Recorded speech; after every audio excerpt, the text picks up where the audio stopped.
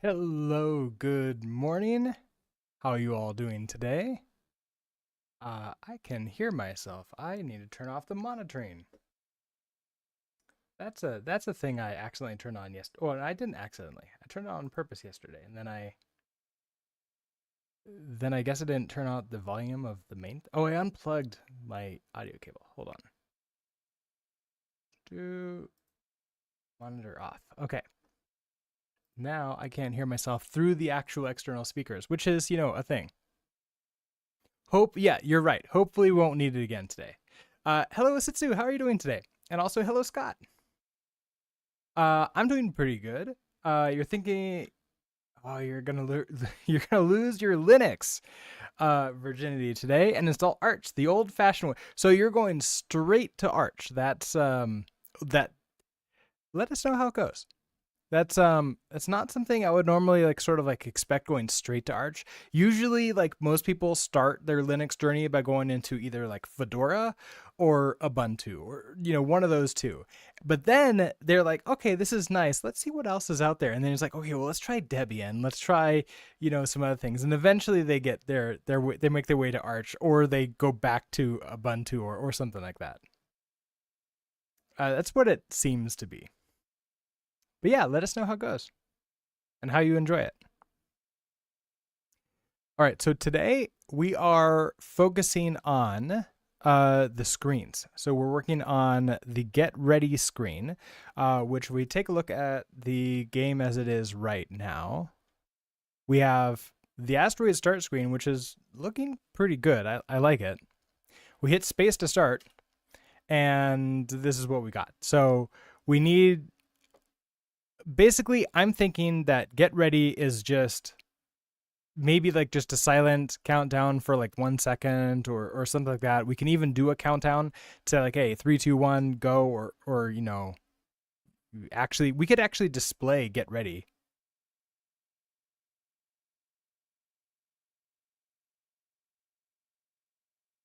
Okay, Scott, you did try Debian first, then Mint, then Endeavor, Alpine, and OpenSUSE. Okay, well then I wouldn't say that you're losing your Linux virginity today. That doesn't sound right, right? That sounds like you lost it with to Debian.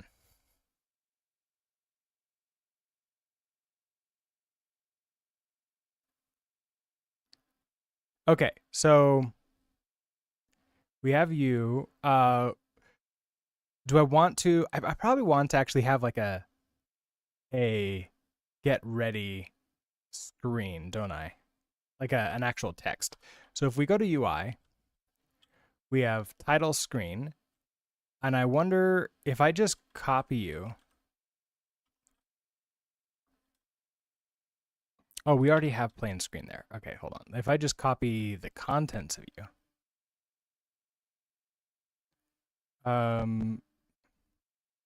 do I really want to? Probably do. Let's see. Get ready screen.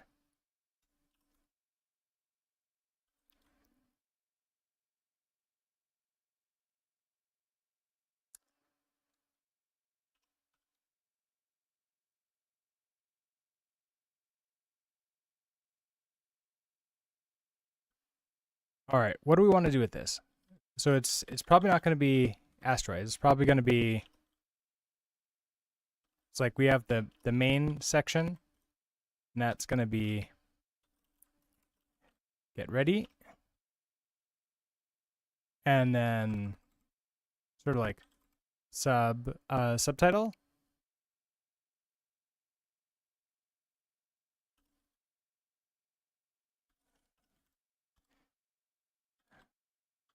And then this will be, oh, you know what we should do with this one? We should make this a like a countdown timer. So it's for seconds. It's back. Oh, the popping is back.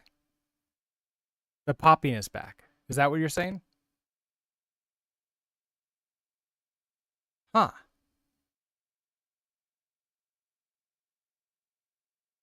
What could possibly be causing that?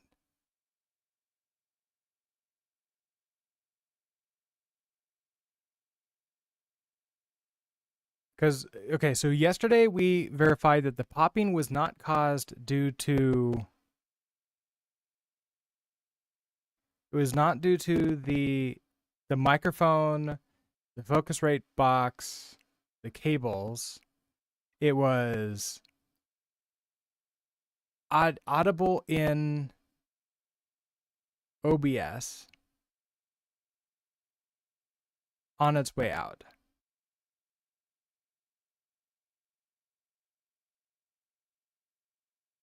What kind of like settings could I do to like prevent this or like shut it down? Is there something that I could do to like, are there any settings besides like just restart the entire stream, which I don't want to do?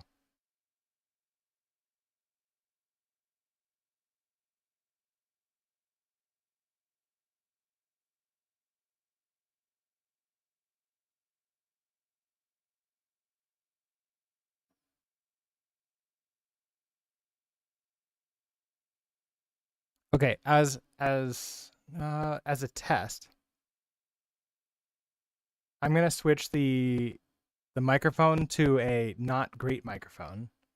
I'm gonna switch it to the webcam microphone, because that's the only other mic that's like even halfway decent right now, attached to this device. And I want to do that to see if the popping decreases. So I'm currently still on the Focusrite, and now we are on the microphone that, you know, from the camera. So guess it's time for me to listen to see if the popping, does the popping go away with that microphone, like switching the audio like inputs, does that make it go away a little bit? It's still there.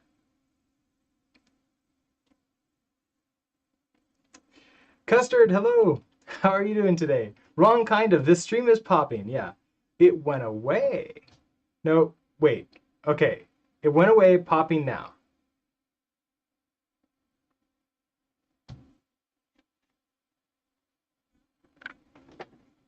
Or wait, no popping now. Okay.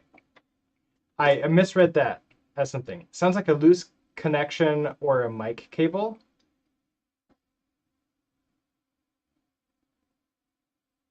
I guess what that could be is then that could be the connection between the cable and the computer. All right, I need to find a better cable.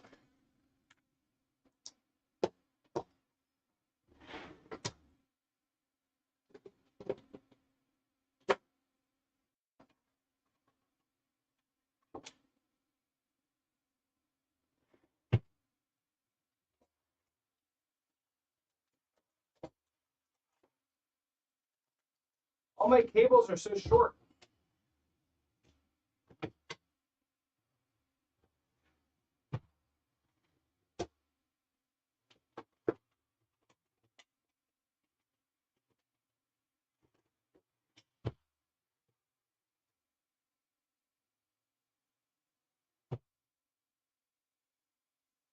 Okay, well, here's about the same length of cable.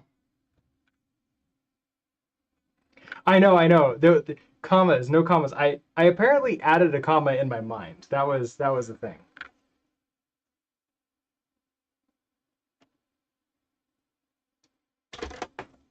Okay, so let's try.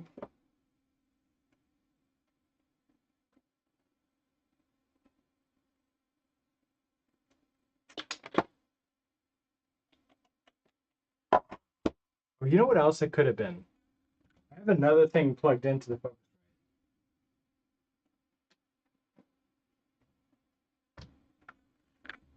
That could do it too. Okay, so let's switch back to our Focusrite.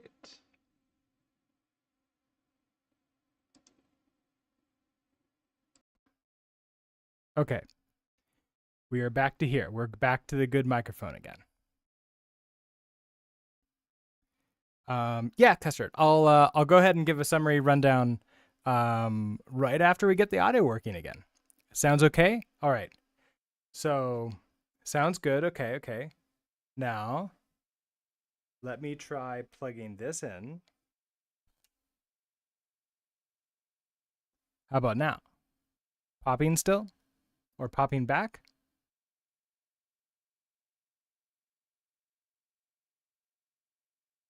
Maybe, possibly. I think it's only when I'm talking, right? So if I just talking, okay. So I have two things going into my Red Scarlet say P words. I like the protocol says that we should pop all of the asteroids with uh peg legs and oh yeah, Peter Piper picked a peck of pickled peppers. Um I don't know, sounds good. I'm surprised I was able to say that so well. Yeah, sounds good so far. Okay.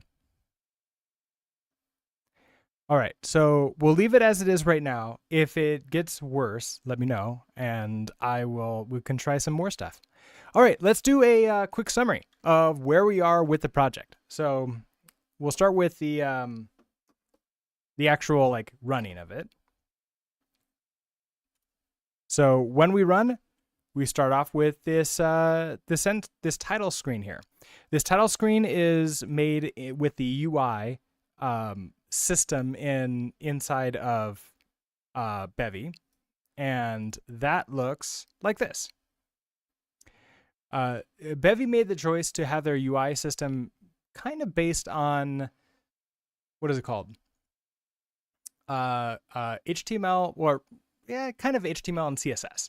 So we're creating nodes, which is this, like a text section. So think of this like creating an HTML node. But then I'm also adding in a style, sort of like CSS to this. And then I'm able to add some styles at the end with this. So I create a single node. So think of that like a div, which has two things of text in it. So think of that like two spans in this case. And then I position them using the equivalent of flex box because, you know, it lets you do that.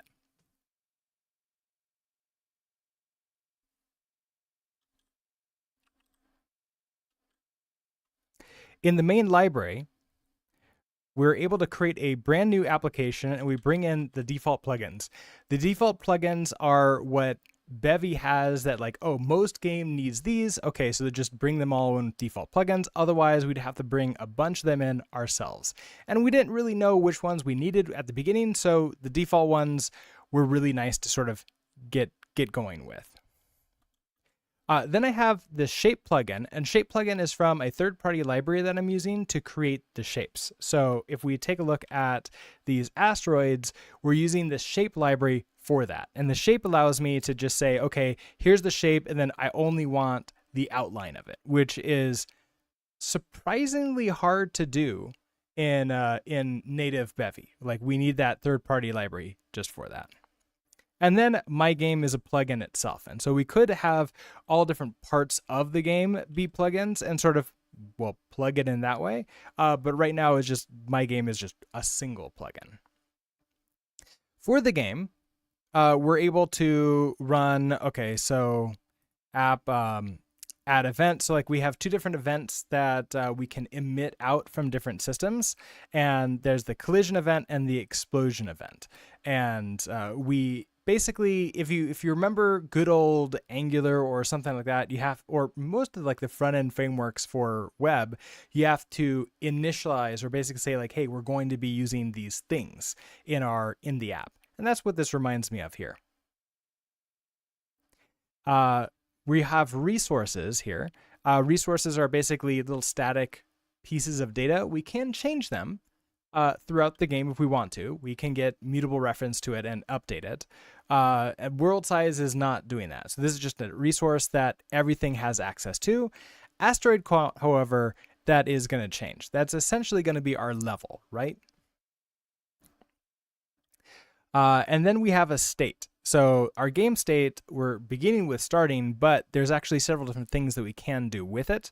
So for example, if I go to where that is, we have starting, get ready, playing, game over, and we've decided to add in a boss game state for, when you're playing this game while you're supposed to be working on site and your boss walks into the office. Super topical because everybody's being recalled back to the office now. So I guess the idea is that if you're all having to go back to the office, we play as many games as possible while there because, well, that's going to be our way to what is it, protest being forced back to the office. Let it be our choice. But that's neither here nor there. Let's continue on. So we start with the starting state. And now we can start adding systems. And systems are the functions that actually do all the logic, do all the work. That sounds like asking to be fired. I mean, it is. That is asking to be fired for that. Yeah. So don't actually do that, please. Also, Archie the developer, hello. How are you doing today? Okay, add systems. For startup. So startup is something that runs once. So like when the entire game starts for the very first time, it runs these systems here, and then it will never run them again. So I basically add a camera, and we add a border around the camera, and we can see just this like very light white line around that. And that's because if I update and like change the size of this game, I can see like, okay, well, that's the edge of the world. I can't actually play out here.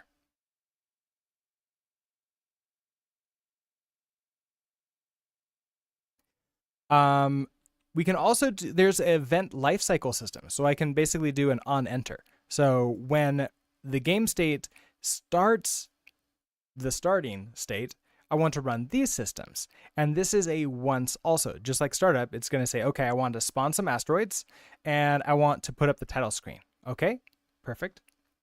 Diablo, hello. How are you doing today? My wife was up really late last night and the cat is sleeping on her. So it's not really easy for me to grab Cato right now. So maybe again, like it mostly is, maybe later. Maybe we'll be able to grab him later.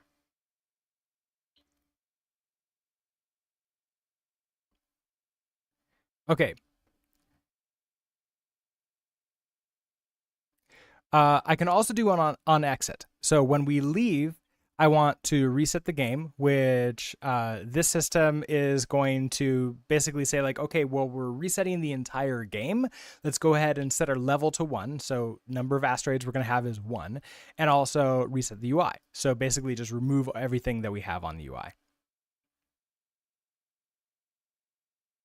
I've earned myself a follower, and as you've been for 9 days since graduating, you're job hunting, losing hope, but maintain your optimism at the same time. Otherwise, you're doing great. Well, I hope that you have a really good luck with finding a job. It's really weird and tough market right now, and it has been for a while. And I don't see it getting any less weird. So, good luck with that.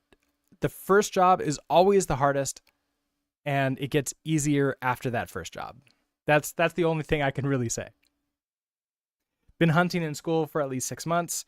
Well, if you have any questions or other things, we have our Discord, and we'd be happy to sort of like chat about that. Plus, if you just need to rant about the market, that's also a thing we can do.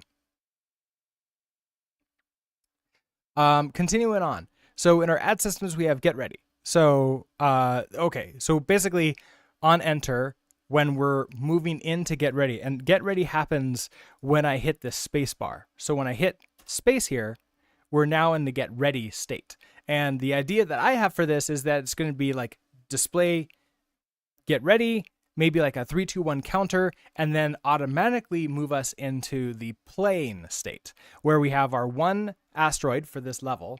And then we have to, defeat all the asteroids, which is great. But we haven't really added that in yet. I can't actually exit the get ready state yet. But here, like, we add a player in so we can see our ship. We What is this? We spawn the asteroids. Okay, so we do another spawn asteroids, but we can't spawn the asteroids until the player is added because the asteroid system has some logic in it to say like, hey, do we have a player in a scene? If we do, let's go ahead and not spawn an asteroid on top of the player. You know, it turns out that would be nice to do, is just not kill the player on turn one. That would maybe be helpful. You like the enter exit? It is. It reminds me so much of front end frameworks of the life cycle methods, and it is nice. I like working with something that has like explicit on enter on exit things as opposed to React's event hook where you basically just have one hook for all the life cycle methods, which is not. I still don't like it as much. I'm just too old school, I guess. Lillian, hello. How are you doing today? Okay, so we have our spawn asteroids. Oh, am I using libnotify for Twitch chat? No, I am using Restream. So the things you see up here, that's the Restream sort of native look for it. I haven't really done anything to customize it. And then I just have both YouTube and Twitch up on my other monitor so I can see them both. Are you doing sick? Oh, I'm sorry about that. Hopefully you feel better.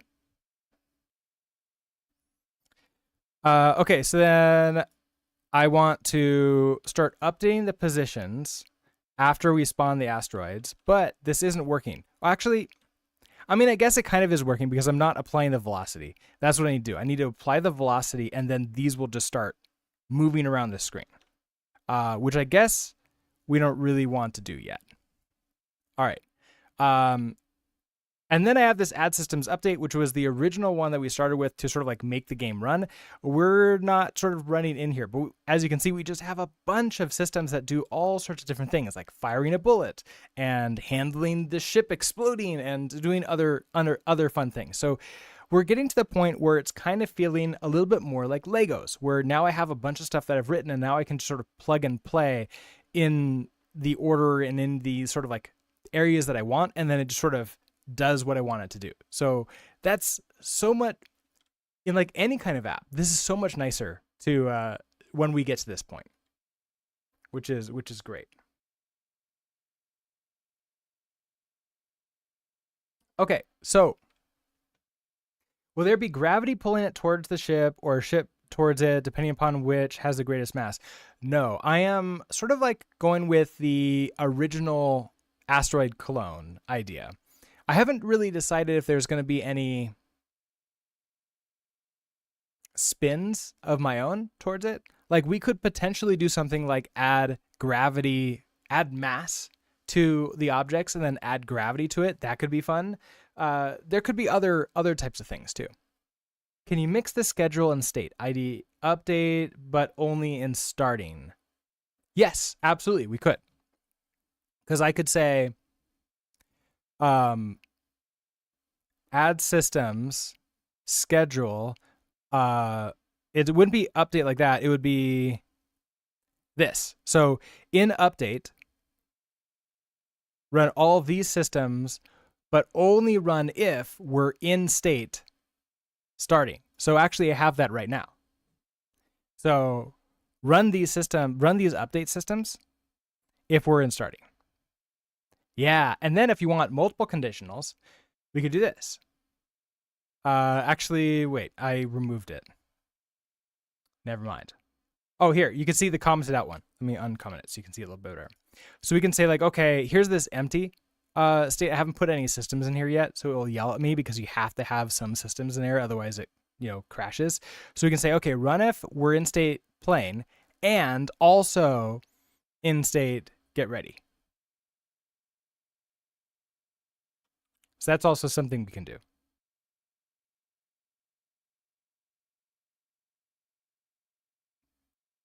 Yeah, and the conditional applies to the chain. Absolutely. So that's kind of where we are. That's kind of what we have with the game. And I guess we could take a look at, well, pretty much everything is a system. And so if we take a look at our UI that we're trying to make for the GUI, it is just a system. So we have this get ready screen. So if I copy you, it's yellow there because we haven't added it in here. So let's see, where do I want to put this? I want to put this when we enter get ready. I want to add in this system, right? So we're going to do systems UI get ready screen. And just by doing that, well, I guess not just by doing that. I also have to make sure that this works and does the thing that I want it to do. So we're going to have like a countdown. So we'll just start with like 3, but that's not helpful. That's just a static number. It's never going to count down. Wheel time summary, meeting ahoy, going to lurking mode. Well, thank you, Custard, for hanging out with me, and have a good meeting. Or at least have as good as a meeting as you can. All right, so commands. So this is for spawning an entity in our system. So to bring in a command, I need to mute commands. Why did you bring in twice? You don't need to do that. Okay, so we got you. So text bundle. Okay, so we're going to create some text. So instead of name, we're going to put this as title, be font size 100. And then you can be the subtitle. Your font size 25. Justify the text center, and then position this all in the center. And then you are UI. So we insert you as a UI. Okay, great.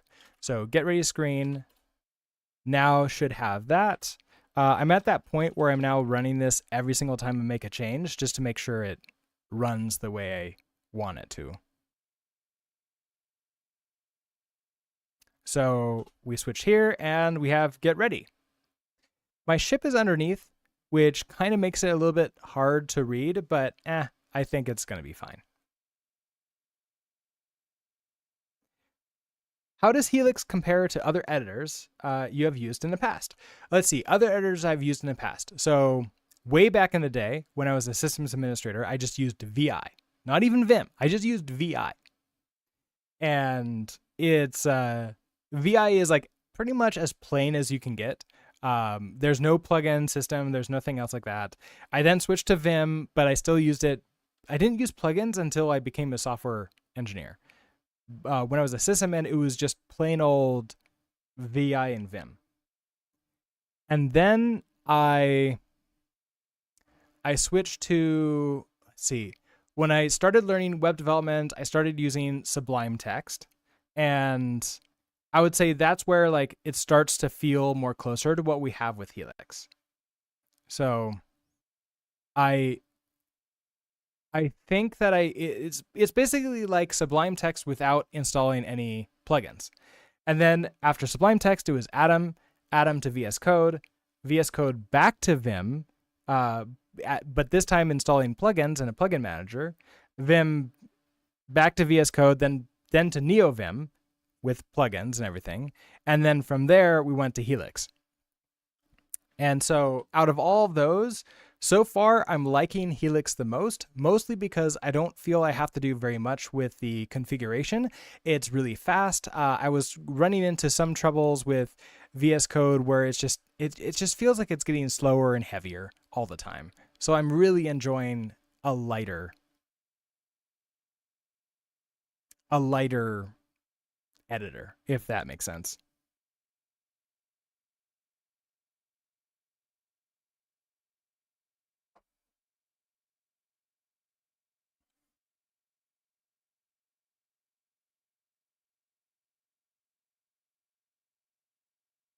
All right, I'll answer Archie after we get back from the ads, so we can we actually can set up Cargo Watch. I think that'll be fine. We had done that earlier.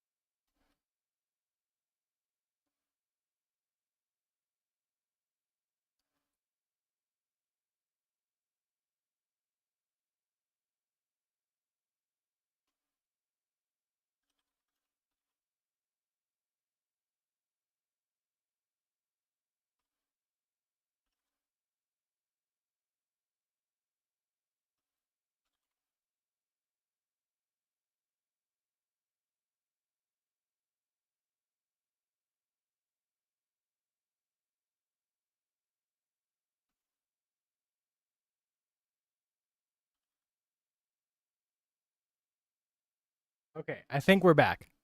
Sorry about that. With all the fun ads. Okay, so Archie, you asked about why don't we use Cargo Watch?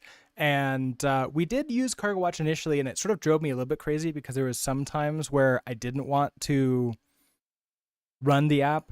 Like when I save something, like for example, when I'm inserting this, I don't really need to run the app right now. As soon as I save this, and the I think the thing that drives me the most crazy is that after I'll just show it. When I run you, I have Alacrity focused.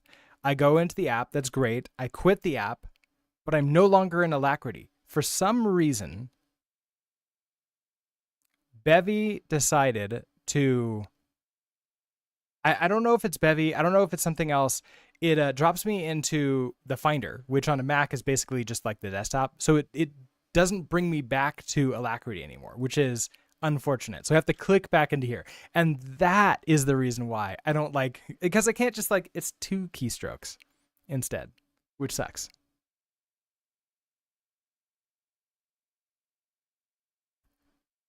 Okay, so app insert, we want to insert a resource.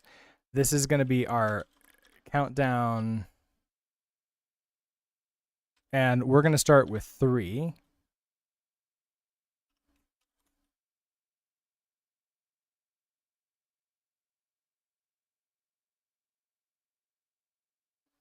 If I need to change that to a get ready countdown, we will. Okay, so if I do that as get ready countdown, then we can grab that resource out of here. And I probably actually want to, oh, no, I'm going to have something else display that. So I just want, let's see, a resource query. So this is going to be countdown is a resource. Countdown in it. And we're going to use that here. So we're going to format. So new line. And then I have to, okay, so we have to countdown. So dereference. Oh, it's, I do implement deref. Okay, perfect. So it's a double deref for countdown, like that. So now that gives me, okay, so it's still going to be the same 3. Oh, did I answer about the Cargo Watch? I did answer. Okay, so I guess you were still in, the ads were lagging. Twitch told me the ads were done. It lied. I'm sorry about that. Okay, yeah, so for the Cargo Watch, just to, I'll repeat that. The reason why I'm not using Cargo Watch is because when I open up the application and we played around a little bit, when I quit out of it, it doesn't drop me back into my editor. It drops me into just basically nothing at all. So I have to either click back in or basically command tab back in, which that itself is annoying enough to make me not want to open it up on every save. Because I don't open up on every single time I hit save, it's just most of the times I hit save. But yeah, it's a bit annoying.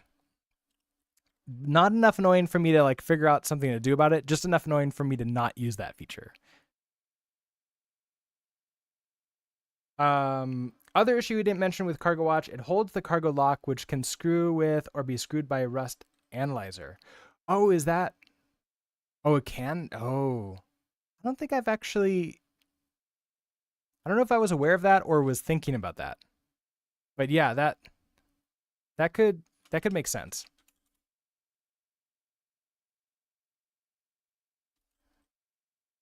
All right, so now we have get ready 3. Now I need a system to update the, I guess this is going to be in shared systems. We have a pub function. This is going to be the reduced timer system. So count down system. So we will have, I don't even need to query, right? I just need the countdown, a mute countdown. Countdown. Oh, but I do need a timer. to know that this is every second. Wait. Do I want this? Oh, okay. I think I actually want in resources, instead of this to be U8, I think I want this to be a timer. It's that, right? Tracks elapsed time. Is it timer or is it counter? I think it's timer, right?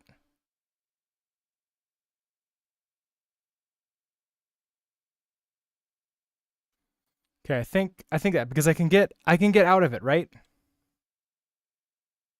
Or am I gonna have to have two of these?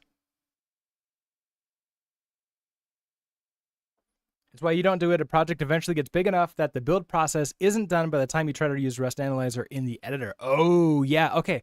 That would explain why a bunch of times Rust Analyzer starts getting really delayed for me. Yeah. You like the stream? Well, thank you for that. I'm glad that it's helpful.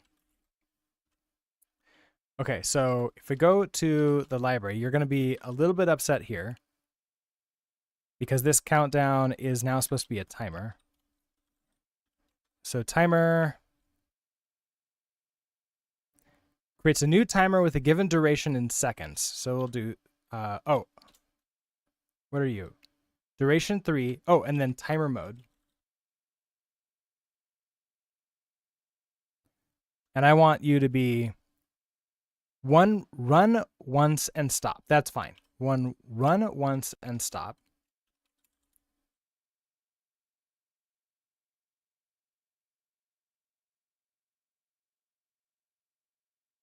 Okay, mismatch expected. U8 found. Wait. Oh, I didn't save it. And you need to be an actual duration, right? Oh, you need to just be a float. Perfect. Now, what I'm curious about is doesn't implement display. Okay, can I actually get access to something, anything? So zeros, okay, so zero is the timer. Finished, elapsed. Returns the time elapsed on the timer, guaranteed to be between 0 and duration. Okay. Ooh, elapsed seconds. Okay, so if I do that, what does that look like?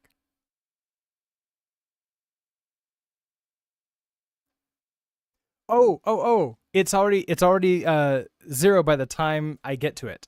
So I need to reset you. I need to reset it as soon as we start. Okay, so when we enter get ready,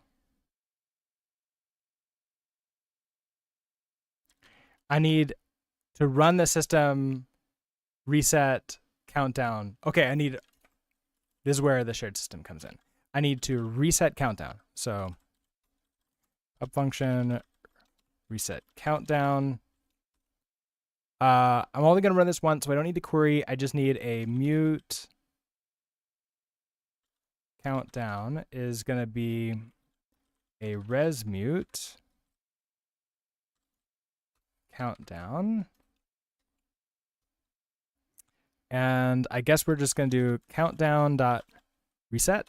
Yeah, countdown or reset. So it sets back to 3 again.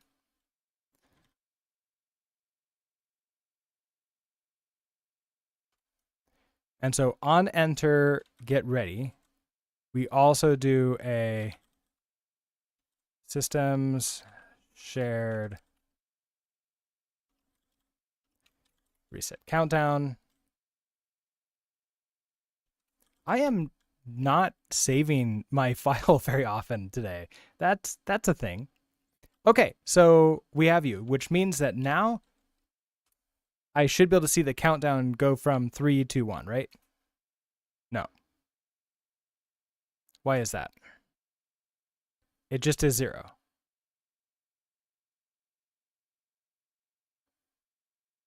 Oh, tick. There's no tick. I reset the countdown.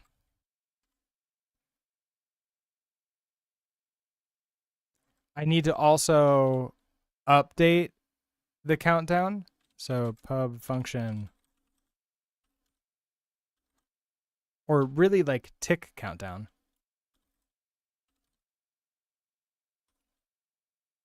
So that's a mute too, right? So we do that.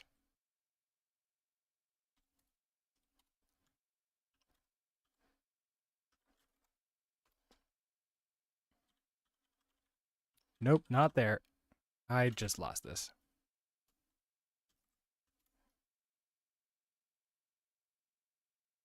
Okay, so systems, shared, tick the countdown. Now I want to, okay, so we have our mute countdown. I want to do a countdown.tick like that. Oh, advance the timer by delta seconds. So I need, what is it? Time. So time is a res time, I believe. Time dot delta.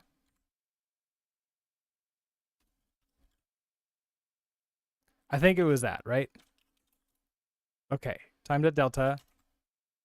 And now, how about you?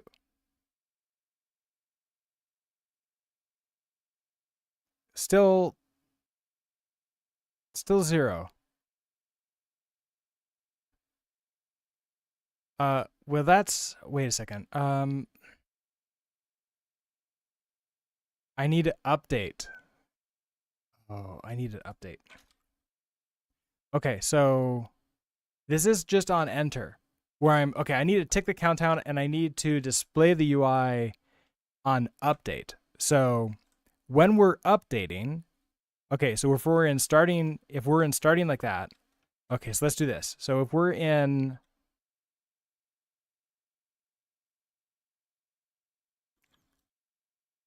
get ready,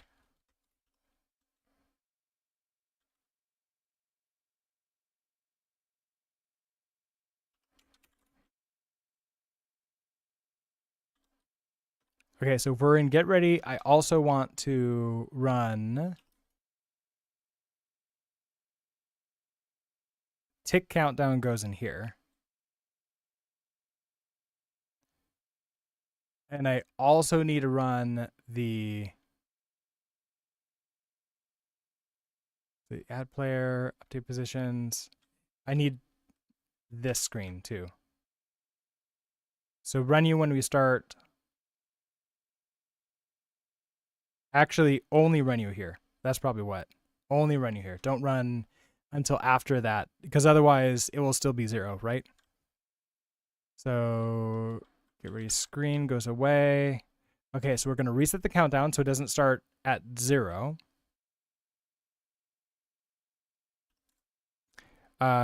Tick countdown, but I want this to be after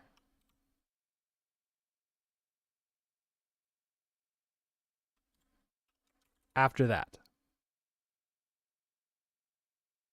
How did I screw that up that badly? You go in here. All right, cool. I know how to copy and paste into files.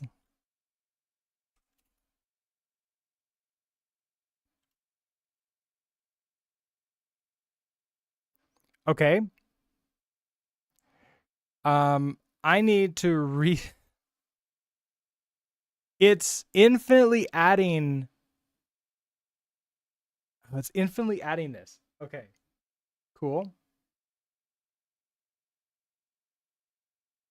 That's a thing. So I need to also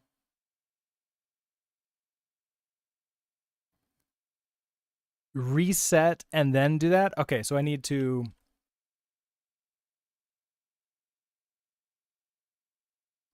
reset the UI. Is this how you properly do that? I don't Oh, wait. There's a, this is not how you do that. There is something in the Bevy cheat book about UI. Oh, no, it wasn't cheat book. It was, whoa, I was the other one. I think Asitsu shared it with UI stuff. Tainted coders, right. Displaying some text. Okay, so when text is part of our game world, then text will be rendered according to our camera rather than independently as part of our UI. So to spawn text within our UI, we use text bundle. A text bundle is just another node bundle with some, okay.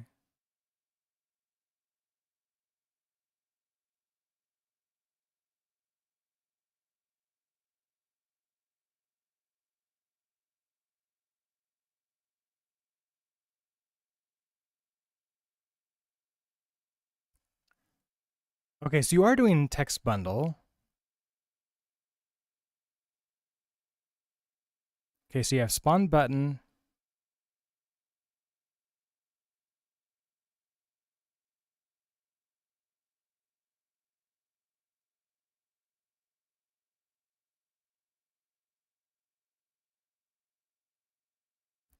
Then we can create a system that reacts to any change in the action component which got spawned in our button bundle. Okay, so then this, here's our system. Okay, so we get our interaction query. When it's pressed, hovered, and none, then we can get the UI and change it. Oh, wait. That's something we can do?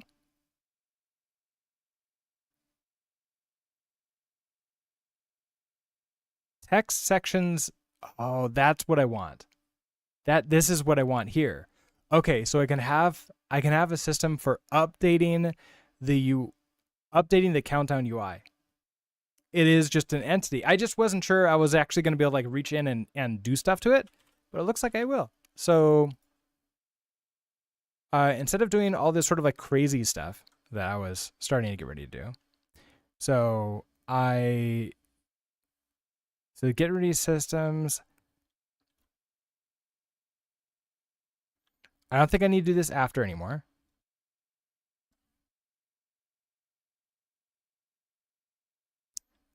We're going to put you up here again.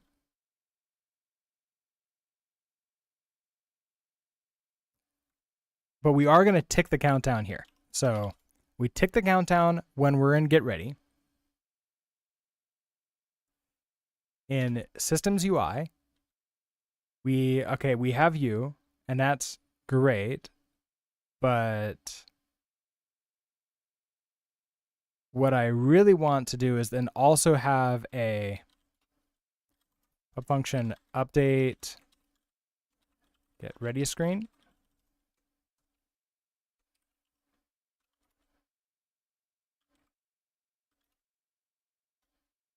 And then that will be in this update here. So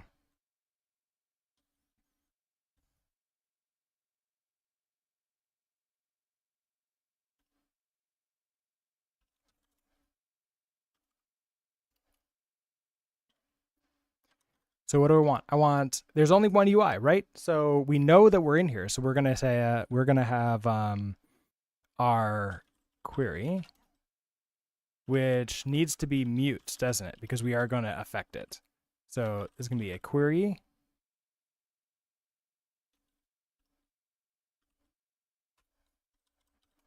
We are going to query for UI, right? What is it that I need? I need interaction.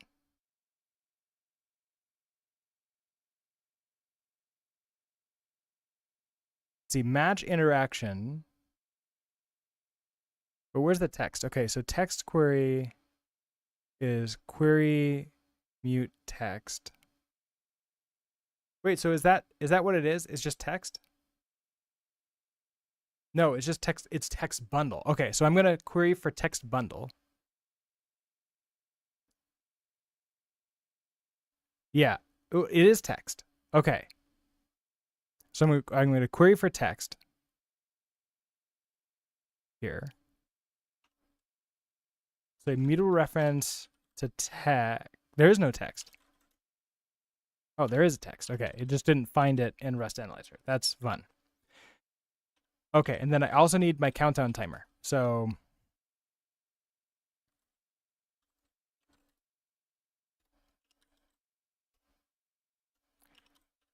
then I would imagine I don't actually need this probably up here. Here's my guess, is that I just start with 3. Or I just start with nothing at all. One of those two. So we just say, here, just to be lazy, we'll just do that. Just to see if it works. So you go and do that. We get you as a countdown. I want to get the time remaining. Is our countdown. Okay, so in elapsed seconds, returns the time elapsed on the timer as an F32. Returns the time elapsed on the timer guaranteed to be between 0 and the duration. Will only equal duration when the timer is finished and not repeating.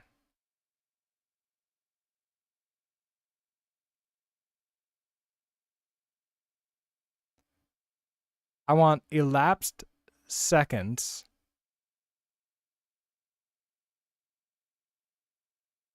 I wonder if I want to convert this. Okay, so we're going to keep this as an F32, but I might want to convert this back to a U8 or something. So we grab U, and then I want to get into, okay, so we want to do query. There's only one, right? So we have, and we're guaranteed to have it at this point in time because we're an update and we did that. Okay, so this should definitely exist for us.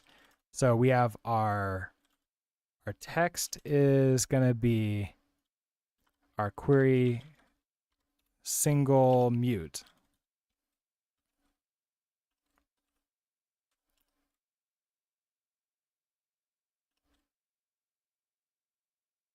Won't it update the main menu text too? Yes, but I don't have the main menu text in there, and I'm only going to run this system when we're in the state get ready. So it should be fine. This should be fine. Famous last words, or will it be famous first words?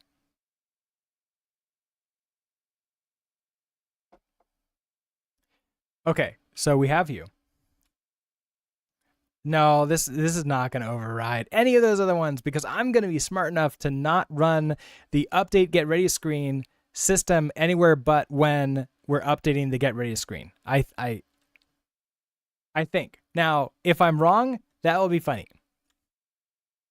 And it will probably leave us along the other things. Do I delete the other text nodes? Yes, I ran a clear, which deleted all the other text nodes. So they're all gone. So I want to do a text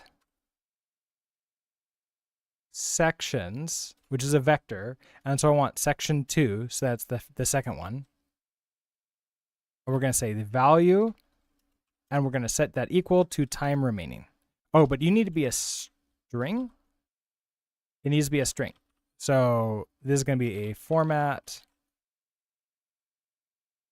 because you need to be a new line and then time remaining. Like that. Okay, so if we just do that, that should be happy now. Let's find out if I'm right or if I'm wrong. And it affects everything. So not affecting this. It's counting up. I thought a timer counted down.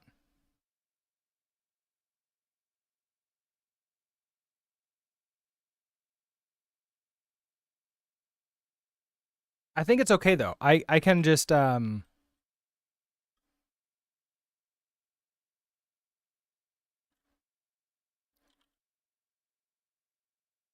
have original time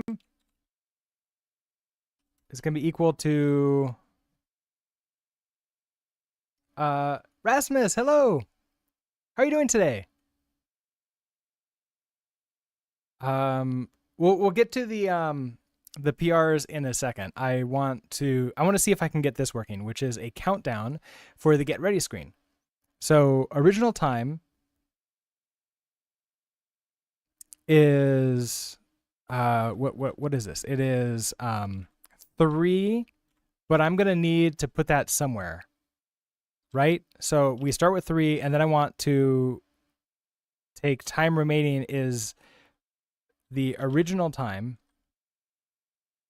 minus the count down. How did I do that? Original time minus countdown elapsed seconds. And then let's also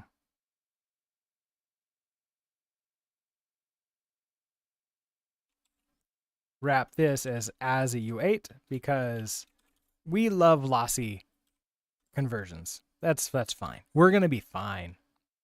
Okay, so if I do that, now we get here like this. We have our starting screen. Everything looks great. Yeah, that looks good. I like it.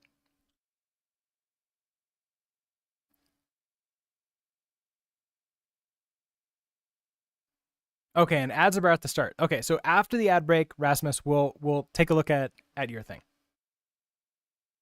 All right, so but I like that. We have our timer, get ready. And so as soon as that timer is done, we want to then switch into actual playing mode automatically, which will then reset this again and we'll go with that.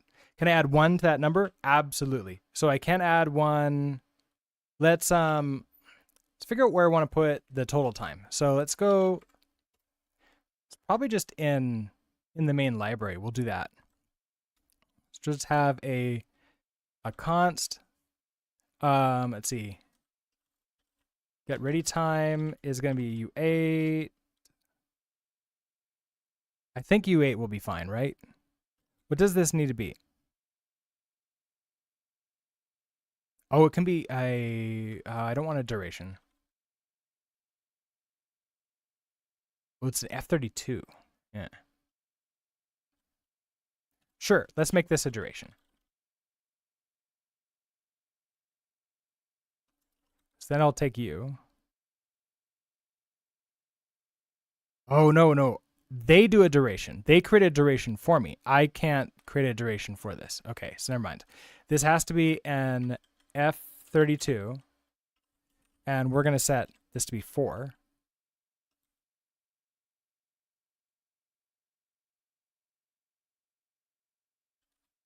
So you're... Why did I do that in that mode?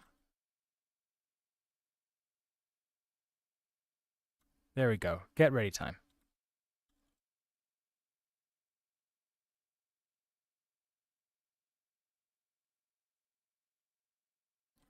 Get ready time there. And then in systems UI, when we update, I want original time. We have that. Our original time is going to be get ready time minus that, convert that to U8, and then go from there. Okay. So now if we run this,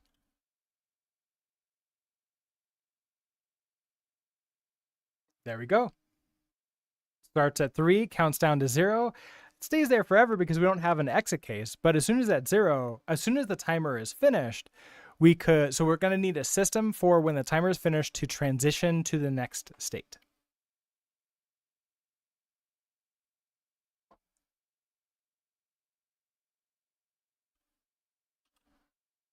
But we can do that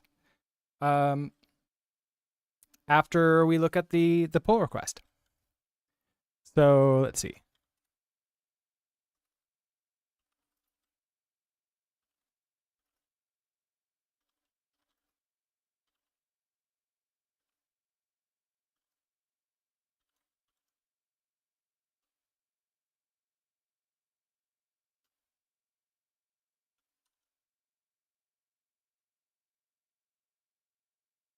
All right, welcome back. let's go ahead and take a look at that pull request.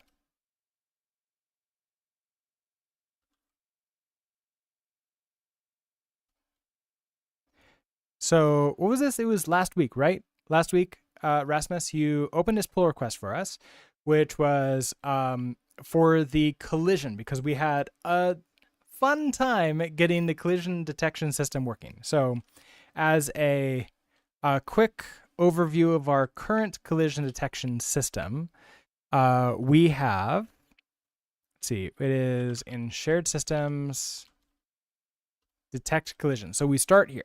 So we have actually several different systems around this. So in detect collisions, we just query for the position and sizes for everything that has been marked with a collidable marker. And then we have a collision event that we can then write to say like, hey, we collided to something. So we do the fun double for loop that a lot of people end up doing with something like this, because we're checking every single entity that is collidable with every single other entity that is collidable, which is fun, right? And so for every entity, we loop through all the other entities, and but it's actually, the fun thing is that we are skipping, so we're not checking the ones that we've already checked in the past. So it's not quite as bad as an O of n squared. It is, what is like O of n squared minus 1 or something like that. It's a little bit better. We basically just we're doing circle collision detection here. So we just get the distance between the edge of us and the edge of the other circle, and if the distance is less than 0, they're overlapping, and therefore we send a collision event, and we basically send both entities. So we send entity 1 and entity 2. Oh, it's still O of n2, O of n squared, but it's just a smaller multiplier. Okay, I was hoping that like maybe it can be slightly better. I'm not familiar with like some of the more interesting O of n's, just like the normal ones.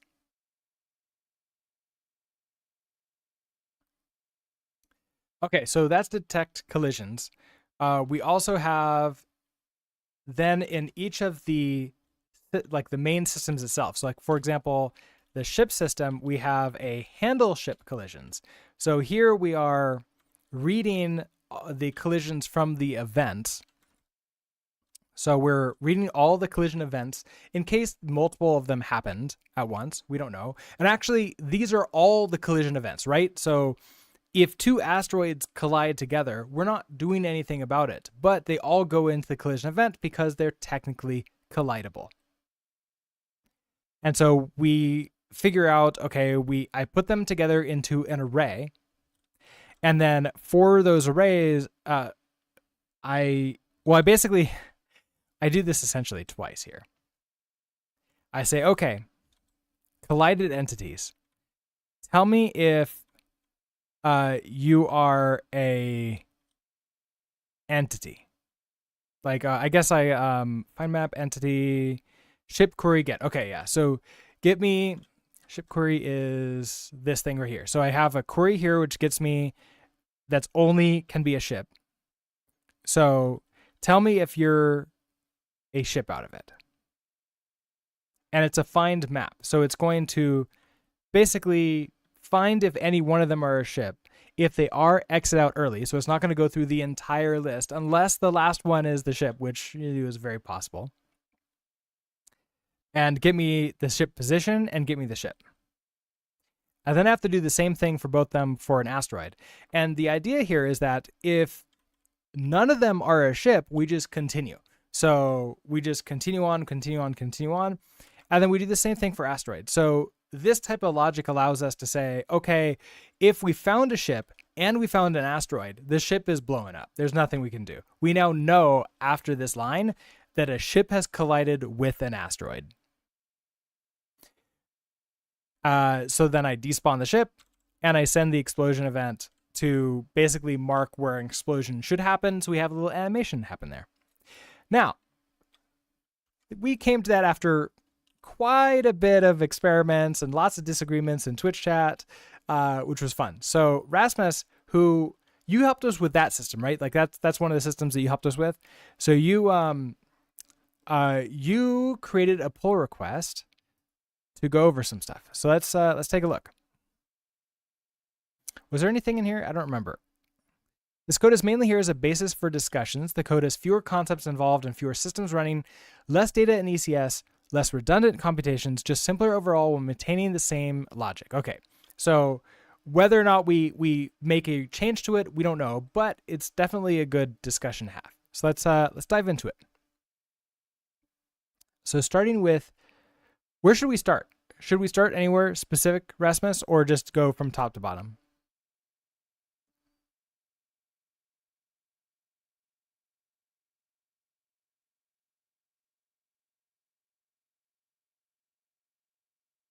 Go from bottom to top. Okay.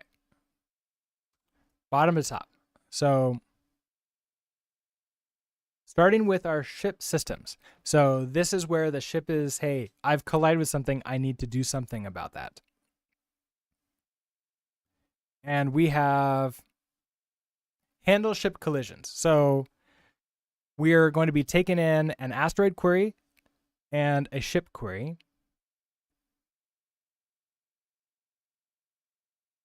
And the commands, and it looks like we're removing the collision event itself. So we no longer have collision events. For collision and collision, oh wait, no, we do have. Why am I not reading that right? Oh wait, no, this is minus. We've removed that. Hold on, can I? There's an easy way to look at this. How do I mark this into like the side-by-side mode so I can just see like the new one all together? Limanox, hello. How are you doing today? Oh, like this. Split.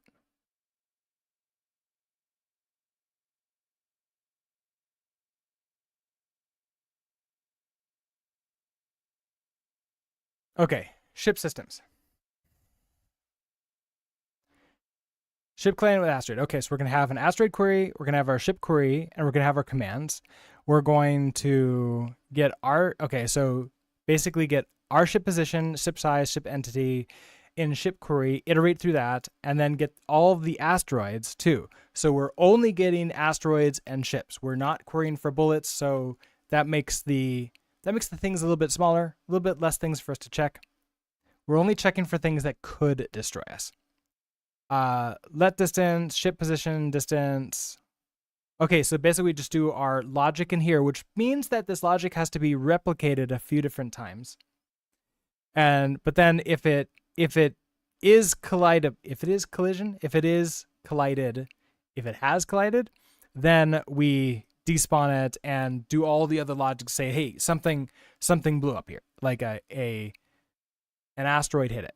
And I've done this before. I've done this in a previous asteroids game that we created. This is the system that I did. It also gets rid of the mirroring problem. Yes. So in some ways I do like this. I think also the other thing is like I like the idea of doing something with events. This does feel a lot cleaner though, which is nice. So I might switch to it. And then so in asteroids, so in shared systems, we get rid of the detect collisions. We just don't need that anymore, right? Debug systems, we don't need anything in there. Bullet systems. Okay, so in bullet systems, okay, so we don't have this in here, but in either bullet systems or asteroid systems, we're going to need to put in a collision. Bullets hitting asteroids. Okay, yeah. So bullets hitting the asteroids will be the same exact thing that we have in ship. And you notice we have the exact same logic in here. It's just changed from bullet to ship. Yeah, we can still send the explosion event from ship colliding with asteroids. Yeah, absolutely. So I do like this a lot. I do feel that this is easier to look at and will allow us to update this with a little bit more specificity, like a little, like it'll be if I added like a UFO in, for example, with different bullets, I could then add in like, oh, I'm also searching for anything with like collide with player or something like that. We could have in there. The break statement is also nice. Yeah, the break statement means like we're done because there's only one ship, right? Unless there are multiple ships. Wait, does this breaks out of here, right? Is it a double break or a single break? Breaks out of this top for loop, right? And then the other ones continue on. Yeah. So yeah, that is nice.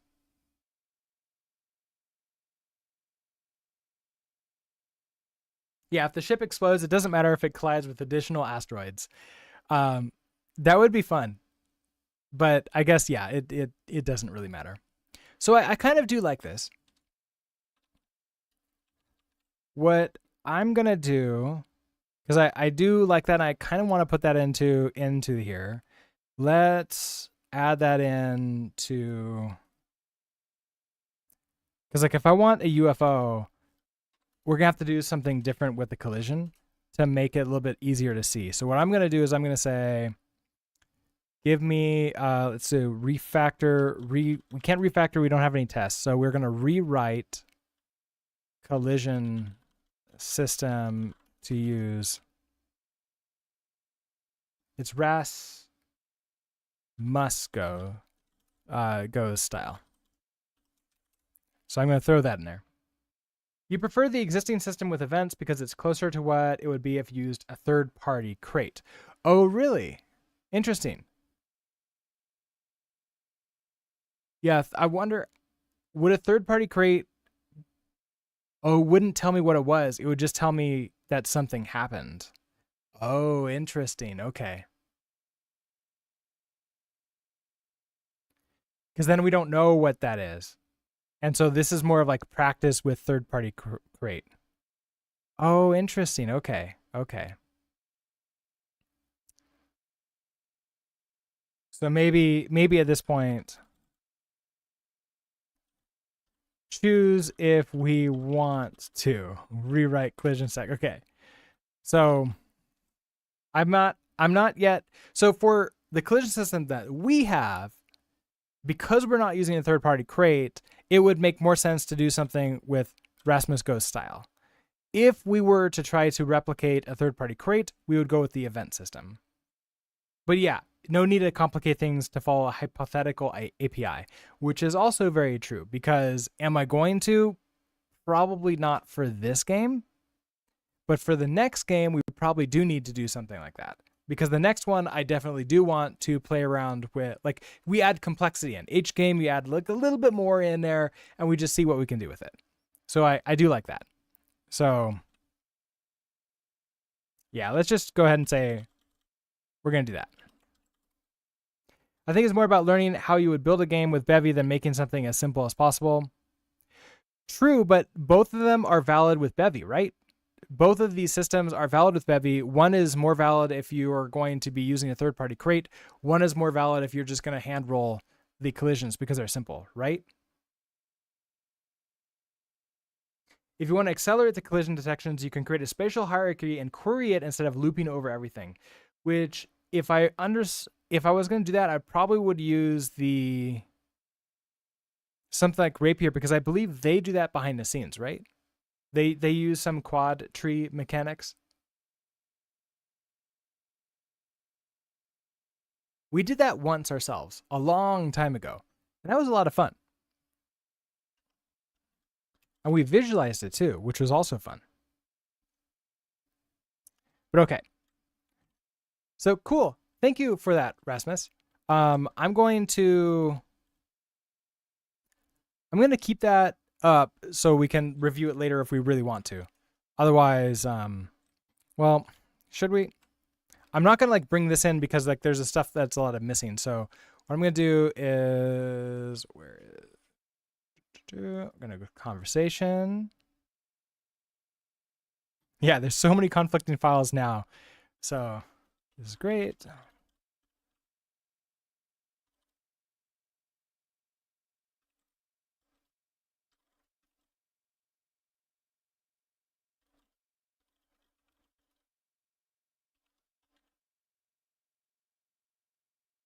And I'm going to go ahead and close the comment.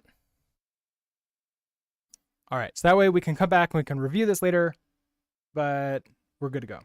In this game where most things are roughly the same size, a spatial hash is likely a good choice. But we also don't have too many things on a screen, so therefore I don't think it's like it's the same idea as before, right? There's no need to go with a spatial hash if we only have like a few things on the screen, because the computer can handle that many calculations at once.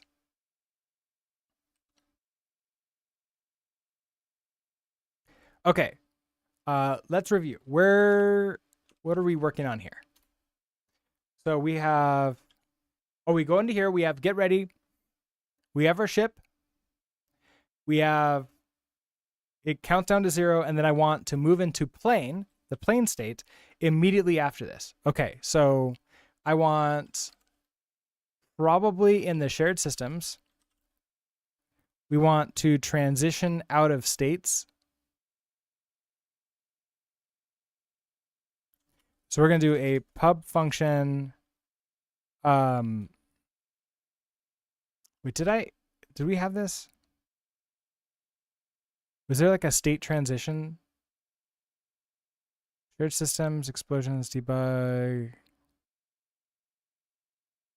States don't have anything like that. Yeah, okay. Oh, I have this transition states.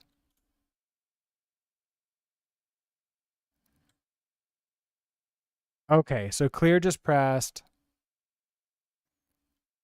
I don't know if I like that anymore. Because I think now I want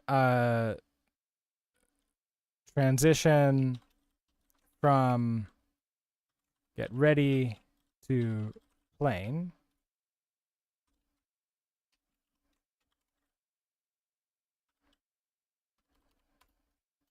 So in update,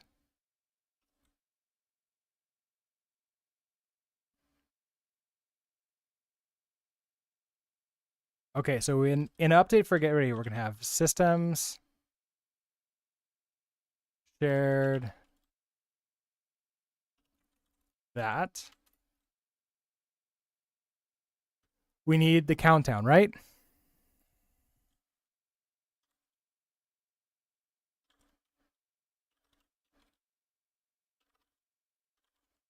Okay, so we need our countdown, and then we also need the states. This is gonna be a mute. It's good. The current state. So we need the next game state. We need the current state, current game state. I think that's it for this, right? So we are going to see countdown. Okay, so we need to check to see if the countdown is finished. So really, if this is not finished, I want to return. We're done. We're not going to do anything else. If, however, we are finished, then it's time to go to the next state. So I want to match on the current game state. Get.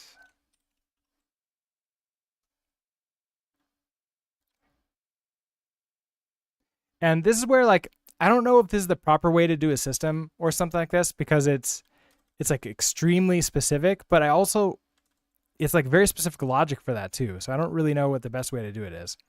So we have starting, get ready, plane, and boss. Okay, so it's really just in get ready. I now want to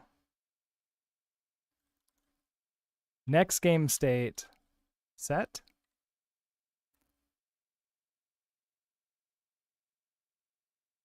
Set it to be game state plane. And then you all should be unreachable.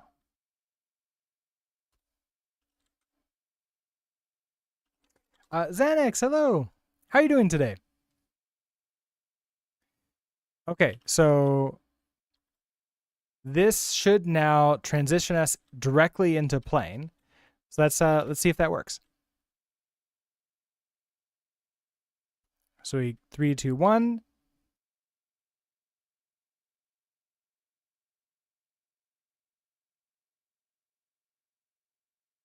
Oh, okay. I can actually turn now. So that's good. That's cool.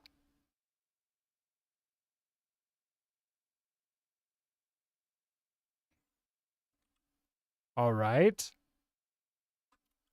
So I think we did. Okay, so we need to exit out.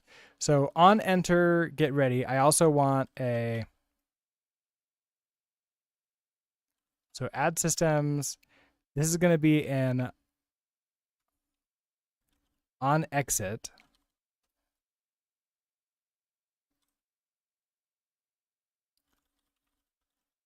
On exit, game state, get ready. Okay, so when we exit, get ready, we are going to, let's see, what is it? Have systems. Okay, we want to reset the UI. And that's pretty much it, right? We just reset the UI. So remove all those. And now we're in update. We're just in normal update, which is this one right here. And I want run F in state plane. Okay, well, that's what I want. Why didn't that run F in state plane? Oh, have I removed a bunch of stuff from here? So we have apply velocity.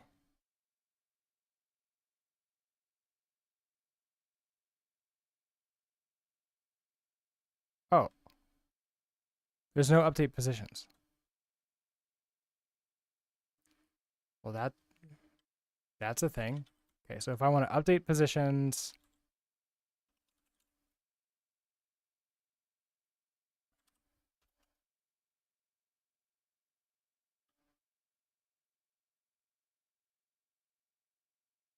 there we go.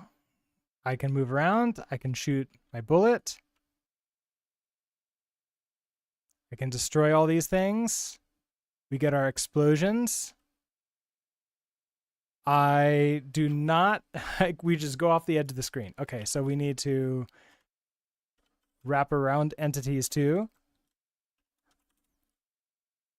Apparently I decided to remove that as well. I don't know why I decided at some point in time just to harvest systems from the actual gameplay one and move them to other areas when I knew that we were going to need them here anyways.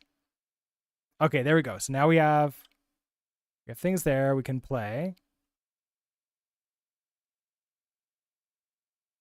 Okay, so we can play the game and everything looks good and normal.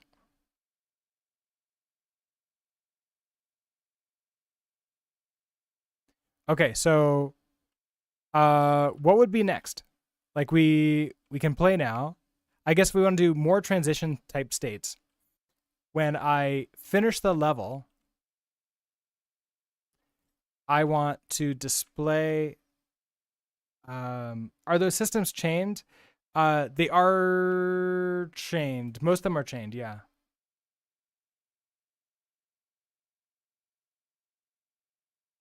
Okay, so what did I want to do? Oh yeah, and the score. We need the score too. Let's see what we got here. So the get, okay, so this is the get ready. We now have that done. So then plane is kind of almost also done, right? You might want to move the position one down a bit. Oh, you're right. It was spawning the bullets in center. Hold on. I want to do fire bullets. Update the positions. So the location on here doesn't matter, right? Because it runs them in any order. But what I can do is I can say run this after I fire the bullet.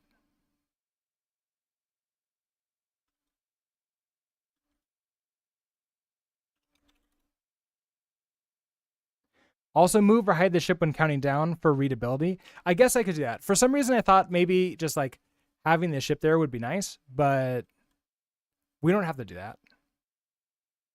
Oh, okay. Yeah. So I have the chain. So I have this, change the thruster colors, and then we have all these together and chained together. Which, like, a lot of them I think can actually just be separated. I don't think that really matters.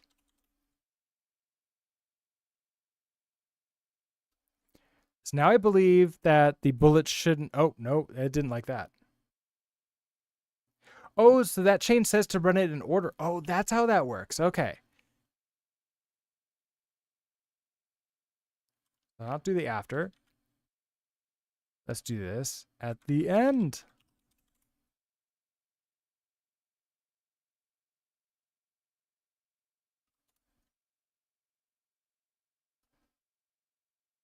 Yeah, we can go ahead and remove the ship. For some or we can move the title up a little bit. That could also work. See, let's move out. Yeah, now the bullets are correctly spawning where we want to. The asteroids don't spawn like weird center places. We're good to go. So, looking good. All right, I like it.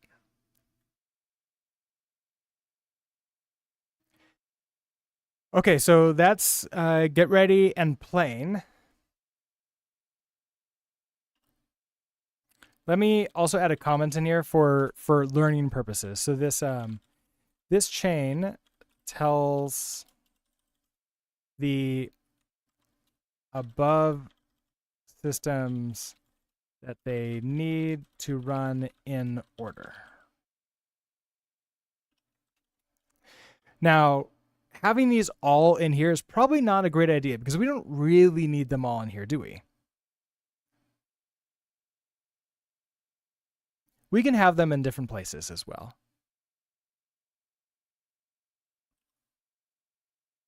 Okay, but let's see. We have plane. We're going to want a game over screen. Can I push my changes? Yes, I will push them right now.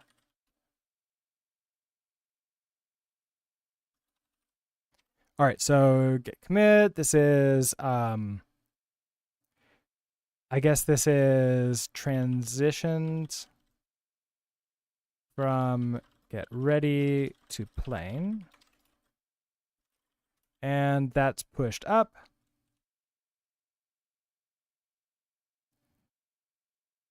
And then, you know what? Because it's easy to find the code on YouTube. It's not so easy to find the code on Twitch. Let me go ahead and find this code here.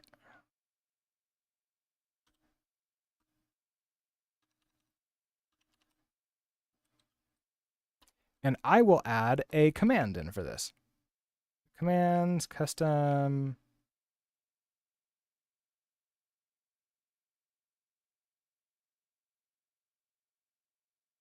Okay, so create an asteroid clone in Bevy in Rust and Bevy. And find the code at. And then alias is also code. Okay, so if you use the bang project command in Twitch or the bang code command, it'll give you the same thing, which includes a link to the code. All right, so that's updated. Game over screen. So I guess something else that we can do for this UI, let's move up. Let's move this up a little bit. So now if I wanted to do that, could I just do like a margin down by just a tiny bit? Or you know what? Maybe I just don't make you centered. What if I just make you top center? And I just do that? How does that feel?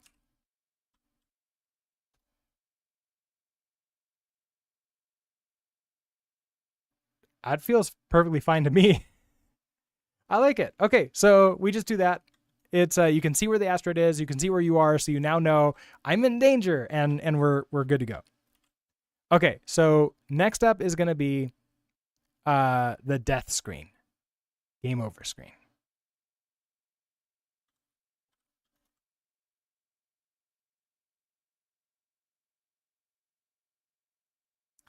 Game over screen. Okay, so we have on exit, get ready. Okay, so if we want to do this, we're going to need to also switch over to that. So we need another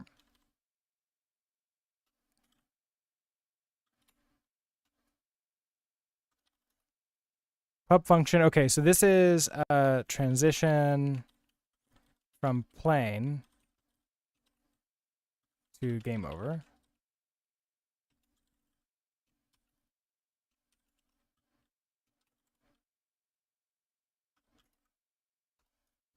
And I want to do that and update for running, right? So if we have hue, so after chain, I think we can put this here, right? So yeah, we have a comma there, so I can say we systems, shared systems, transition to game over. I want to find, okay, so we're just going to query for the ship, because if the ship is gone, then we transition to game over, right? Like that's all we really care about here. You only get one life in this game. You don't, there's no 3 lives. You only get 1 life, right? That feels appropriate. It's, you just have to get better at the game. Going for realism, I see. See, like, yeah, you get it. It's a oh, you know what? This is a it's a roguelike. It's a roguelike. Rogue light. Like extremely light, but very rogue. Or maybe more rogue, more light than rogue, something like that. It's 1 life. That's all it is. Okay, so transition from plane to game over. We're gonna, I just want the ship, right? So we have our ship query, and that's going to be a query for, I want the entity with the ship. And that's all I really care about, right? Because what I care about is to say, if ship query, now can I, now there's a single is empty. Returns true if there are no query items. Okay, so if ship is empty, and I really like the idea of not using an else for this. So if you're not empty, I just want to return, and we guard this function. If we are empty, I want to go ahead and transition us. So we want a from state to get state. No, they're not. Thank you for that, SE2. Okay, from state to get state. So I want the next game state. It's an interesting choice with a comma, but okay. We want to then just say next game state. Set it to be a game state. Game over. And that's it. That's all we're doing with this. So now when I die, we go to game over state, which does nothing. I think it's just going to be a blank screen, right? When I do that right now.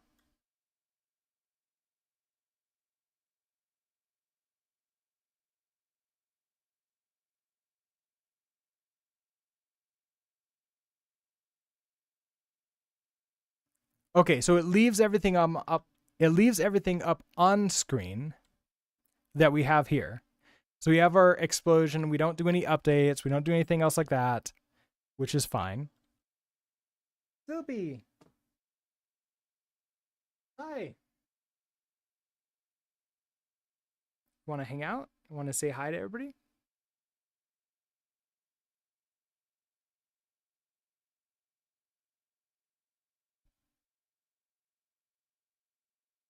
Want to be a shoulder cat and stick your butt in my head? As cats do.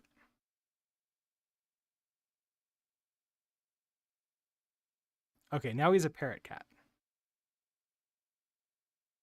What are you looking for? You want to come down?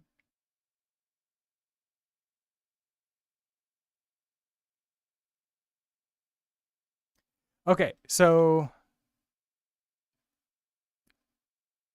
I mean, I kind of like the look of this. So you can see like how crazy everything was. That actually looks pretty good. So let's get some UI going. So we have a systems UI. We have our game over screen. Okay, so we're going to run this.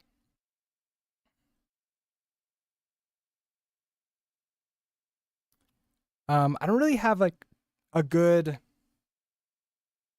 system for like adding these in or like figuring out what I want to do with this. So we're going to say, oh, and Zilby is kind of here. Hold on, let me point a camera at him.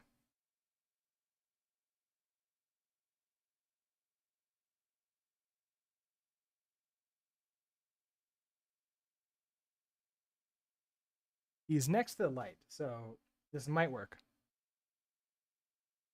Yeah, okay, you can see him.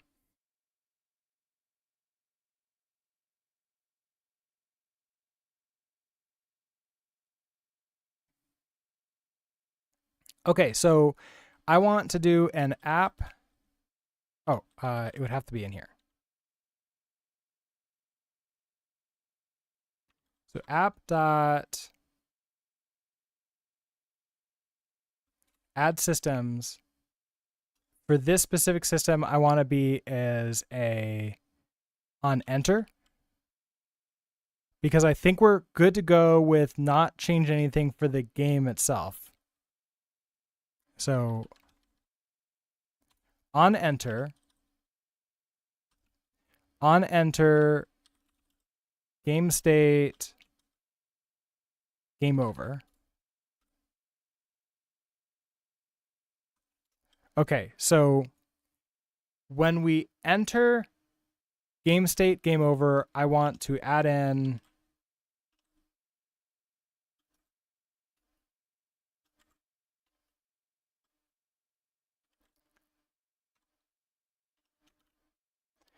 what is this? Systems.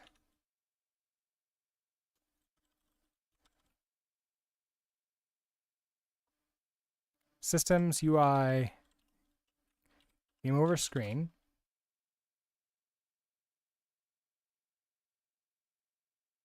Expected that, found mute app. Oh, close you off. Okay. For a game over screen, I want to do the exact same thing that we had here.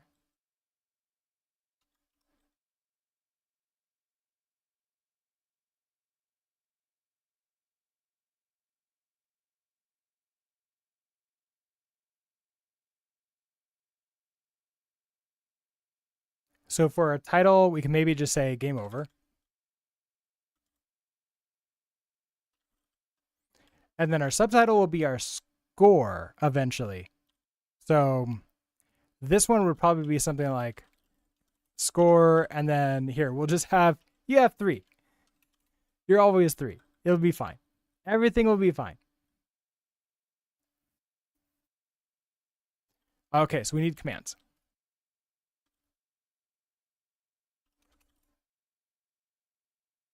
And then everything else is fine. You appear in the exact center of the game. Oh, actually, you appear at the top center, which is, I think that's going to be okay. I wonder if I want to do something like, is there a margin? There's a margin. Is a UI rect. Okay, so if I do a margin UI rect,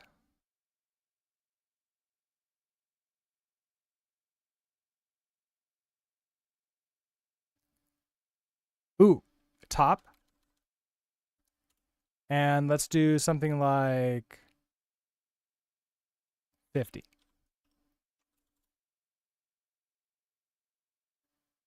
Oh, expected. Okay. Expected a val.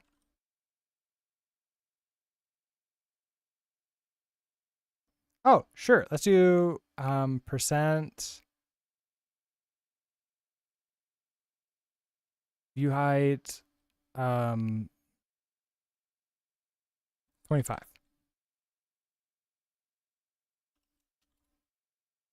Okay, so it'll be 25% of the way down, going down. So it'll be halfway, or like somewhere between top and middle. Okay, so if we run that again,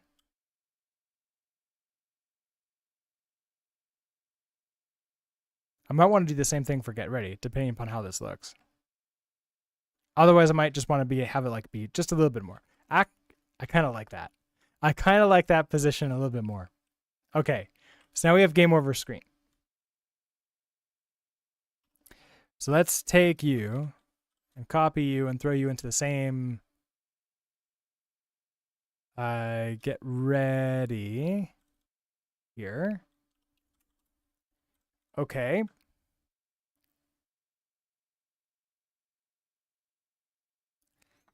What's then? Oh, I probably want another okay, so we have subtitle for the score. And then I kind of want to just do like another press space to the end, like press space to exit, quit. Do I want to quit or do I want to just go back to? I probably just want to go back to the main like front page, like starting page. Or we can just do press space to try again. We can just do that. Press space to try again. So we have you. Now in shared system, we have that transition states. And this one is just saying, hey, if we press and release space and we're game over, oh yeah, this goes back to starting. So next game set starting. I kind of want to go just to get ready again. And then we need to add in an on exit game over.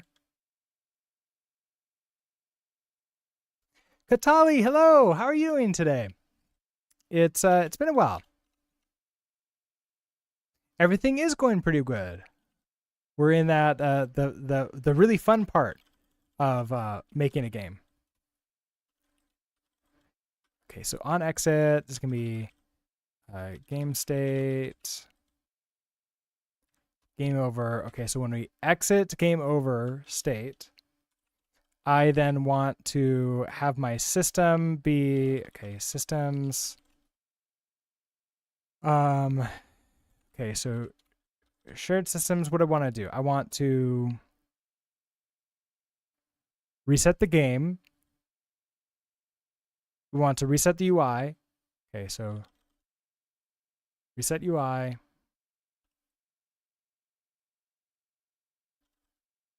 Reset the game. I think those are the only ones I really care about, right?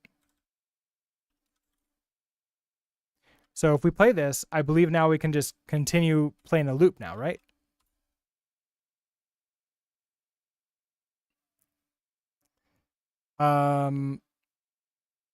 No, I'm not done yet. There's oh, reset game actually does that. Never mind. Reset game resets our score back to 1 again. We don't really have a score. It sets the number of asteroids we're gonna have. So okay, 1 asteroid. Let's get ourselves up to like, we'll do this. Now I'll die. Okay, I'll try to die.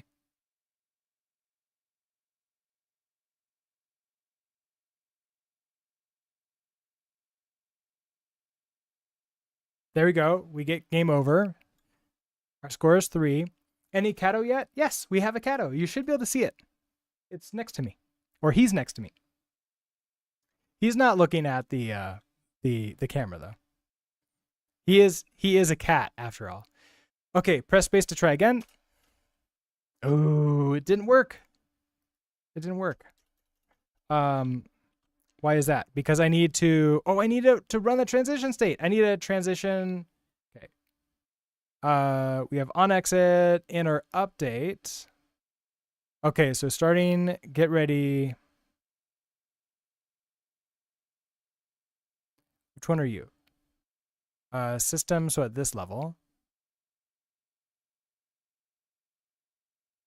Want another one. And this is going to be a run if. We're in state. Game state. Game over. And the only thing we care about here, systems, shared systems,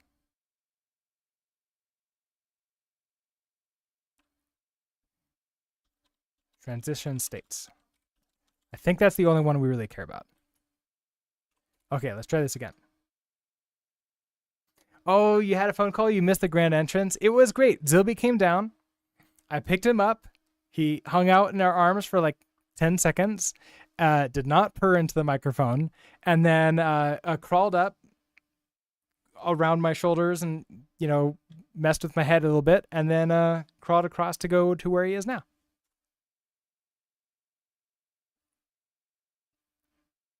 Okay, so let's do that. We have 2 asteroids, and then I unfortunately die. Okay, press space to try again. Ooh, the explosion is still there. Oh wait, but the explosion goes away. Okay, so I still want to update. Can I just update things? So if I just have systems, shared systems,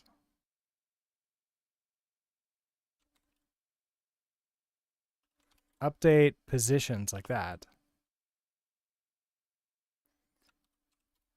I wonder if that would work, or if I need apply velocities too, or something. KO2 fan, hello. How are you doing today?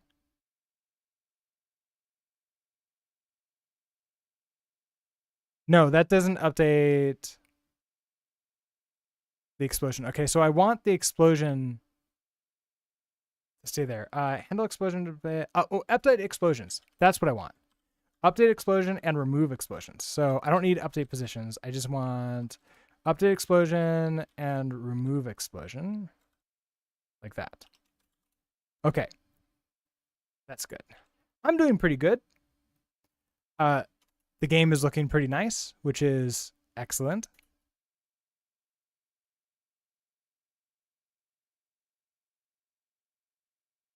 Okay, so we do something.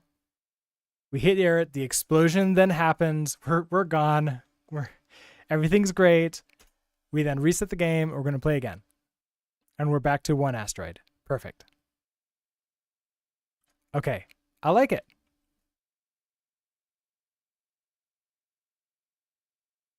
So now we can actually kind of play for real. There is no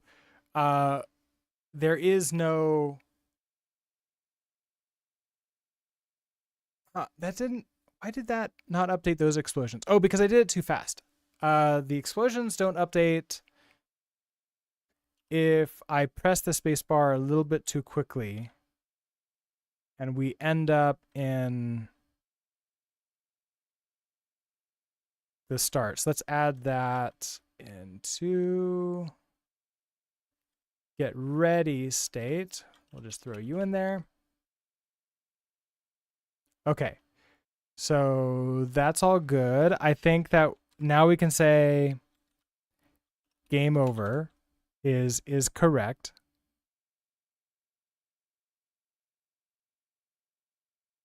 Oh, did you update the pull request for that? Okay, hold on. We just added a bunch of code though. Okay, hold on. Let me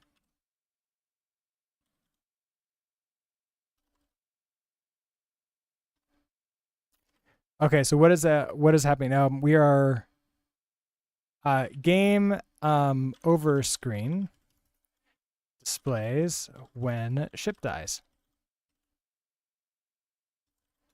Okay, so that's updated there. Let's take a look at this PR.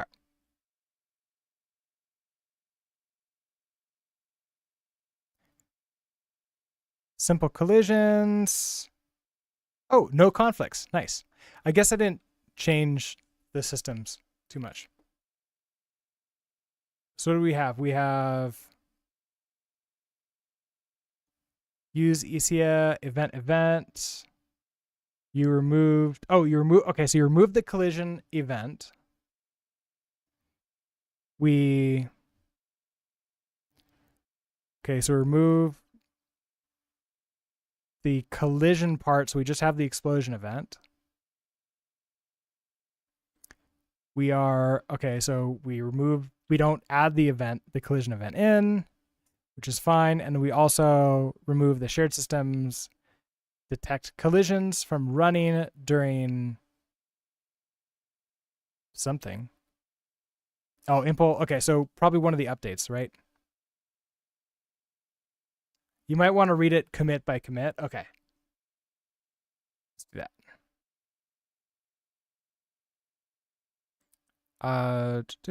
So we'll do one at a time. Can we? No, that actually sends me over there. I want this. Okay, yeah. So we remove. Okay, so this is just for the ship systems itself, and we already let's see. So we remove the collision. So we just have the explosion event. We also, for handle ship collisions, we do what we were talking about before, and this does like the shared, like the single calculation for that. And then we despawn the ship, and we send the explosion event. Okay, so that's that one. Then for this one, we remove our collisions. This is the asteroid systems. It's going to be the same thing then. So for handle collision, so we remove the bullet query and asteroid query. No, we update the bullet query and asteroid query. So we know who they are. We remove the collision event reader. We then just have our double loop through here where we're checking to see if a bullet is touching an asteroid, and if it is, we despawn the bullet and we despawn the asteroid.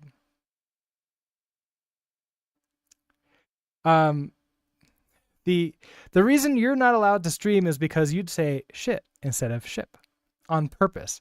I mean, we're all adults here. You just mark your stream as adult, 18 and plus. And then people go in like, oh, 18 and plus, stream. What's going on here? This must be interesting. What's happening? And then all it is just literally like, have you ever watched You Do and People Still Got Salty? Oh, that sounds not fun. I was gonna say, like, you can make it the entire. Does anybody remember when the FCC removed the restrictions on some of the bad words like shit? And South Park did the episode where they saw how many shits they could add into a single episode, and they had a counter at like the top right of the screen. It reminds me of that. Like, what if you did that?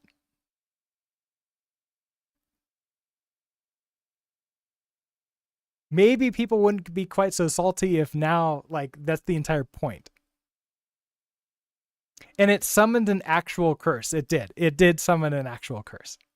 Yeah. And now I don't remember exactly what the outcome of that was. Something like, oh, we shouldn't, like, the curse words don't really like mean as much. Like they're not as interesting.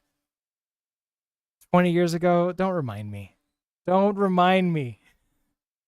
What was I? Yeah, I don't want to know. I don't want to know what I was doing back then. We're both old, yeah.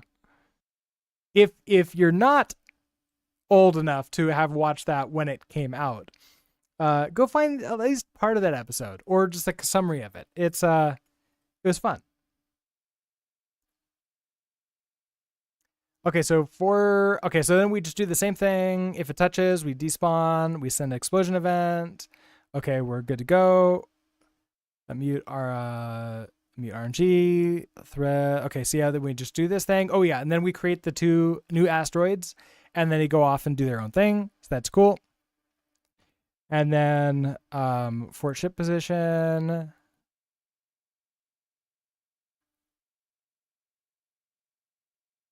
Wait a second. Is this still in the asteroid systems?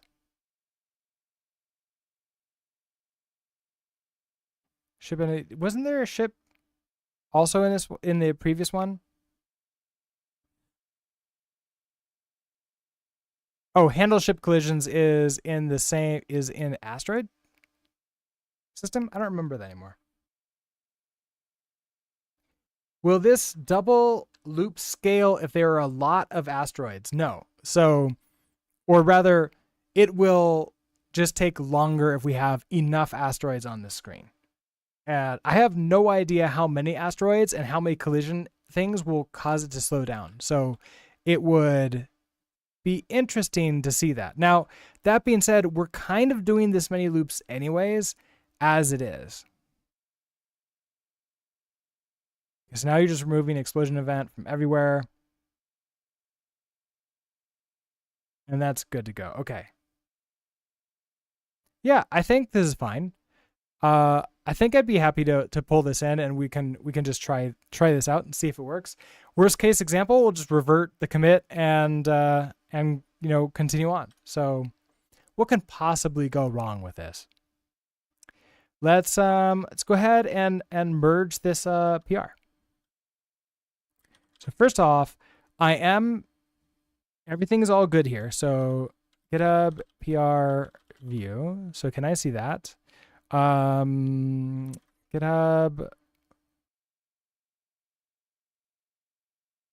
Fine, I'll do it the GUI way.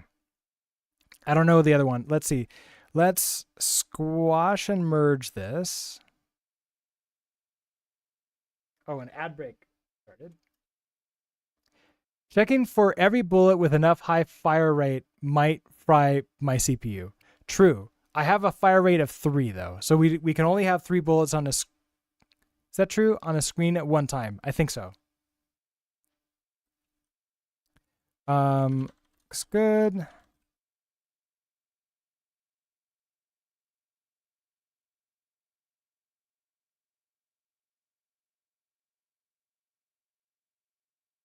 Okay, comment and squash and merge. Now I have the latest, right? I do. So confirm that. We'll git pull U and let's run this and see if it works.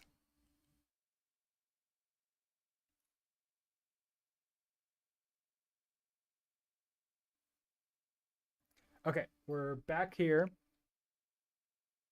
Oh, you're getting ads on one device and not the other? Yeah, that's true. Okay, also for No Demon, what I mentioned during the ads was, yeah, we only can fire 3 bullets at a time. I can't have more than 3 bullets before it like fires new ones. So there are limitations for what we can do, which is nice for this. Okay, so we are getting those. Let's also die ourselves. Excellent. And then we can reset and everything still works. You have 1? As in, did you pull the game down and beat it? I have not won. That's true. I have purposely not won. Okay, so cool.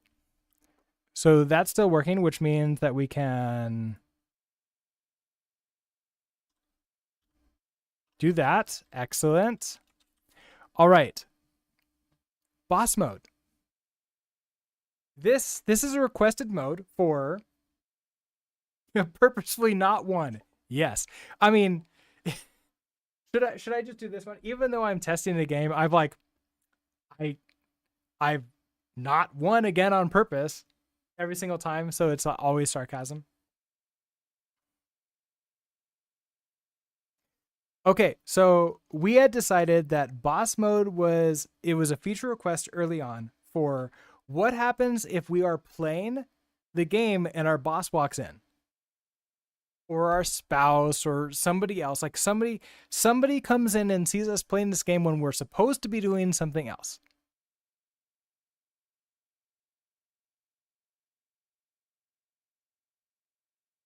Handle ship collisions is duplicated. Oh, where is that? Where is it duplicated? Also, let me reload all.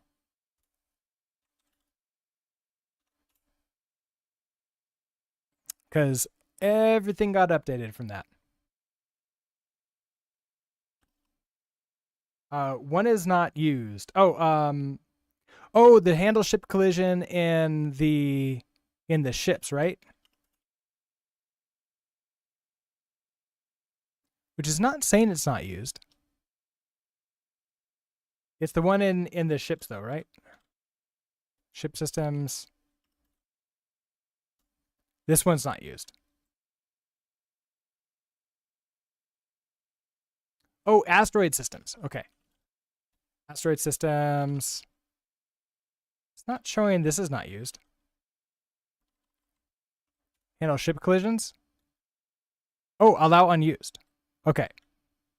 Oh, right. This was the one where we were, yeah, we never used this one. It was an example. It was the example. That's the reason why it was, okay. We're good to go. We know what we're doing. Excellent. Okay. Wonder why Quake 1 came out so well? It was like 3/4 of every day. I remember that time where everybody was in like the labs, or if you had a computer at your school, or if you had your computer at work, every lunch and sometimes in between lunch breaks, just teams were playing Quake against and with each other. So that was fun. Now, that one was fine because the boss usually joined in with those games. This one is more like, okay, you're playing and maybe like somebody else. I missed a line. Yeah, Quit One ate too much of our time. Yeah. Oh, we just don't have that anymore. So now we want some more. Which line did I miss? Oh, you never added a break in this one?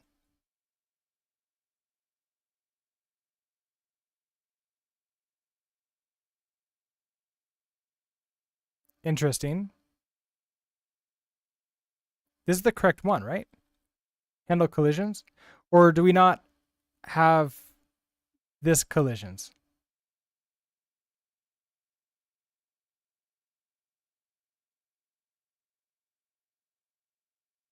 No, we have handle collisions here. That should be fine, right?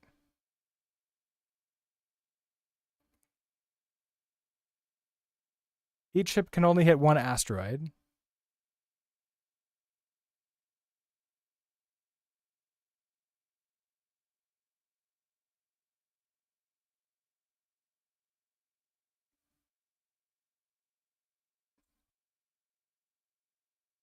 Oh, should it be in here?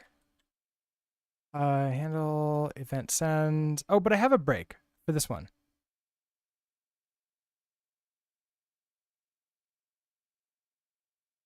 Oh, and handle ship collisions. Okay, hold on. This was in ship systems. Handle ship collisions for break. Okay, yeah. Explosion event, send, and we want to break. Okay. That'll be fine. We'll do that. We're good to go. Cool. Thank you for that.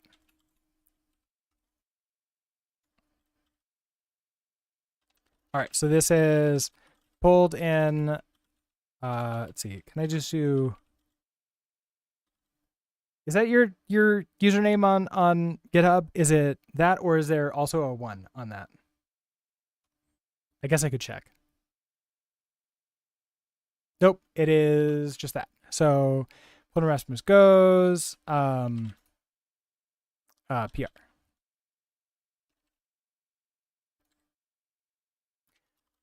The one is only on Twitch. Nice. Okay, so that's pushed in. Everything is good to go. We're all good there. Okay, so anyways, we were talking about boss. What should we do for boss mode? I saw a short, YouTube short the other day, which had somebody saying that for like a fun thing that you could do is you could like there's a website you can go to that showed like loading screens or like downloads or like update was happening for your computers, and you can like full screen that or do something like, okay, is there like any code that you can play? Otherwise I can do a system call to call out the like another command, like open like, you know, Microsoft Office, like Microsoft Word if you have it, or something like that, or go to a website. Like there's things that we could do there. I only know how to do that on a Mac. I don't necessarily know how to properly open like Firefox and navigate on a Linux or a Windows machine. Window update screen might be nice. Let's see. Especially if we just only do that on a Mac, because that would be the most fun. Oh no. I didn't mean boss level. I meant like boss like your boss has walked into the room or is walking into the room. What was this? It would be Windows update screen simulator.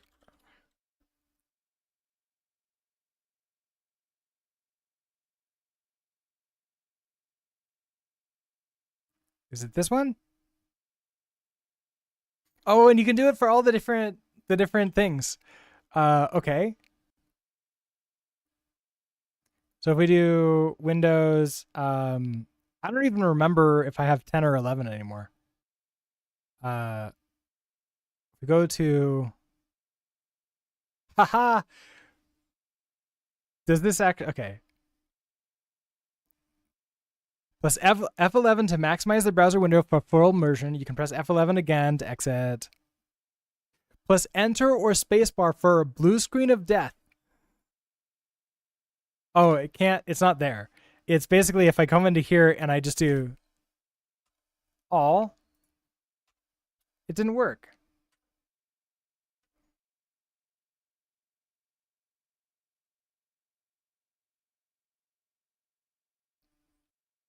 Well, that's too bad. Does F11 only work on Windows systems, I think? Yeah, it's something else. Oh, it could be Firefox.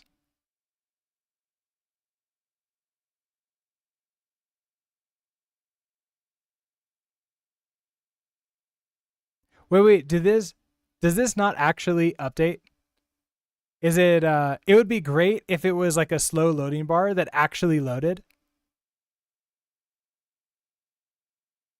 Hey, there, like that. Like a slow loading bar like that.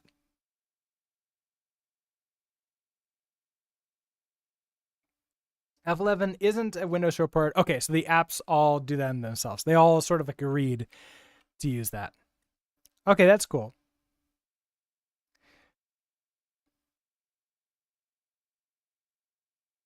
I do have function for that. But I'm also on a different keyboard. I don't remember if function actually. Yeah, my function key doesn't care about that. I have to use that on the real keyboard. Except function with that open like does that full screen thing, which let's see, there's a way for me to do that here.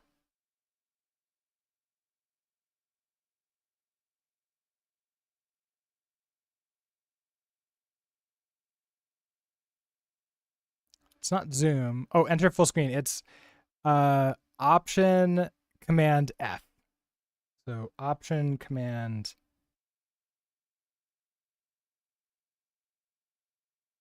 Oh no, control command F. Which does not. There it is. Okay. Except we still have this up here. So that's not helpful.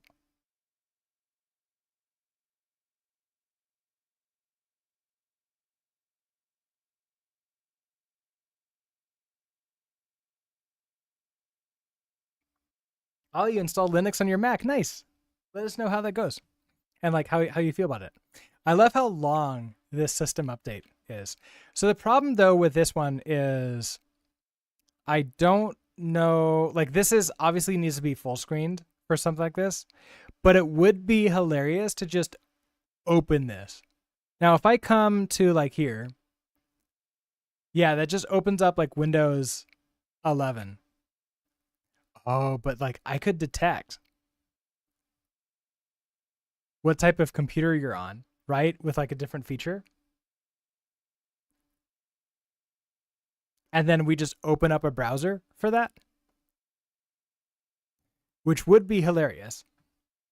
So if I run a command, if I just run a system command, we just do open, let's see, what is it? I'm going to do open Firefox, but I don't think I can. Oh, wait. Can I do this? Open URL. It opens Safari to Bevy Asteroids, which is, I wanted to go here.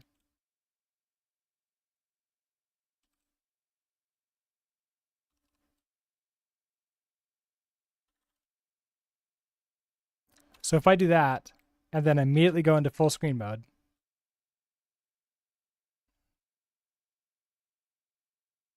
it doesn't really do what I expect.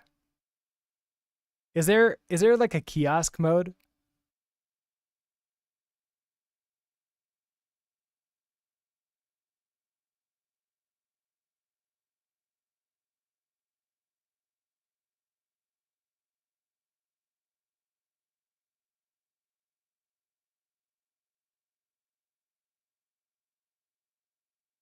That'd be the best. Oh, there is just no, but that's the same thing. Okay. What's weird is Firefox works fine with F11 and in Windows and Linux. Must be a weird. Oh yeah, I mean there's multiple things that I have F11 obviously set to. So that's the thing. MacBook lawsuit speedrun. We're not. I'm not actually going to use this for real. I would need to, if I wanted to do something like that though, I would have to have a screenshot of it probably, and just like throw that up on a screen, just like to hey load this image and just like throw that up there, and that's what the system does. Because I don't know how to open up applications with anything else, or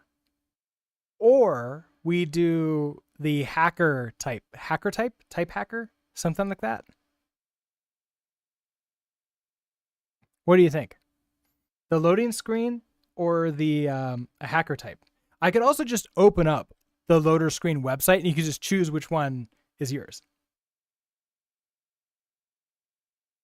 Your laptop with NVIDIA GPU is frying itself since the GPU won't go into idle, so you're stuck with Windows. Oh no, that doesn't sound good at all. Oh, like I guess you can't RMA the GPU, because that's a thing where like it absolutely should go into idle.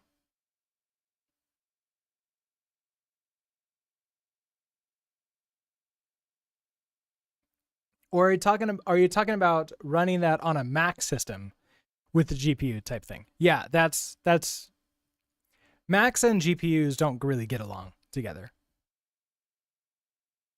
And they never really have.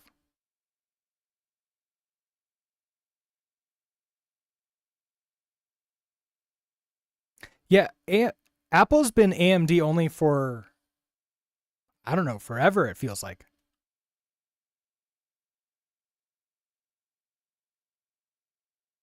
Okay, so anyways, what are we working on? We are working on boss mode. So how do we want to do this? We can just open up we can just open up this screen. So we could just go straight to here, or I could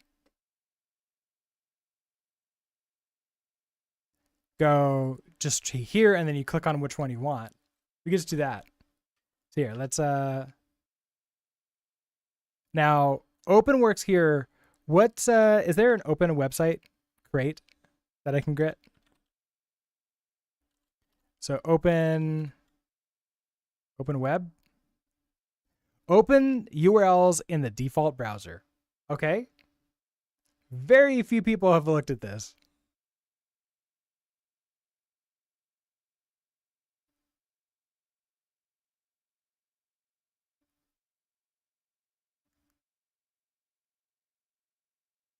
What do you do?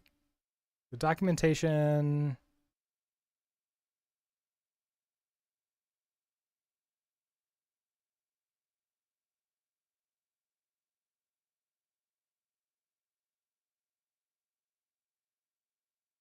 Okay, we were not going to use that if we can't inspect the code.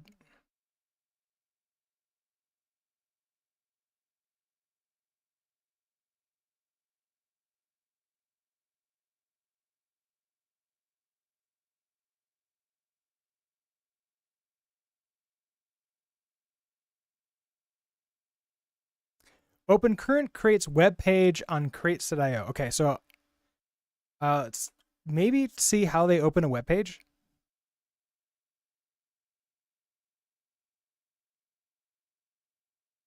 Well, just one file. That's pretty easy.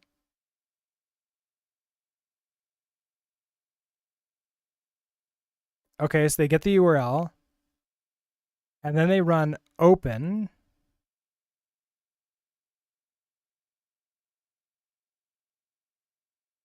Wait, where's open come from?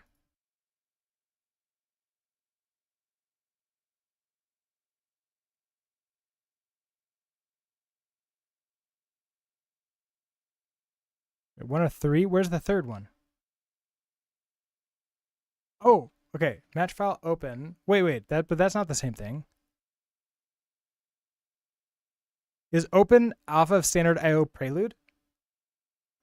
Will this just work?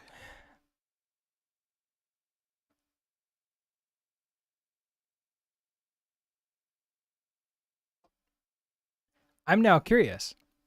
Okay, so the only thing that I see in here where open potentially could come from would be this prelude, standard IO prelude. So if we do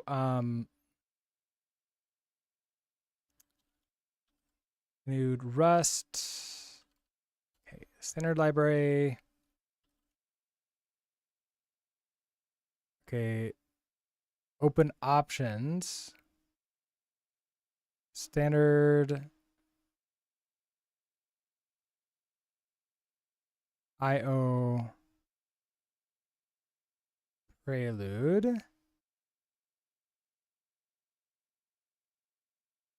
There's no open in here.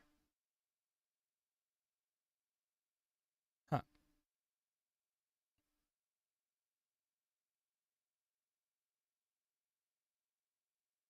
Where do you come from?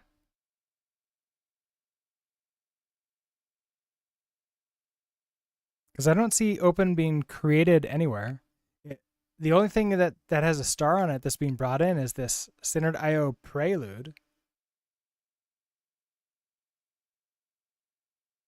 That's interesting. Okay, so what if I open let's say create a new system.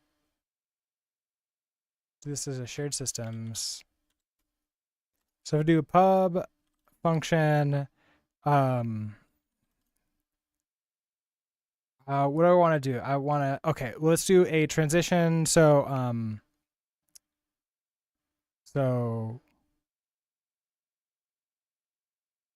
to from boss mode. To from boss.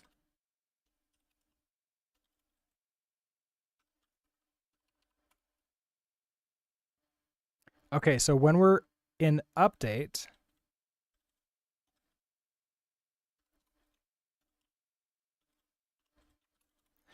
we're going to run to from boss.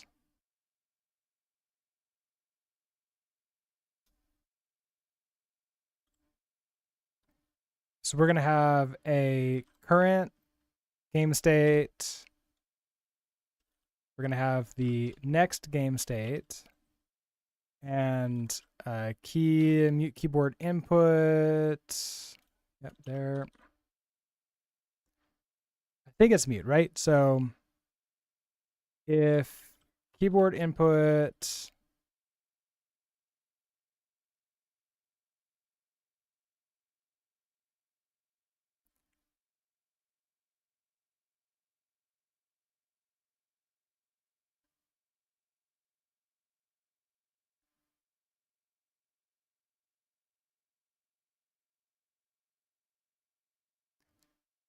clear just released. That's what it is. Clear just released.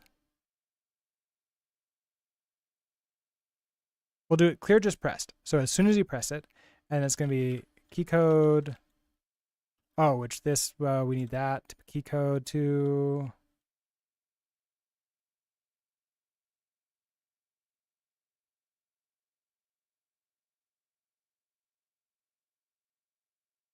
Oh, I don't need that. Hold on. I just need key code.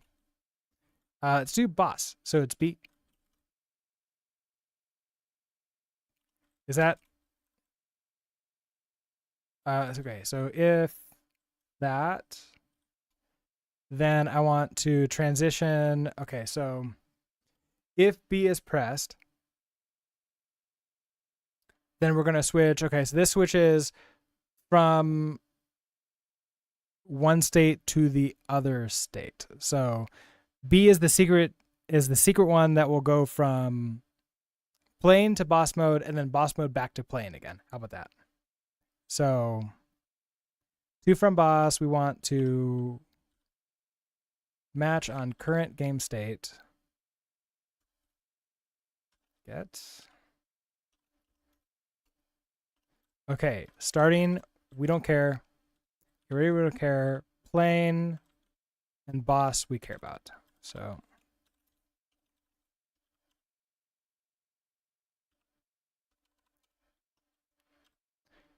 all right, so playing, I want to open standard IO. There's no open here.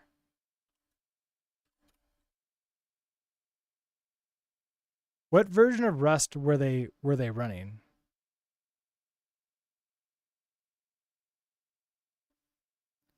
"2018 edition. That's a while ago. Oh, dependencies open. Oh, that's what it is. Okay, so there's a dependency named open. So creates open. Oh, this has a lot of people using it. Okay, so let's go ahead and just use this.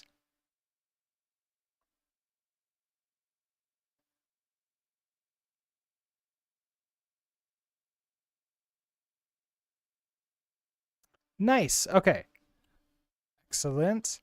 So I need to cargo add open here.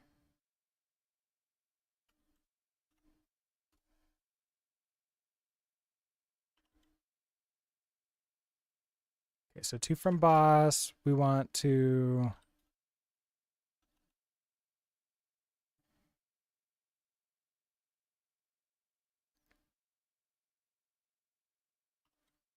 why are you oh.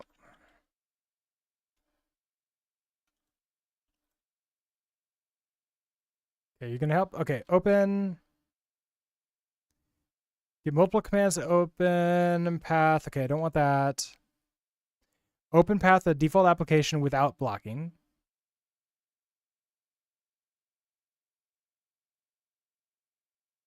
Okay, so I can just do that. Wait, what's...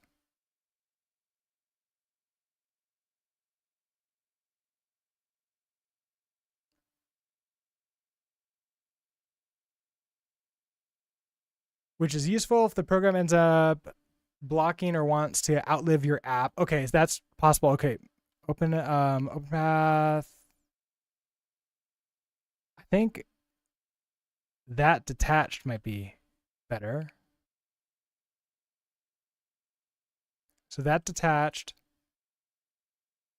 and then it's just a string, right? So this could be a URL.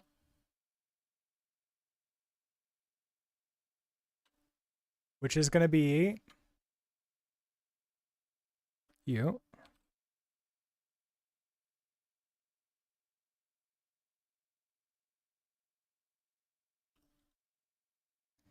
And really, okay, so if we're playing, open that. Otherwise, I want to, it's two things, right? So I want to open you. And then before that, we're going to say next state, game state. We're going to set you to be a game state boss.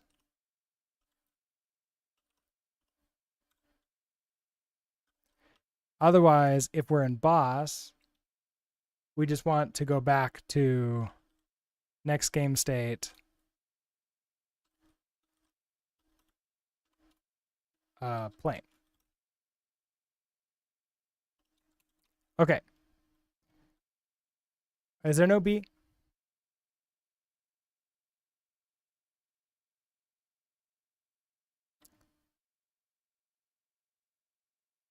Oh, is it? It's key B. That's what it is. Key B. Okay. Next game state. You're upset. Oh, because it's set. Okay. Set the next game state to that. Unused result. Let's just say that okay. We don't really care. Whatever. We're going to do our best.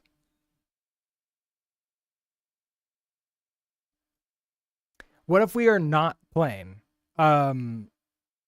If you're not playing, it's a good question.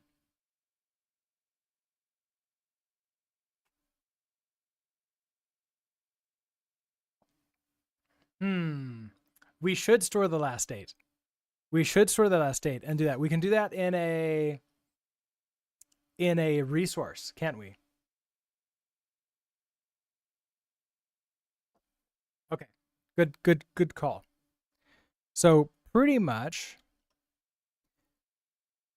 I just want to get the previous. Okay, so let's go back to resources.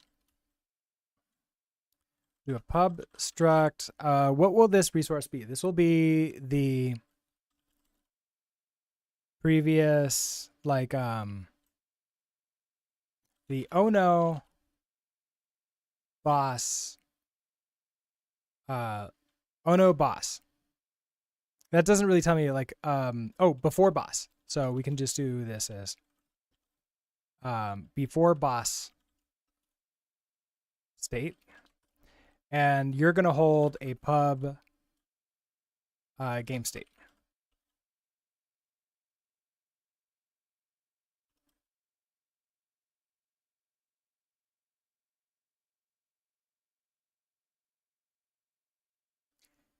And in our main library, we need to add this, add the resource. So app dot insert resource. This is going to be, previous, something boss state. Before boss state, it's going to be a game state starting. So we just start you there. Even though technically it's nothing at all.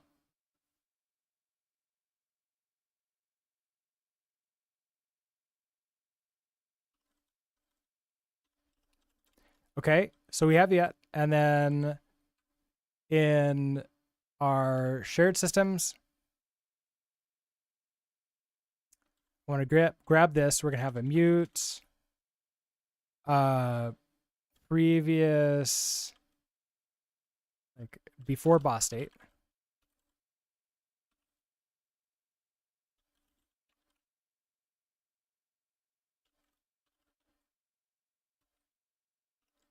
Okay, so we have that. Now, if we just cleared this, so we have to check to see. Okay, so if we are currently in, really, okay, so if we're currently in boss, then all we want to do is set the game state to playing again, and we're good to go. However, if we're in anything else, we want to get the current game state. So we're going to say the before boss state. Can I set that? No. Before boss state 0 equals the current game state.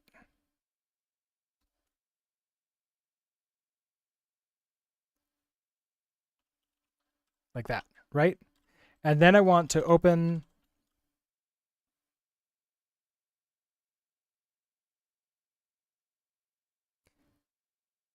path with a default application using a detached process, or with open path with a given application using a detached process.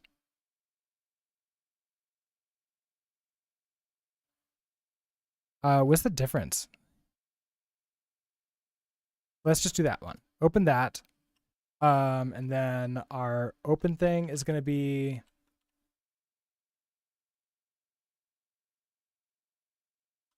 you, because it's funny. We're just going to say, okay, whatever. We're just going to do our best. Okay, so then we have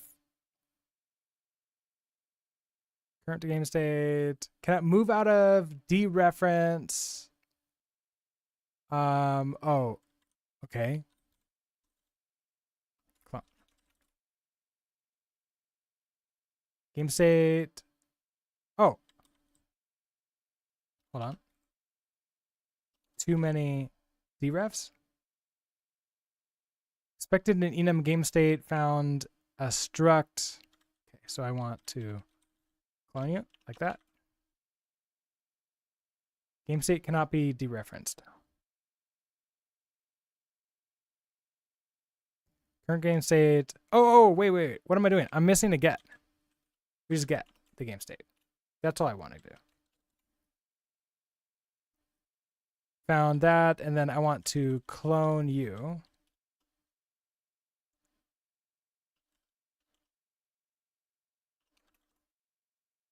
Okay, there we go. So now we clone the game state into here. So we now.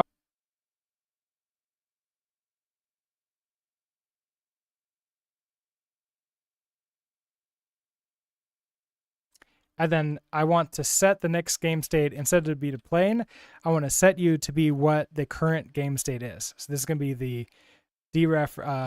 This is just going to be the current game state. The get.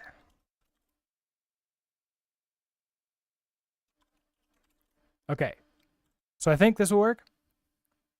Yeah, I think you were trying to tell me that also, Rasmus. Thank you for that.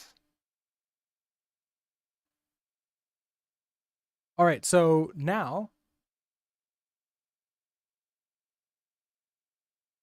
to from boss should work everywhere. And so currently I'm running to from boss here. And I actually want, nope. What did I do?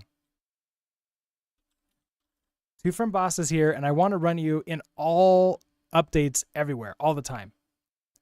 So we have this update, this runif, runif. So then we're just going to have another one here like that. And we're just going to throw you in there. So that runs all the time, every time. Oh, make game state copy. Oh, yeah. Can I do that? Let's find out.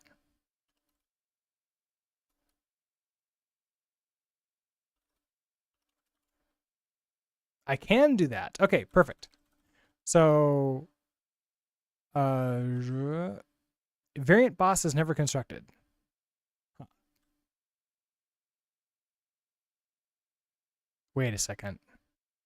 I didn't do this right. Okay, hold on. So we're currently in boss. Set the next game state to this. Oh, yeah. Okay. So before boss, we open U. And then we also need to do next game state, set game state boss. Also, we can remove these clones.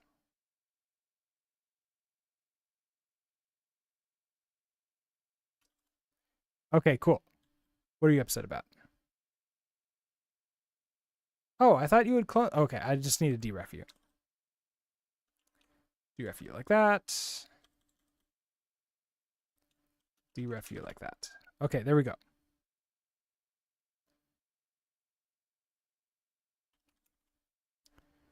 Okay, so is this going to work? Let's find out. So it's, I don't need to add that again. Go, no, stop. That's what I want.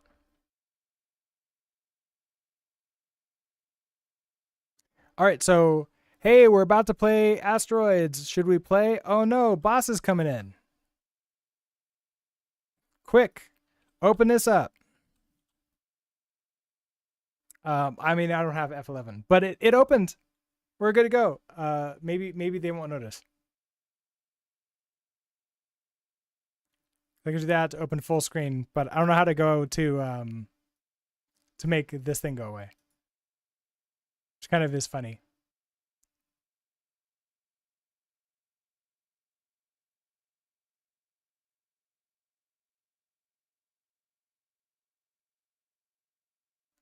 Let's see. Yeah, just empty. Yeah, enter full screen is just that, the same as that. The splash screen looks good. Yeah, the splash screen has been looking pretty good. Okay, so hey, we're in boss mode. Hey, we're good. Let's come back to it. I press B. Uh-oh. B doesn't work.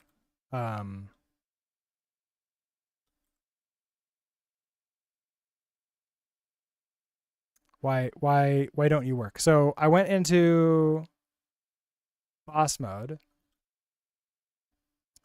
And then in the library, I have to from boss in all updates. So shouldn't that be running now? So shouldn't that take me back to update again?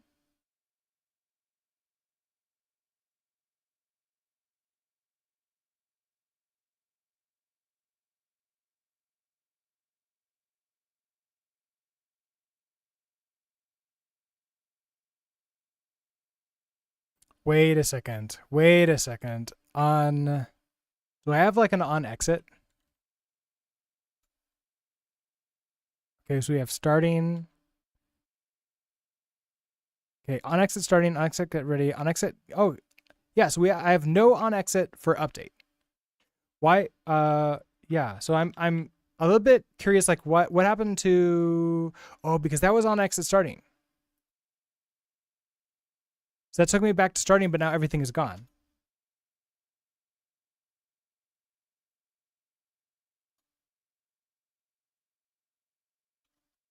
Okay. That's a thing. So if I run this again and we run it from plane mode,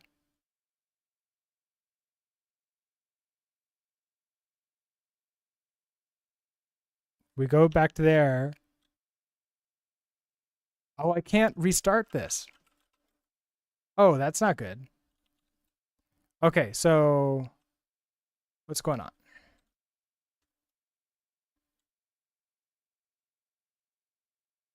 Okay, so when we're in anything else, okay, so if we're in game state boss. Yeah, okay, so current game state. So we get the current game state. If we're in boss mode, set the next game state to be the current.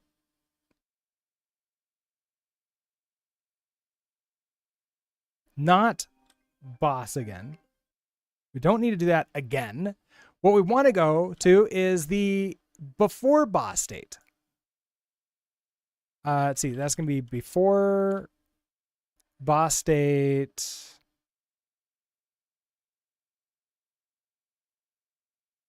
And I think that's just a double.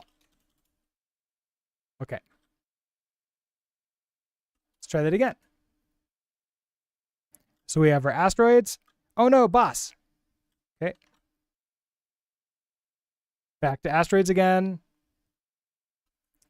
Oh no, boss. Okay. Back to asteroids again. I somehow ended up with 2. Oh, and I can't fire anymore. Uh-oh.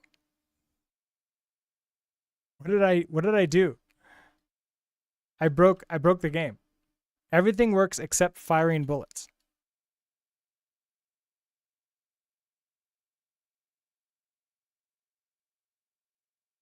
Okay, after I restart, that's fine.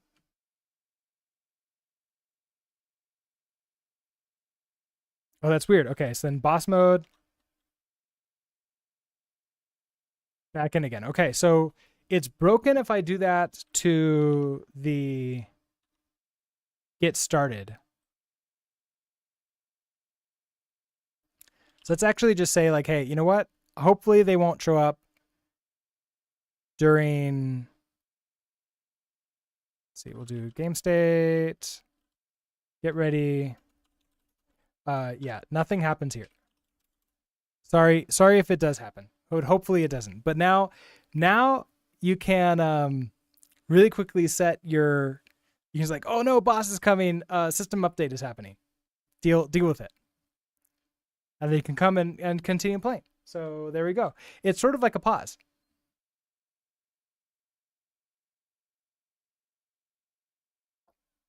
All right. Perfect. What can possibly go wrong with that feature? All right. So then that's all the screens we got. I don't have a real screen, a real pause screen, but that's good. We're good to go. We've got a decent amount done with the game. Okay. Also, we reviewed the PR.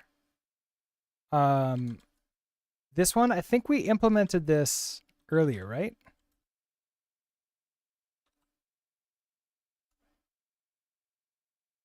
Oh yeah, we definitely implemented that stuff. So we did you. Okay. Score is next. And then we can talk about these other game features. We're back at it again. Yes. What's funny is that I've added a boss mode, but in some ways while streaming, you're all the boss. So I also like am not turning on boss mode for you. But I'm not your boss. So this is boss mode for you and not for me. Something like that. Okay, so score. How do I want to do a score?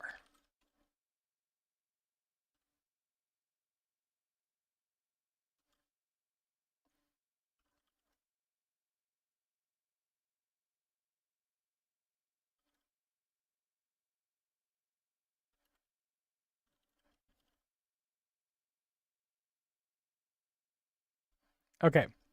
That will be a great commit that will not cause anybody confusion whatsoever. You control the boss? No, you are the boss, right? Okay, score time. So we're gonna want a resource. Let's actually just also handle all these warnings. We don't need them anymore. Yeah, we have a plane. Oh, we're gonna want a plane screen here. That's gonna be fine. Actually, so I'm not done with this stuff. I guess I kind of am. I'm gonna do this as part of score. So, and then boss screen, we don't actually display anything for that. So that's gonna be fine. Are you gonna render copies of the asteroids close to the borders to avoid pop-in? Probably not. I was just like okay with them popping in and just killing you and all that stuff. It's I figured that for everything I don't add in that makes it harder to play, we can just say skill issue at anybody who complains at it. What do you think? I like to make a joke where I demand a ton of pointless, annoying features. Let's see. There are like a board project manager who like needs more work, is not being put enough to work. I don't know. It sure makes it simpler. It does. It makes it simpler. Like everything is simpler. Like think about it this way. When we can just tell users it's their fault for something, like a design decision that we made, then everything's so much better, right? Like it's like the old saying that we constantly used to say as sysadmins. You know, if it wasn't for those pesky users, everything would be easier. And it's true. If our players couldn't just figure out how to play the game better despite bad design and all sorts of other stuff, I mean, come on. It can't possibly be our fault.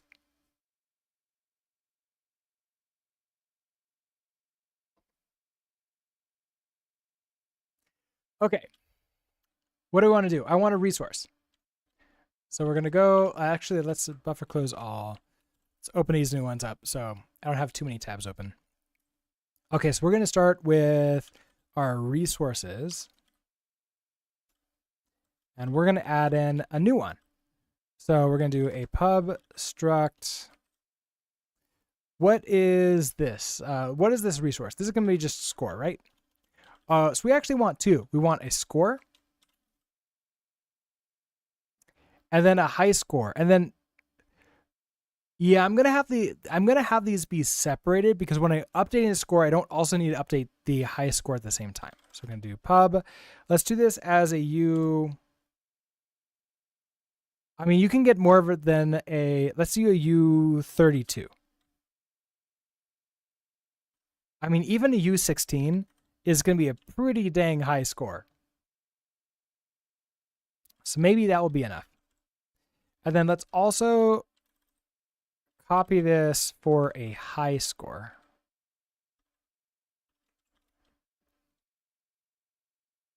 So we, oh, and then both of these, I mean, I could implement,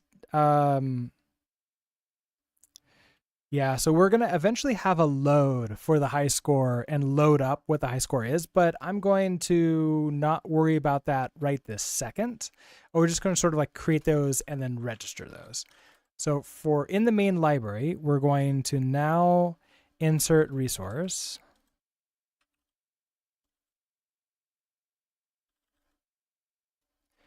It's the score.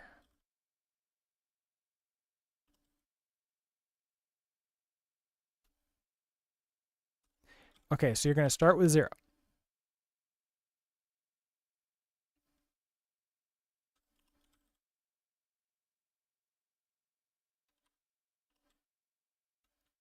And we're also going to start with a high score. We're going to start with a high score of 0, but we'll have to have a system for updating and like saving that and doing something else with it. Okay, so now that we have U, I want to display the score in a couple different places, right? We want that UI. Let's see, I want a UI for, so I want it everywhere. I might want to just have this like all the time, always going.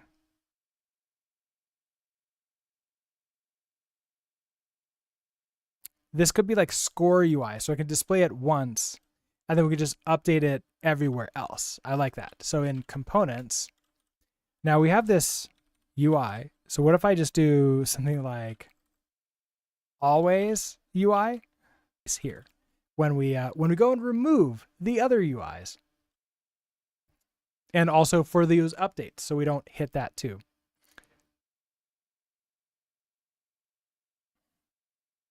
Huh. The stream's current bitrate, 4000 4K, is lower than the recommended bitrate. So you want me to be higher? I could I could go higher. For any of you who stream, what do you stream as? Or do you because I always thought that with me being at least on Twitch max of 7 megabits per second. Wait, but 8K is way below that. Because I'm not even at 1 megabit. Because I need 1,000K.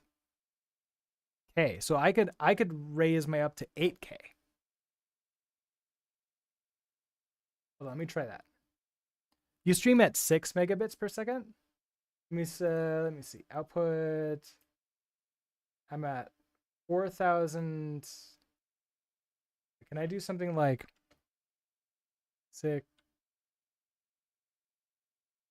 What's my upstream? I'm using Restream right now. Yeah, I don't really have like super fast movements, which is why I'm able to get away with such low kilobits per second. Oh, how fast? I have gigabit. I have fiber. So I should be able to handle everything fine. Plus I have wired into the router. So it's not like I have to worry about like radiation or some other weird stuff happening. Just used 7K or 7. Let's see, it would be 7. Oh, 7. Was it 7 million?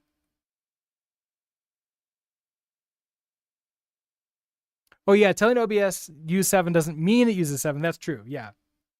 Yeah, it's 7. It's 7,000. So 7. Oh, so I was using 4. Oh, okay. I misread. So I was using 4 meg. I wasn't using 4K. I was using 4 meg. So if I go to 7,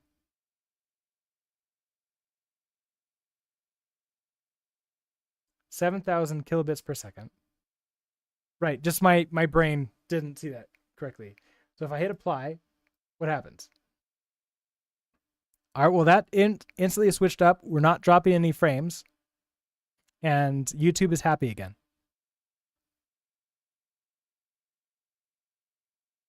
Yeah, I couldn't do only 4K literal. That wouldn't even do audio. That's true. Okay, well let's see how this goes. Is there a good I guess like let me know how it feels. Like are you able to see a difference or not?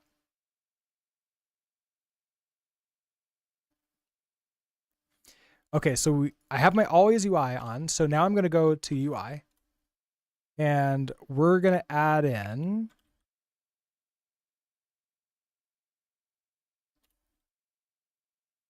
Ooh, so this selects everything. So I can just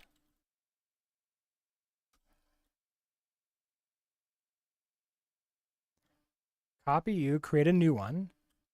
And this is going to be like a display score. So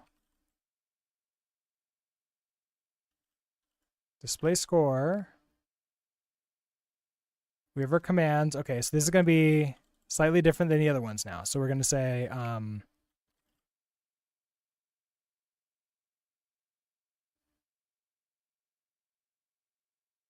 mean, I kind of just want one thing, right? We're going to say it's going to be a format. We're going to have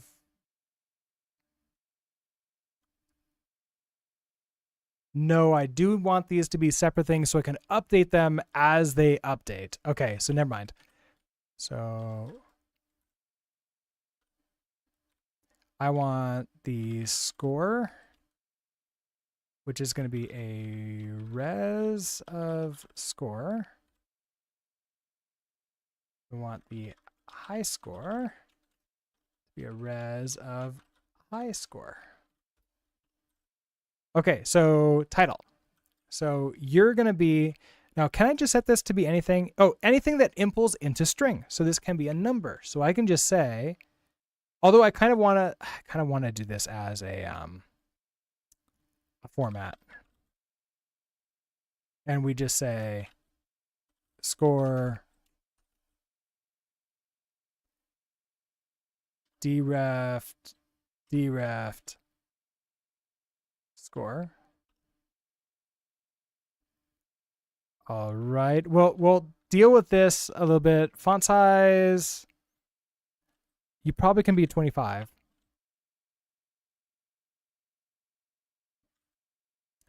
And then you're going to be a format.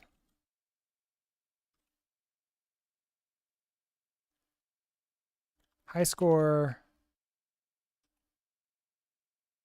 Double dereft. High score. Okay. Now you're going to show up in the exact center of the screen. I probably want to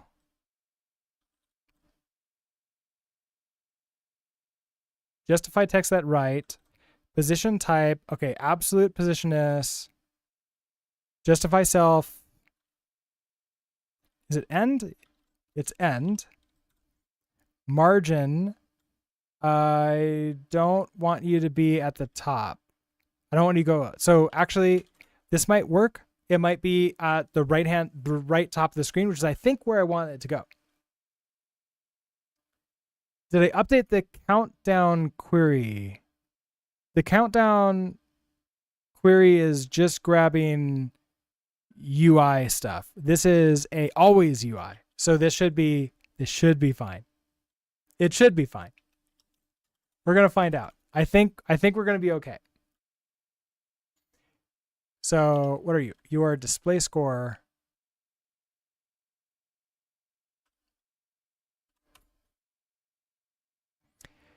And I want you to always be, okay, so basically at startup, I start showing display score. The systems,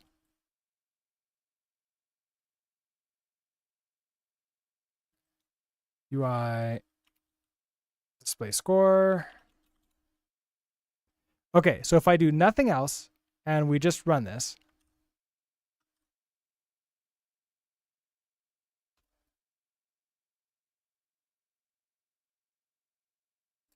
okay, so score 0, high score 0. Why is it fuzzy? It feels fuzzy, whereas this one doesn't feel fuzzy, which is strange.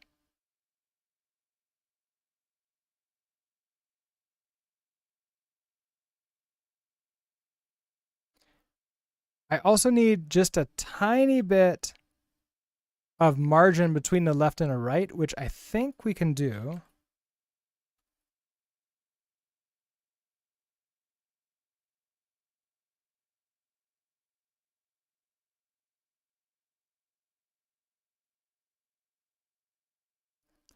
Okay, so font size, default. Can I do something like margin? No, okay, I can only do font size and then font here. Okay, so I need to do 2 ones or we just have a space, which is not great. I could put a space in here so I don't have to remember the other one. Okay, so here to show that this will work, Isitsu. Okay, now it's nice. Now it looks good. Okay, so we have our score, high score. We go to here. I deleted everything. Why did I delete everything? Display score wasn't supposed to be erased. In reset UI. Okay, I just want everything with you. Oh, because I forgot. Because it still has UI. I don't want UI. I want always UI. That's what I was trying to do. Okay. Now we have our score. That's going to sit up there. We go to start and that just breaks. What happened? Okay, we unwrapped on line 81.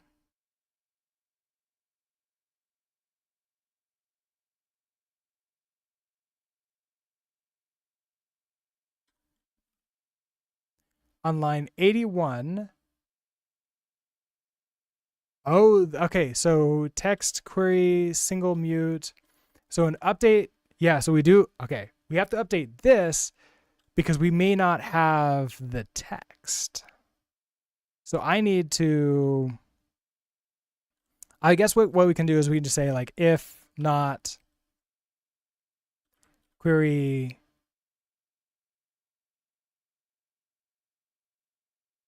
Oh, returns true if the given entity matches the query. Oh no, but we handed that. So I just want is empty. So if you're not empty, then return.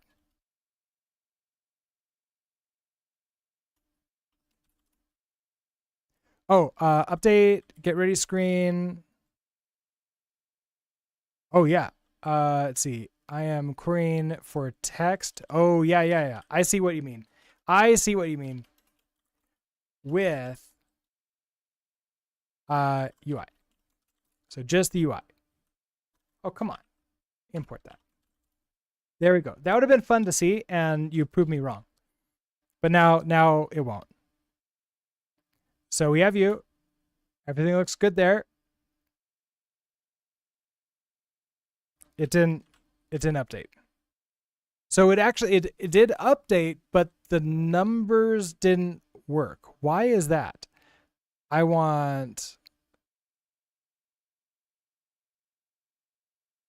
didn't add the component. Isn't UI is in here though. UI is as a marker component is added in.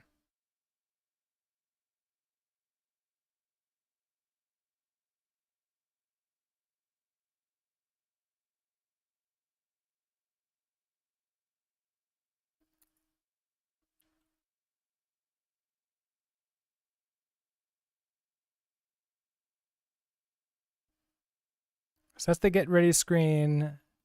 This one has UI in there. Yeah. Which component are you talking about? Which one did I miss? UI and then game over screen. Oh, game over screen is UI. Oh, that's fine. And then display score is always UI. Okay. Why? Okay. Let's try this again. Yeah, okay. So now we're getting 3, 2, 1. And it starts us, but it's not doing a countdown. It's not doing a countdown. So one of two things. Either this system isn't running, or it's always getting here. It's always returning is empty. So give me text with UI.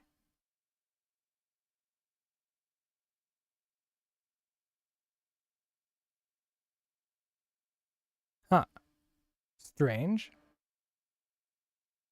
There's our marker. There's the UI with text. Wait. I did it wrong. I did it backwards. If you are empty, return.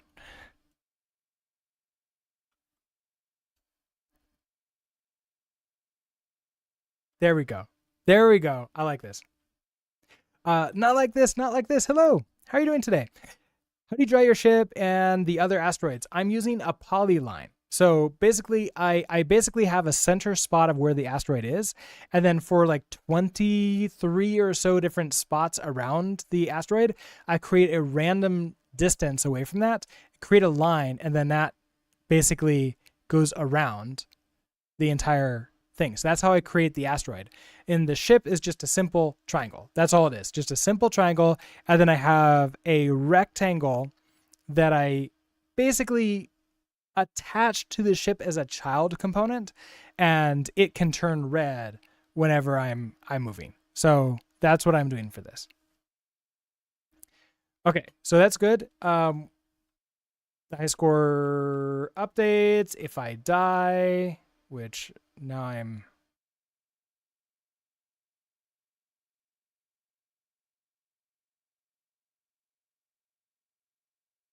Okay, and then it still exists, and then we go there. Okay, great. So what system do I now want to have? I want to have every time that an asteroid explodes, we want to increment the score, right? So how do I want to do that? In our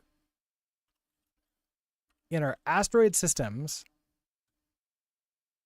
we have handle collisions, and this is an asteroid colliding with a bullet. So I could just update the score here, or we could do an event that we tell something else to update the score.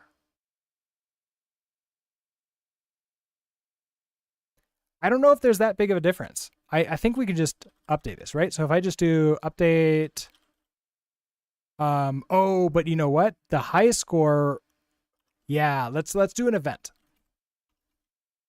Let's do an event. So we're going to have a score event. And this is just going to be okay, so that was previously a position, and I can do, this is now a U8. Or really, you know what? It's just a score event. Whenever we, oh, no. What if I do want to score by like more than one? Because like if I add in if I add in like a UFO, maybe that will be worth more than like 1 point. So let's do asteroids are always worth 1 point, and then we have just something else. So we'll do a pub U8.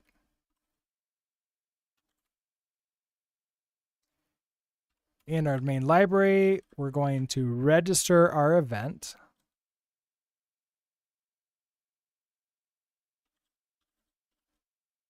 Okay, there's a score event like that. In the asteroid systems, we have a mute.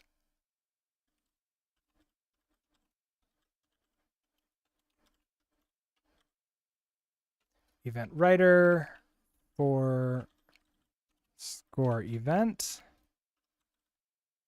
Okay, and so then we despawn those, explosion event send, and then we want to score event send 1. So we get 1 point.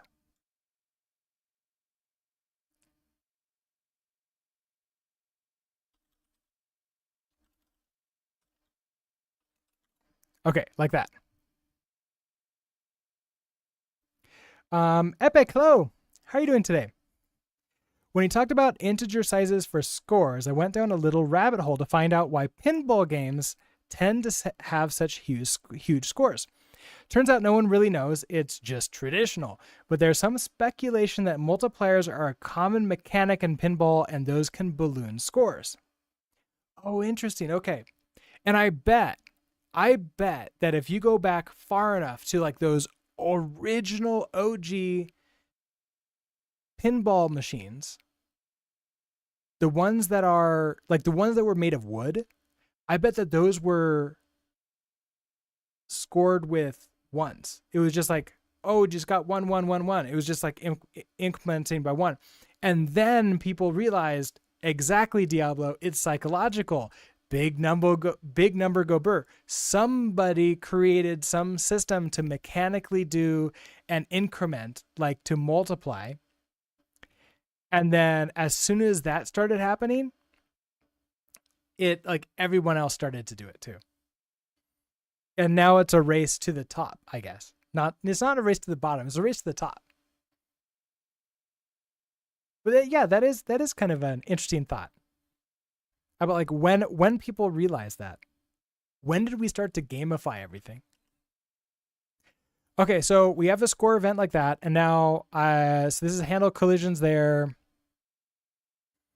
For the asteroid, that's good.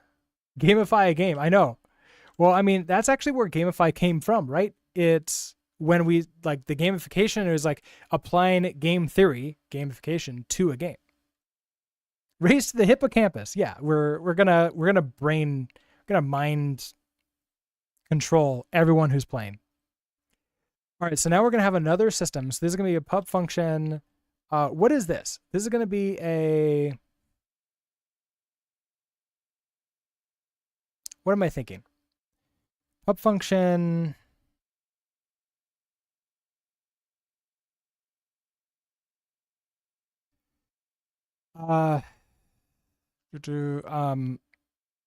update score. I guess this would be update scores. Both, because it's going to be for both of them, right? So update score.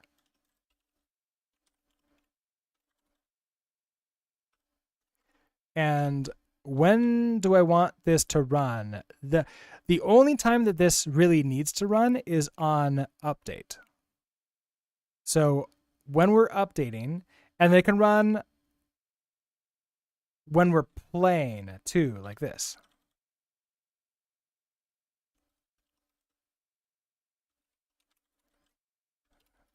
No, that was an error. What did I do? Can I find value? Update scores. Where did I?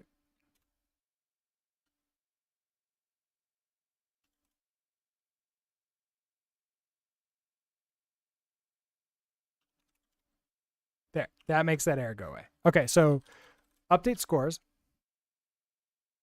And so you should, I guess I should have said raise to the frontal lobe, right? Because that's, oh, yeah. I guess that does make sense, right? It releases, what is it that it releases? Serotonin? It's like that or the other one, which I always forget the names of them. But yeah, it's just like little buttons where you're like, okay, dopamine, that's what it is. Okay. So it's just little, like, all these games are just dopamine release, like dopamine release things, which is also how we get into flow too. So that's probably when we like invented flow as well. Or at least like the feeling of like, oh, this is fun. Way back in the, like, we've been keeping score on games since before we, I don't know, were people. We had cities. Like, from my understanding, the history of humanity in gaming is a very long one.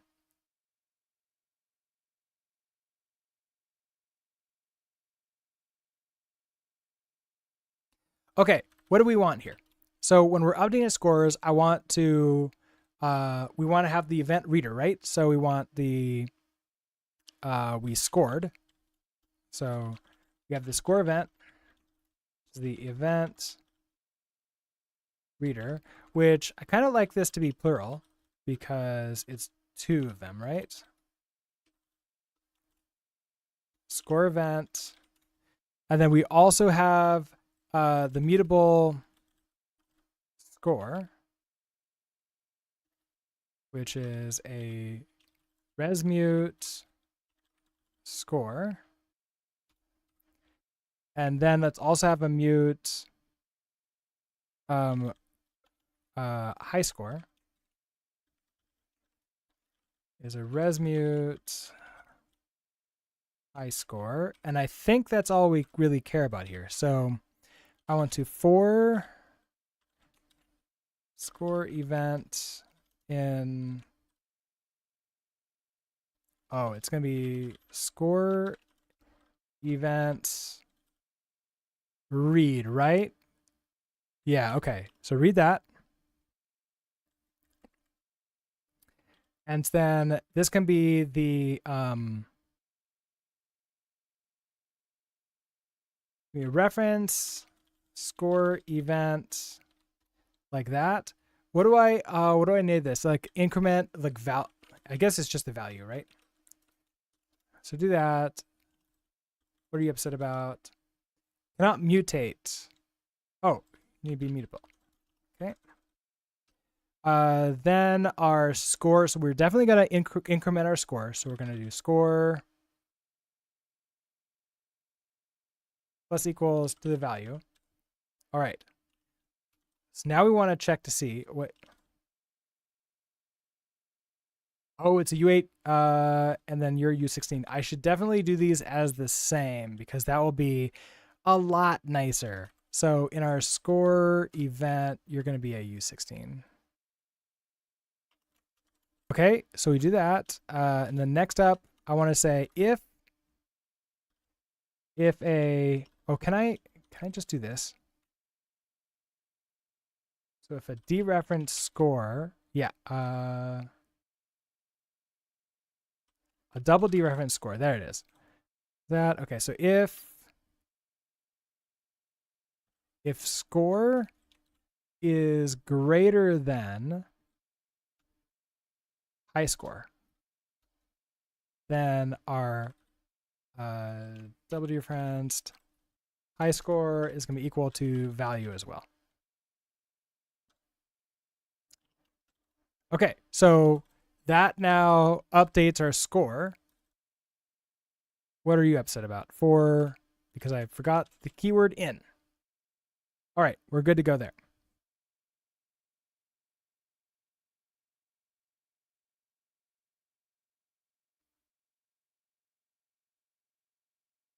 Yeah, I would agree with that. I would agree with that statement. I don't have any evidence or proof, but that's what I would believe. You should remove all bullets when restarting the game after dying. We could do that, yeah. We can remove all the bullets in. There's I have a reset game. Let's just get the bullets too. So mute bullets query. Query is entity. Bullet. So we're just gonna do the same thing here. So for, oh, you know what?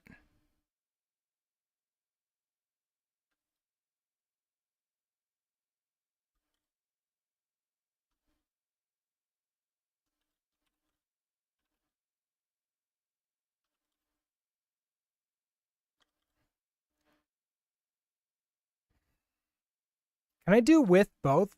Oh no, I don't want with either. Is there like an or with? There's not an or with.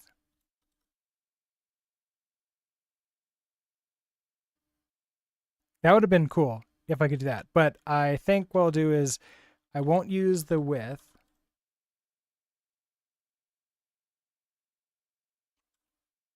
And so I'll say, okay, give me the entity. Give me, it has to be an asteroid. Oh, because this won't work with both, with either. Ooh, I do need an or. I do need an or. This won't work. Okay. So is there an or?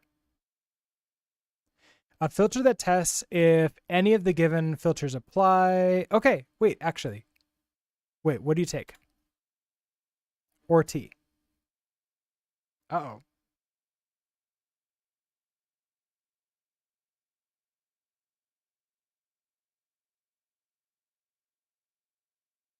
Okay, and goodbye. Or do you take an, okay, so you take in a T. Or, oh, it's a tuple. Okay, so or tuple.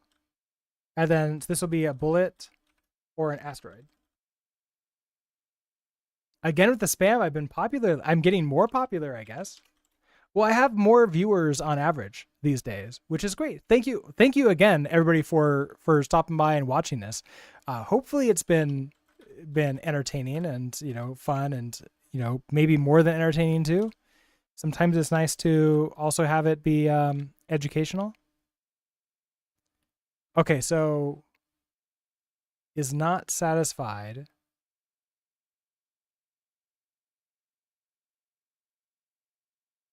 What's the problem here? What did I do? What did I do wrong? Okay, query entity or, and then the two things. Oh. Wait, what? No.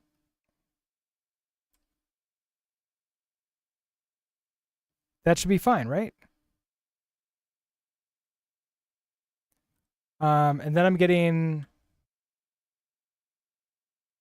entities to despawn. Okay, so entities to despawn.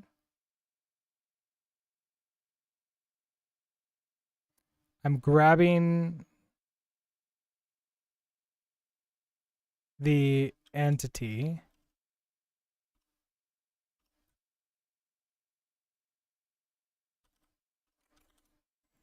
And then attempting to despawn it. Okay, so what are you upset about? The trait-bound components bullet query filter is not... Bullet query filter is not satisfied. The following other types implement trait query. Okay, so with, without, or,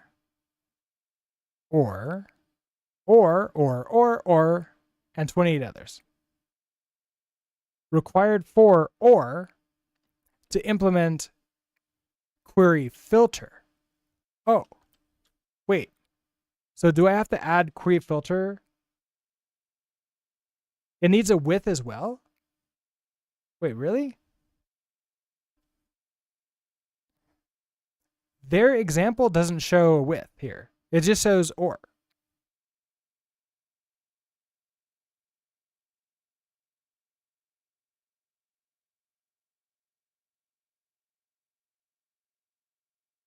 So I'm not sure I believe that.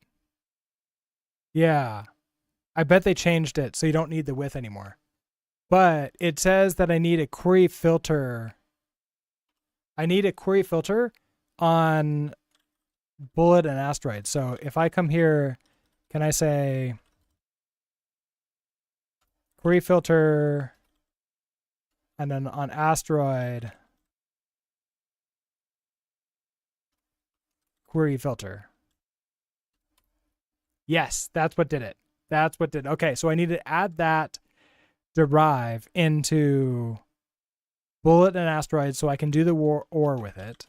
And now you despawn. Okay, so I think that's going to work. Yeah, no errors, no warnings. So now if we go and run this again, it should just be fine. This should remove the bullets as soon as the game... What? Did you just quit? It didn't even error. It just quit. What? What did I do? It, like, there's no error. The exit code is 0.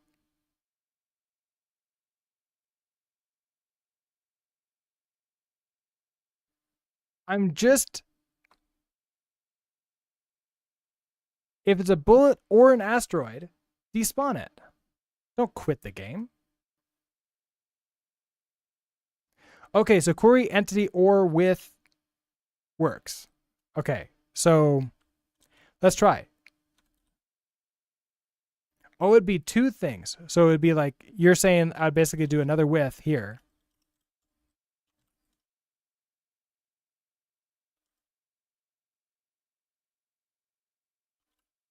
Like that, and see if that causes, if that works.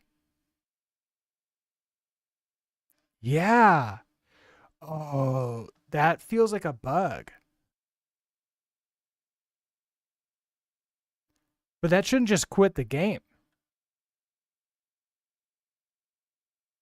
Okay, so what was it when I transitioned out of the States with the bullet? Yeah, okay, I think that was a little bit hard to see. Let me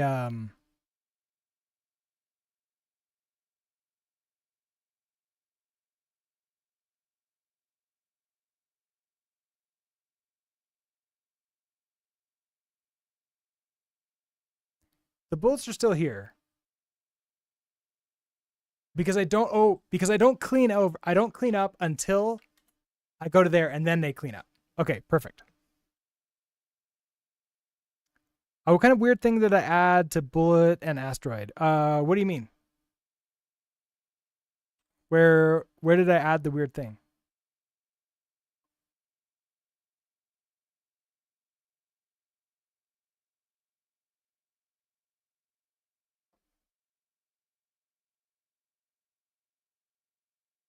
Oh, to make or accept them. So I did this. So it's or. Oh, without with? Nothing. It's just a tuple. So what I had previously was just this. And when I run this, it works. It compiles. It's happy. But as soon as I start the game, bam.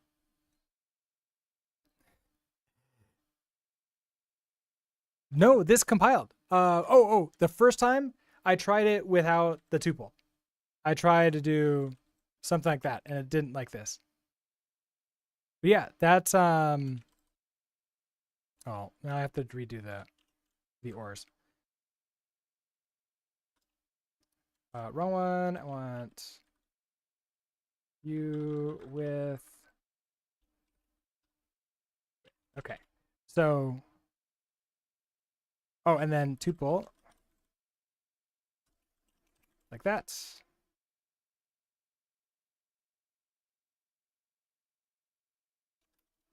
Okay, so now you're happy again, except I have one too many of these. There we go. Yeah, that feels weird that this works and then the other one doesn't. But okay, it makes sense. Got it. Happy with that. And then I wonder, do I not need this query filter anymore? It's like if I remove you. Ah, okay, so I was not supposed to add query filter. Oh, that's what you meant. Okay.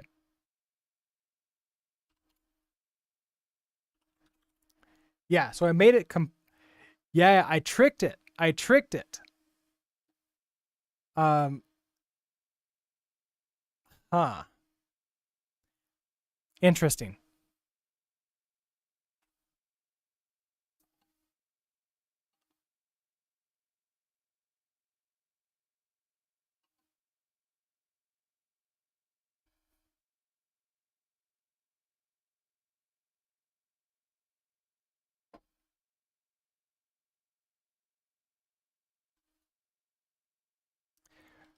Okay, track the score in a resource. We have that. Display the score on screen. Maybe. We should actually verify if this is working.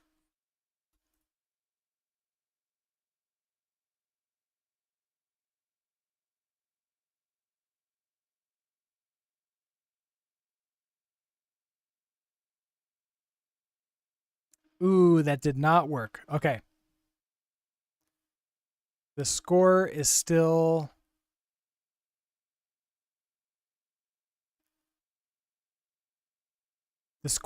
zero. Wait, no. We need to update the display. We need to update display. And so in UI systems,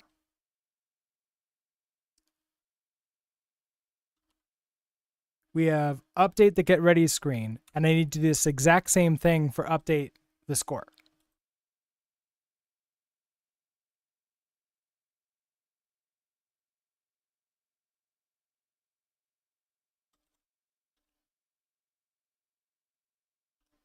Okay, so update score UI. We're going to have query. I want text with always UI. And you know what? I don't like this anymore. I want to rename you to score UI.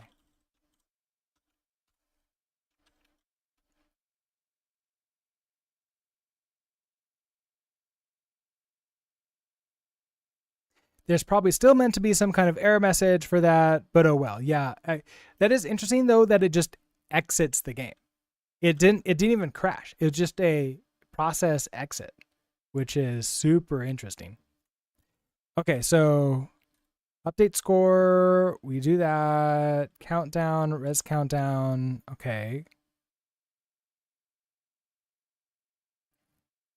I don't need the countdown. I need the score. So we get the score, and then I need the high score too.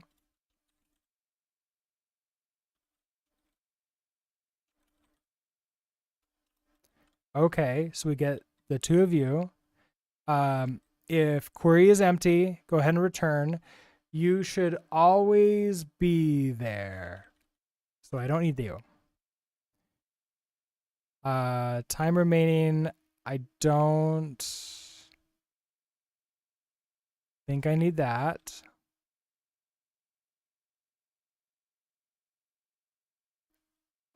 All right, so we're gonna do the two sections. So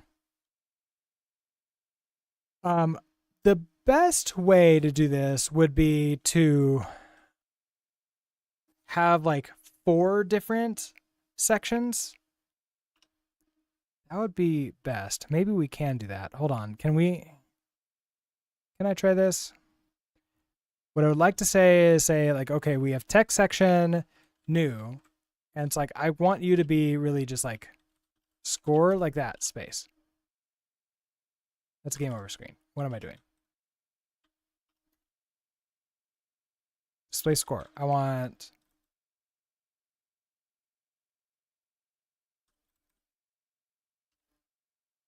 you to be score like that. And then I want to add a new text section in here.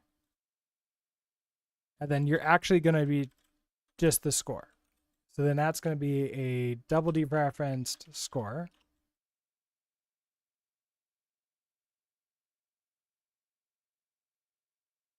And then a new section here, we're going to have high score. Okay, we're not going to format you. It's going to do high score like that.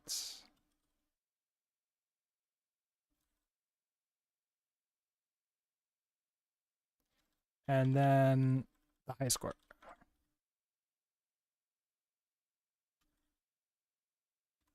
Okay. I think that'll work a lot better.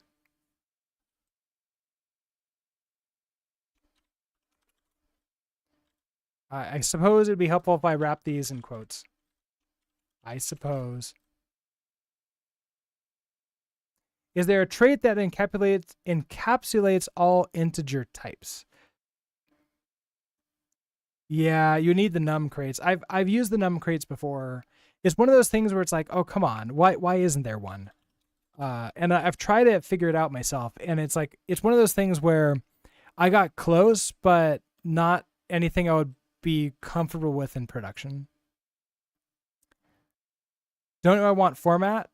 I am doing it as 4 different things so I can just update the score itself on its own. Oh, this is why I wanted that. Yeah, okay, hold on. Score and then score like this. I wanted you. Okay. What are you upset with? The trait bound string from U16. Wait. I can't do string from a U16? Aw. Okay, we can fix that. So in a score and a high score, I want to do a impl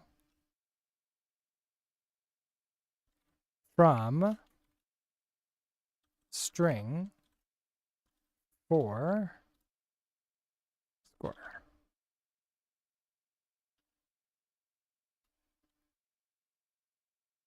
Okay, we're going to get our value, which is a string, and then I want to parse this.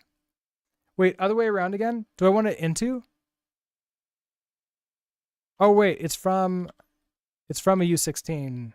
Right. I keep on forgetting this. I want to do from U16. So from not U16. I want from score for string. Yeah, that's it. Okay, so from score for string.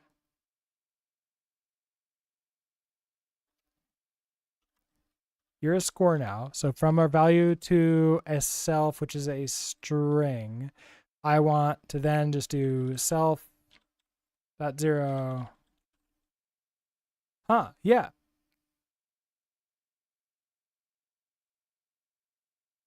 Interesting. Okay, well, we'll just do a format.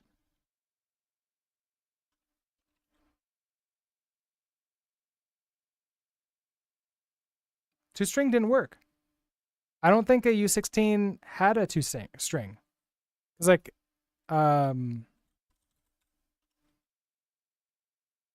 when I tried to do this, so self.0 to get, oh wait, it wouldn't be self.0. It would be value.0 ToString. Oh, that's what it was. Okay, never mind. Never mind. And then I don't need the .0. I could just do ToString, right? And that just works.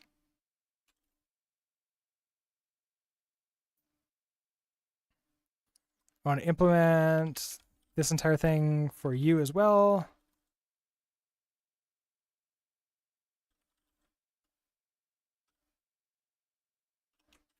Okay, implement that, high score, and then value that. Yeah, okay, so what's going on with this? So in Systems UI, the error that I'm getting here is the trait bound string from U16 is not satisfied.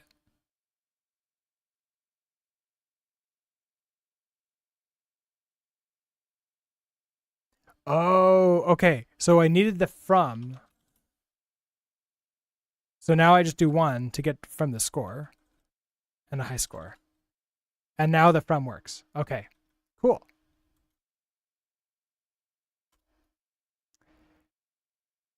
Can I find text? Oh, what did I? Oh, I broke this. Text. So I wanted let.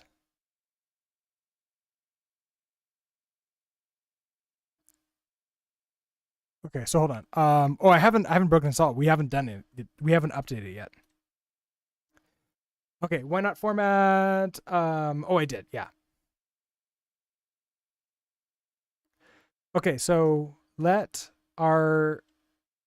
Okay, so the text is gonna be the text, and I want to update them both. Okay, so let's text equals our query dot single mute. So we grab you, and then it's going to be, okay, so section, the second one, so sections 1 is going to be just the score. So now your value needs to be, now in this case, it needs to be a string, but I can just do string from a single dereferenced score.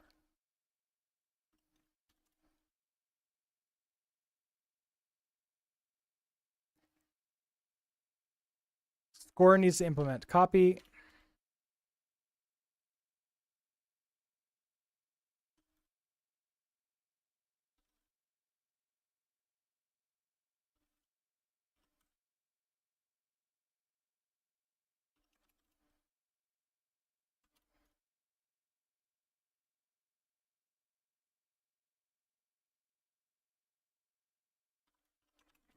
Okay, so then we're going to do this again. So instead of then it's 2 and then 3. So on 3, we do high score. Okay, and we're using, let's see, and then why are you upset? Cannot move out of dereference for high score. High score, wait a second. Didn't I just add this in for high score? No, I added in for before pos state and score. Cool. Yeah. Clone copy. Okay. Apparently I'm getting tired. So now you're happy. And the only thing is update score UI is not being run. So let's go back to the library and figure out, okay, so this is gonna be for everything. For actually just for update. So in we'll just update scores and also update the UI. So systems, UI,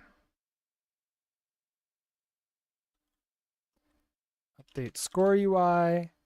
So now when we run this, Is that a human off by 1 error? I hope not. So we have our score and our high score, right? Okay, so let's start playing.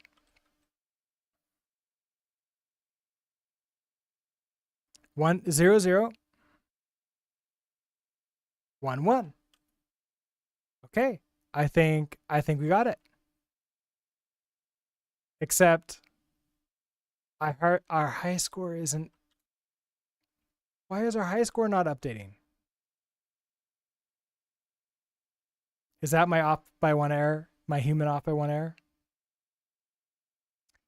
Also, this is hilarious. My score is always 3. I need to update that too. Okay, so my high score is not updating. So update score UI. So isn't section 3, which would be the fourth one, the high score? So we have section. Okay, 0 is score, 1 is the score, 2 is high score, 3 is the actual value for that. So yeah, that should be 3.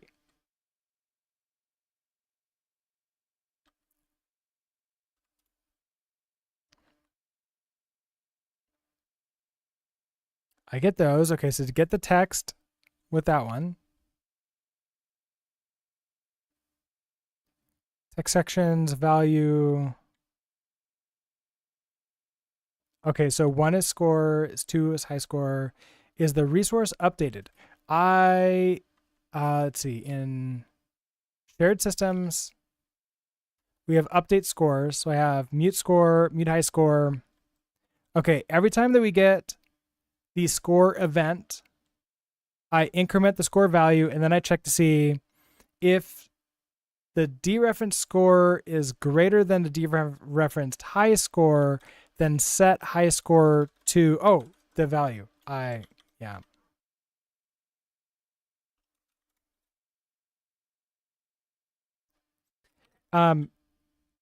It's not an off by 1 error. It's just a 1 error.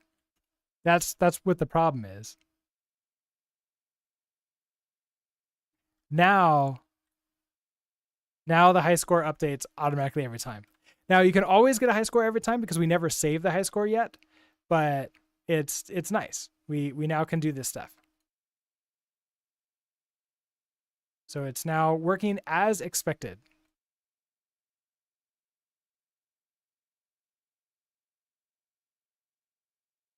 Okay. Oh, a max might be clear. Oh, right. I keep on forgetting that there is a max.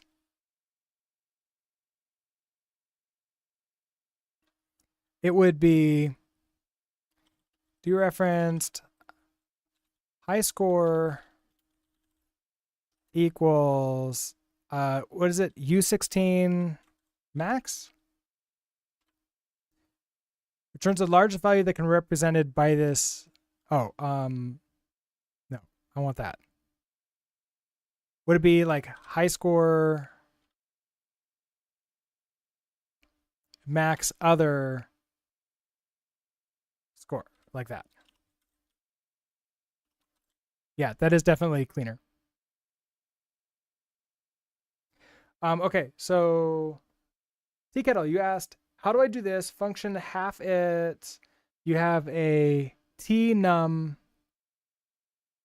x. Okay, so you bring in t x, which is a t, so generic, and then you want to return t, which is the same number, and num divide by 2. Oh, 2 dot? Because you don't know if it's a float or not, right? Where num comes from the number crate. You want the associated output from the trait. Oh, because float isn't a t. Yeah, that's the problem. So you're going to need to, if you want to do divide by 2 dot, you have to make sure that the num is a float type, which the num crate can do.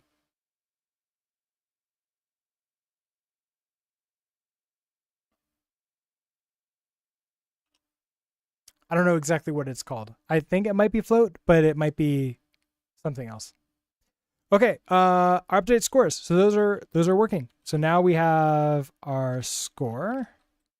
So we display the score. Okay, so track the score in a resource, display the high score, and then something else that we want to do is we want to save high score on game over, load high score on startup. But before that, let's go ahead and commit this. All right, so we are tracking scores.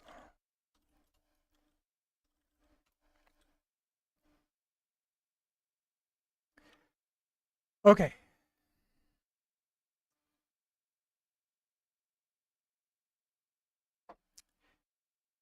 Now, save a high score and game over. I'm a little bit curious. First of all, when I launch the game title is Bevy Asteroids, but this game title is app. So I'm a little bit curious where it's going to try to save stuff. And then also, unofficial Bevy, will you tell me how to save?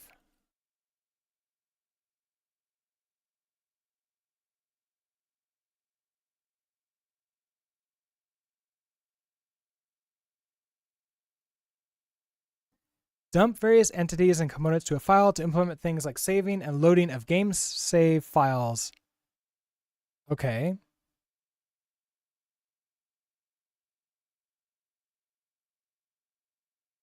That's what I want to do.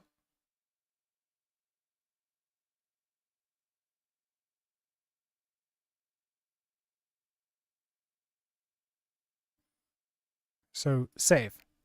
Oh, I thought that was something I can click.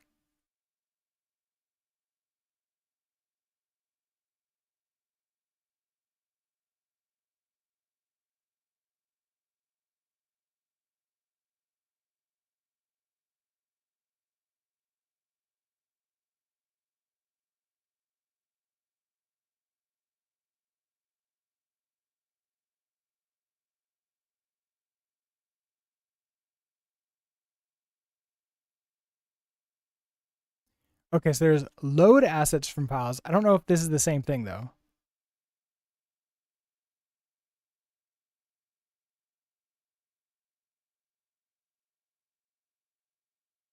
Okay, there's my data.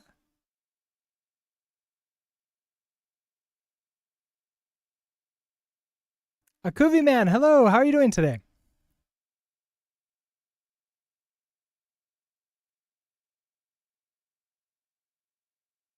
Okay, we have resources. That's not helpful.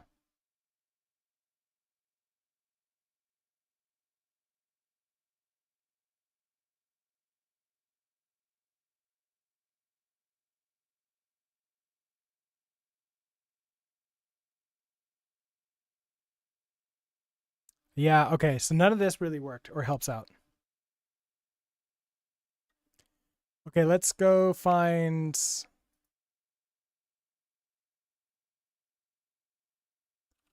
Let's go find Bevy in the docs again. Is there a save?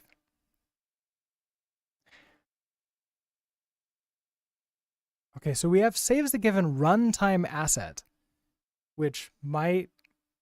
Oh, save the current document or message? Input keyboard key save. That seems weird.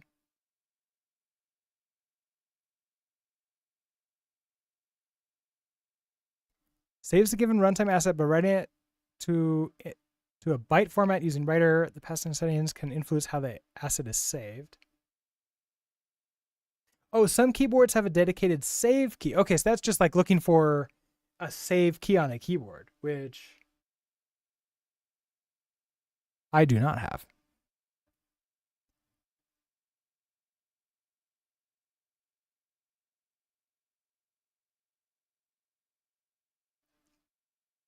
Now, this is part of Asset Saver. saves an asset of a given asset saver asset types. Asset saver output loader will then be used to load the saved asset in a file deployed application. Wait, is that what I want? Let's see. Have I considered using a Vim browser extension? No, I have not. Well, yeah, no, I tend to not really like Vim commands in non-Vim things. It's weird there. Like I just don't really like it. Like even when I'm in VS Code, like I know a lot of people really love Vim in VS Code. I just never really got into it. I want Vim movements in Vim or things like Vim, like Helix. I tend to not turn them on elsewhere. Archie, you're back and you see the cat. Yeah, we have a cat here. His name is Zilby, and he's our stream cat. He's been with when he was a very young kitten, we got him, and he was on screen when he was like I think the first week that we got him too. He was a surprisingly quick to acclimate to the house. Okay, so is Asset Saver really what I want here?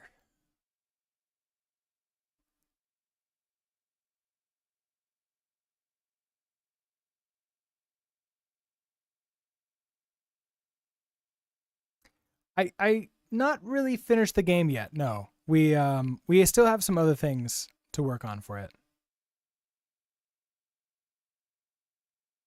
Why not simply use a file? I was hoping that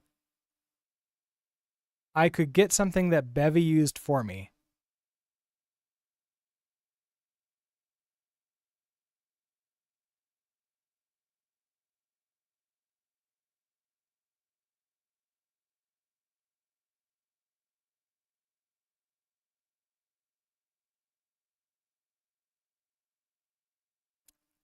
So here's the load and save.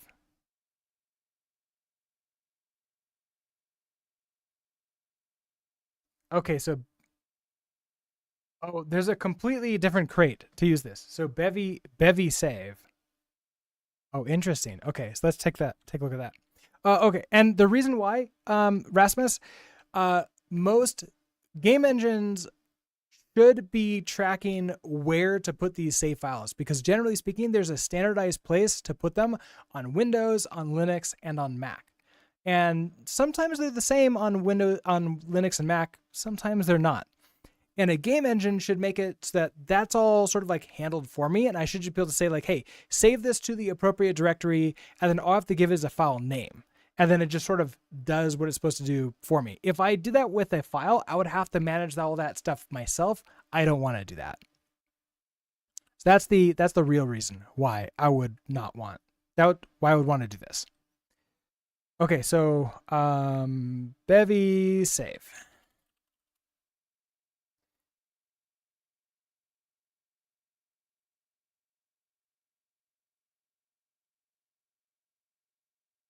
I didn't look at how popular it was.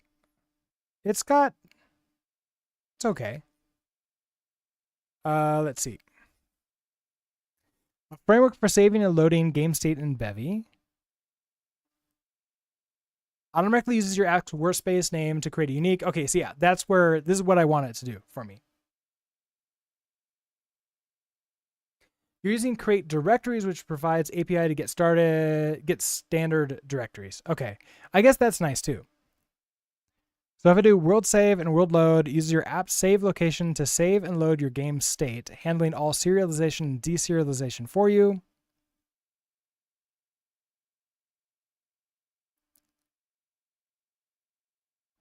This might be like way more than I need. Like I'm just storing the high score. That's all I'm storing. Just the high score.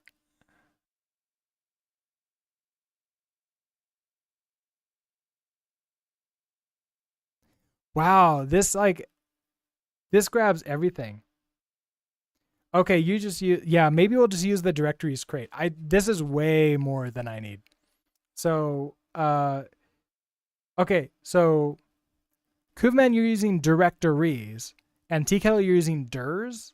Which one Which one do you recommend? So there's DIRs. It's a lot of usage. And then there's directories. That's also a lot of usage.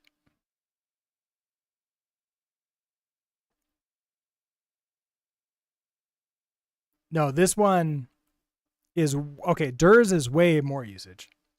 A tiny low-level library that provides platform-specific standard locations of directories for config, cache, and other data on Linux, Windows, and Mac OS, and Redux. Yeah, their version, I wonder if they're the same people. Hold on. So that's dir rs. Directories rs. Huh.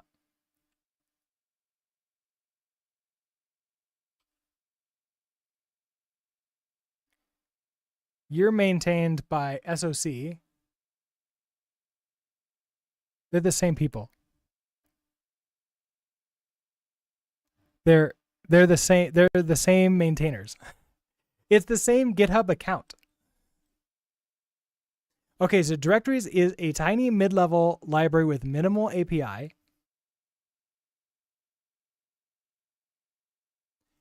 A tiny low-level library with minimal API. Okay, mid-level is fine for me. I'm okay with Okay, so take a look at this. This is low-level. This is mid-level. That's the difference. Is what level you're going for. Mid-level sounds good for me.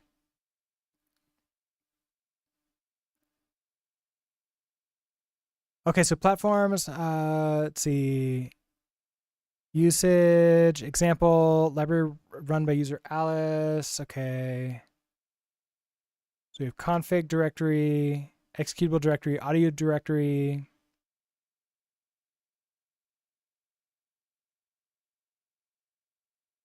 So, okay, home directory on Linux is like their home. We have config directory.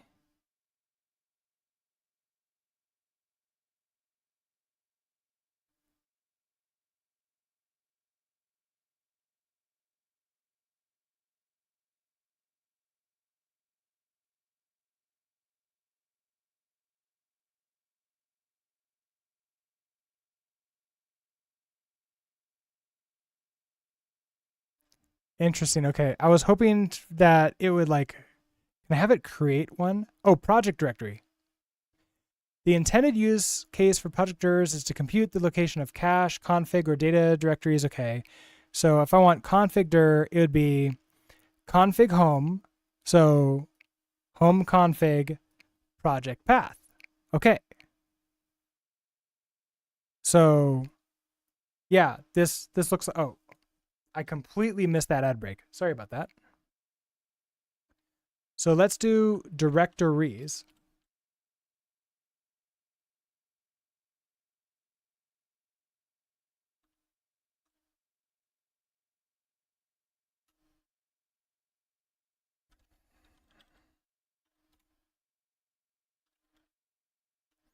And what am I looking for? Okay, so save the high score on game over.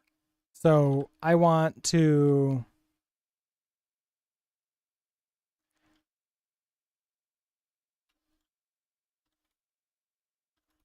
let's save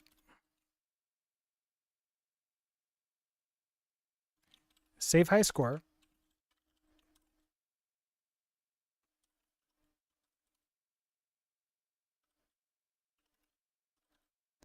And then when I exit, okay, so on exit plane,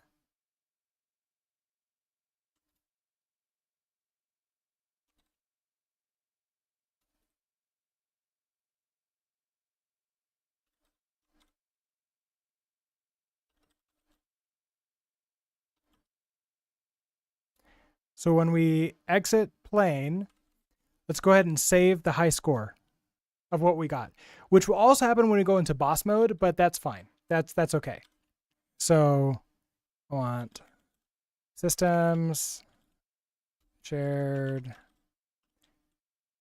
save high score, and we do that. Okay. So on exit, that will happen once. And so I want the high score. So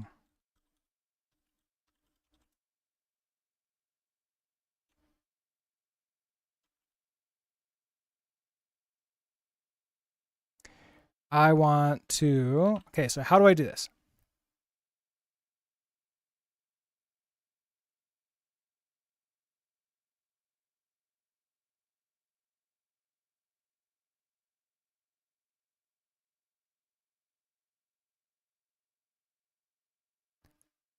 I can get project directories.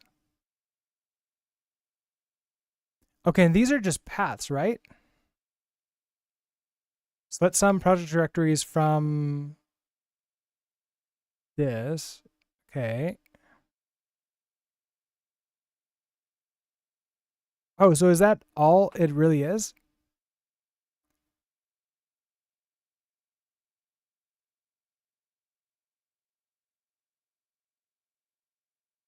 Okay, so project directories from, and that would give me, for example, here, oh, this actually just goes into application support for Mac. Interesting. Config. Okay, so it goes into bar up for that. It goes for bar up for this. Oh, interesting. Okay, so I want the project directory. Okay, so if let some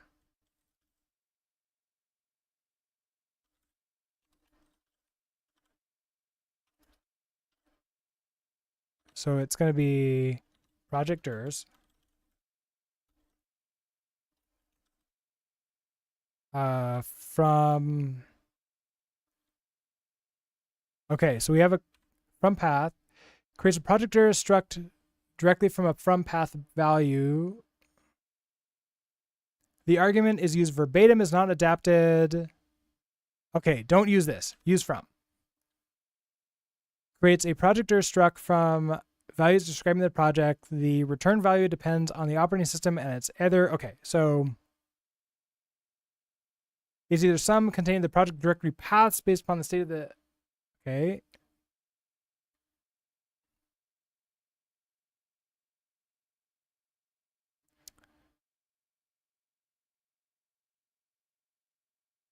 Okay, so I do from. Yeah, do from. Encouraged. Okay. So here it's going to be the qualifier.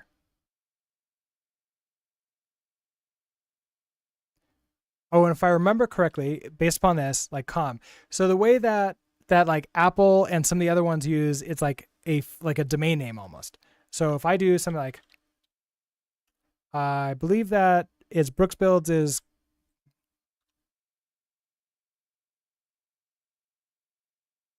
I have brooksbuilds.com. Okay, so we have com.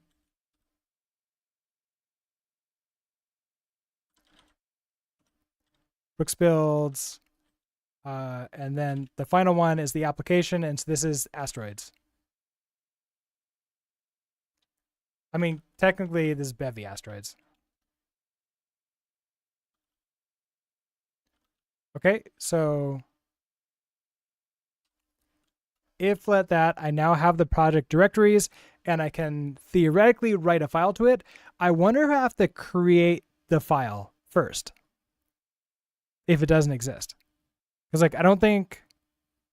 Yeah, I'm curious. So if I just do like debug, let's debug the project directory. And I do save high score. This is probably gonna fail, right? Okay, so if can I write file? Wasn't there like a write or say isn't there a macro for write file?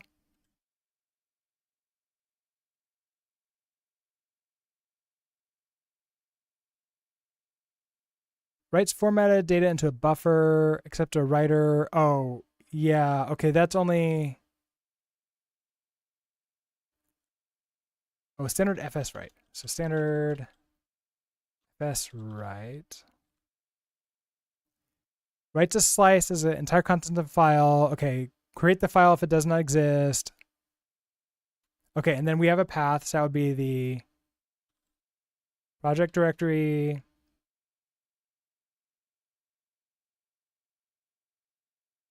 And I want the config.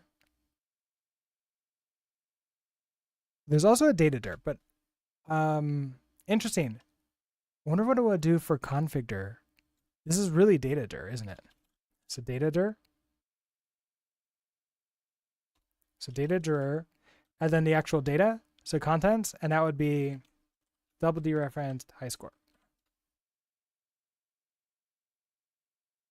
And let's, yeah, sure, you're okay.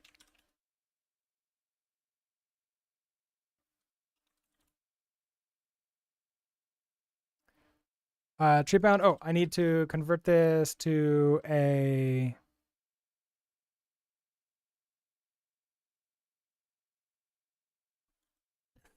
ooh, okay, so you need to be, okay, so high score, I need to turn this into something. I don't think I need JSON for this, right? I'm just going to throw the number in there. Like why? I mean, I guess we could use Serde and like actually have a, yeah, that might be it's probably a good idea for me to use JSON, Serde JSON. Otherwise, like I could just oh, can I just string it? So I just do,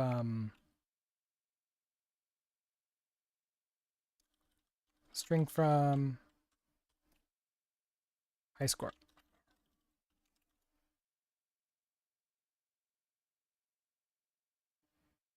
Borrow a moved value project directory because, yeah, I moved it here. Okay, so theoretically, this will save into the data dir and data dir.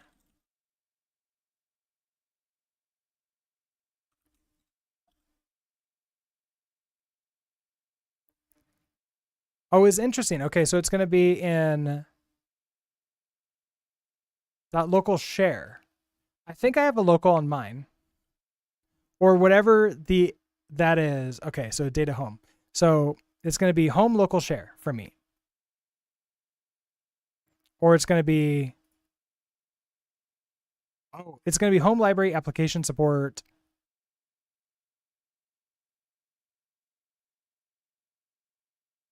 Wait, isn't that going to be, I want the, oh, but it's going to be in the right place, I think. Okay, so if I just throw that in there, and I have view, so I save the score as soon as boss mode turns on too. So this should be fairly easy for us to test. So first off, let's double check that I don't have one in here already. So let's open this up here. So I want to go to dot local, I think. And then I want to cd into, I think it's just going to be Brooks builds. What are you in here? I have share and state. That's all it's in here. And it hasn't been updated recently. So if this runs, nope, that's okay. I keep on doing this. Just run. So let's go. Let's get ourselves a high score. Okay, we have high score of 2. We exit.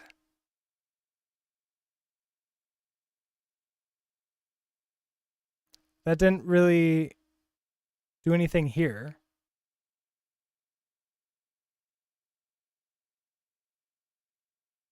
Let's see. I probably should have actually printed out what this was. So let's do a print line saving high score 2. project directory, data dir.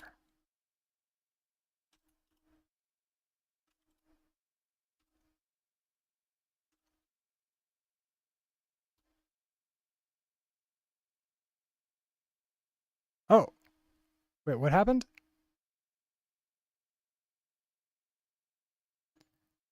Oh, they can't call display on it? What are you? Oh, it's a path. Okay, so I have to do that. Should I append a file name to the dir? I mean,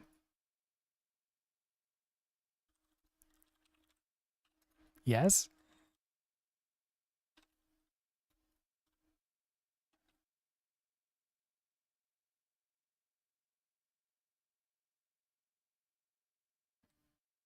Okay, so we'll do data dir like that, and then we'll do path dot, is it push?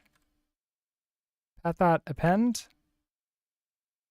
What's the thing to? Oh, I have to get a path buff. To path buff. Now path. Now I can push.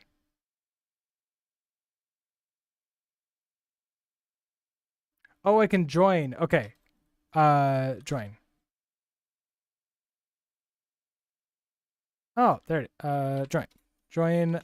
We want high score .txt. I mean, I guess I'll just do high score like that. Path that, don't need a path that push, don't need mute. Okay, so we have our path. Saving high score to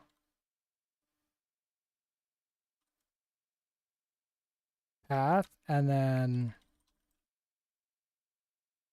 path. Okay, so we write, I'm gonna write that there, and then either it's going to, let's also, if let error.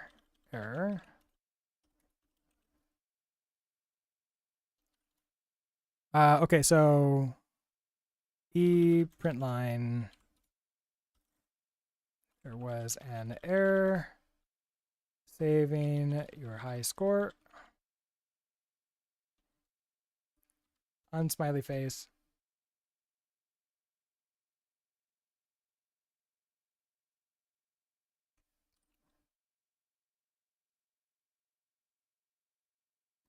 And I guess I'll just do debug error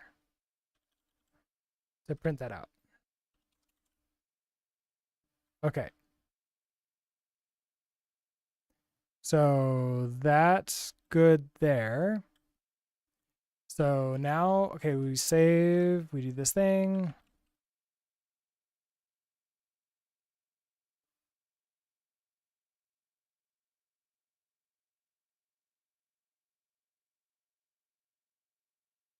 Get ourselves a high score before we die.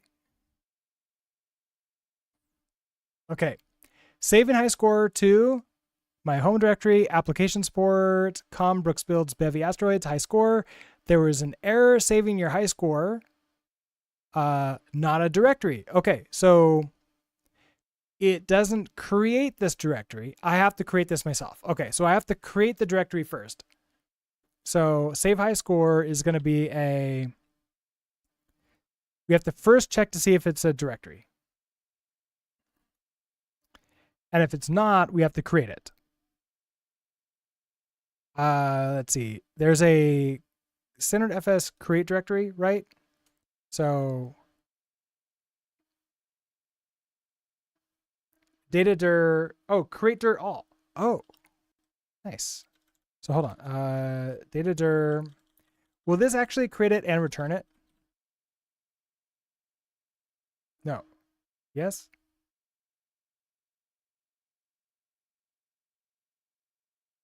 So hold on. Let's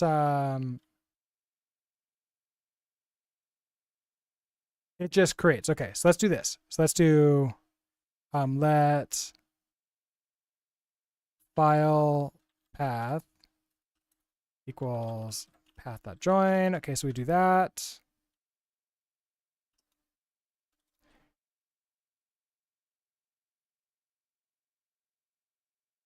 Oh, it's a freestanding method. Okay, okay. Standard fs create dir all. Okay, so that's is. I really, if I think about this, it's gonna be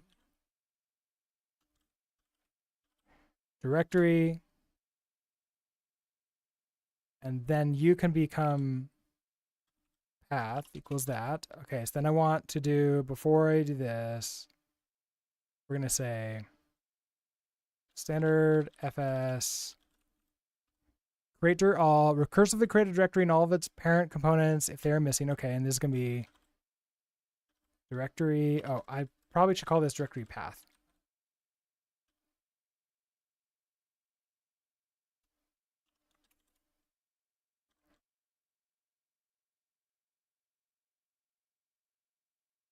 Project directory. Okay, so we're good there. Good there. Okay. UR is okay. And so then I want to probably if let error.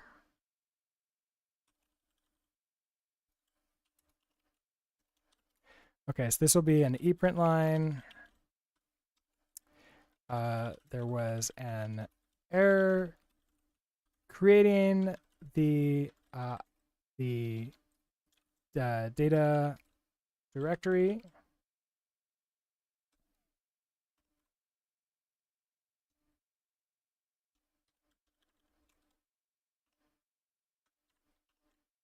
Then we save high score and we do that thing. Okay, let's try that. I wonder if it's going to yell at me if it doesn't need to create it. It might. And I might need to match on that error to determine if it's okay. Let's try this again. Except, wait a second. I'm not using this path. Why am I not using this path? That would have caused an issue. Okay, let's try this again.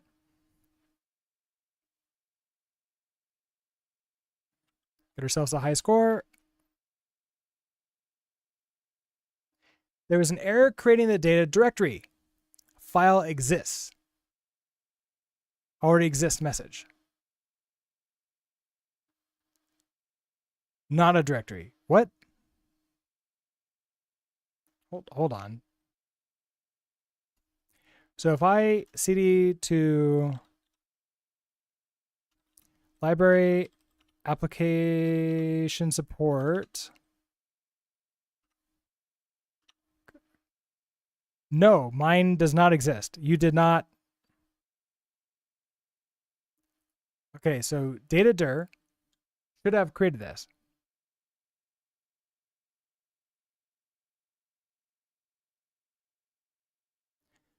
I didn't see that on their front page documentation, but maybe they do.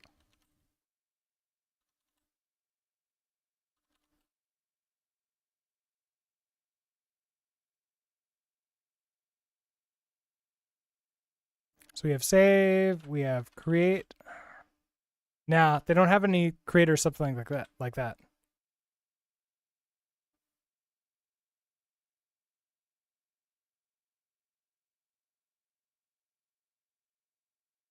It looks like it just gives us them. It doesn't have any creates. Creator all is a function that failed for some reason. Yeah. And that's strange. Because so it failed with a file exists. Okay, so instead of creator all,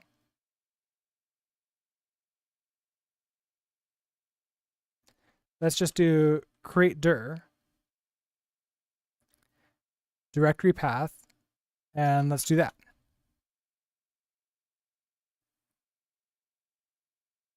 I don't think I have because that directory doesn't exist. So I can go to, I guess because these things exist, it's trying to recreate those. What I really wanted to do is just create this. And that was not happy. So if I do that,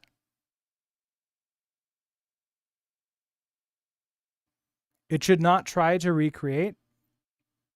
Then why did it though? That's so weird.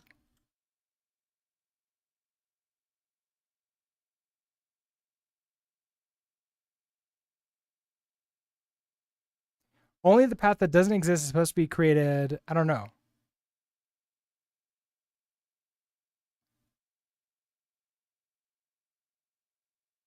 Okay. There was an error creating already exist, file exists, saving high score to.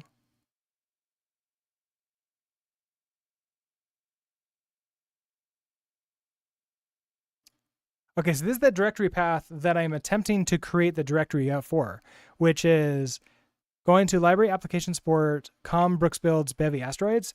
And if we come here, when I look at com. Nope.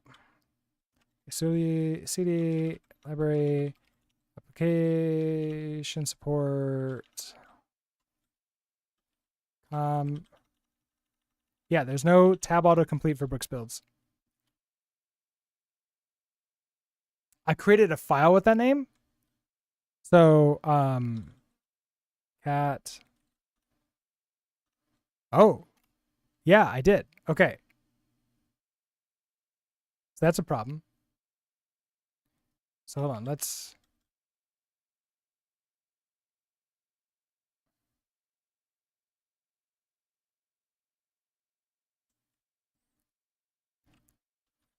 Creating directory if it doesn't exist. Directory path. And then this is going to be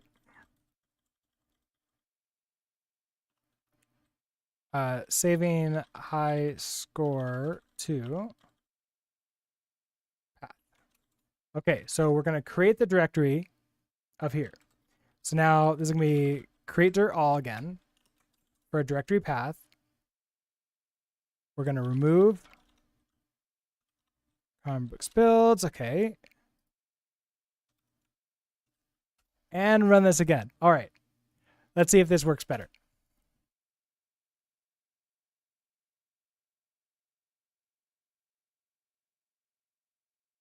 Okay, and then we die. Our high score is 4. Creating directory if it doesn't exist, saving high score to that. So now I should be able to cd into com Brooks builds, and we have our high score here. So cat high score. Our high score is 4. Now, you'll notice that this is going to be very easy to cheat and just add in an infinite high score, but who cares? It'll be fine.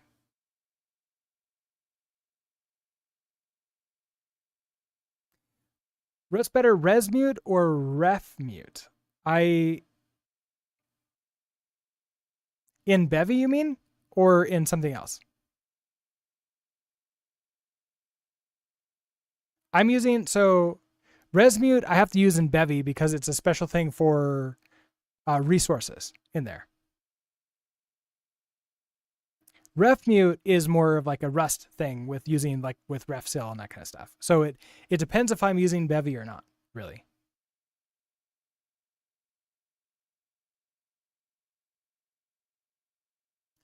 Okay, so that saves the high score, and then we would want a load the high score. So then the final one would be pub function load high score. So we'll get the mute high score. And that's it, right? We're going to grab out, okay, so we're going to do the same thing here.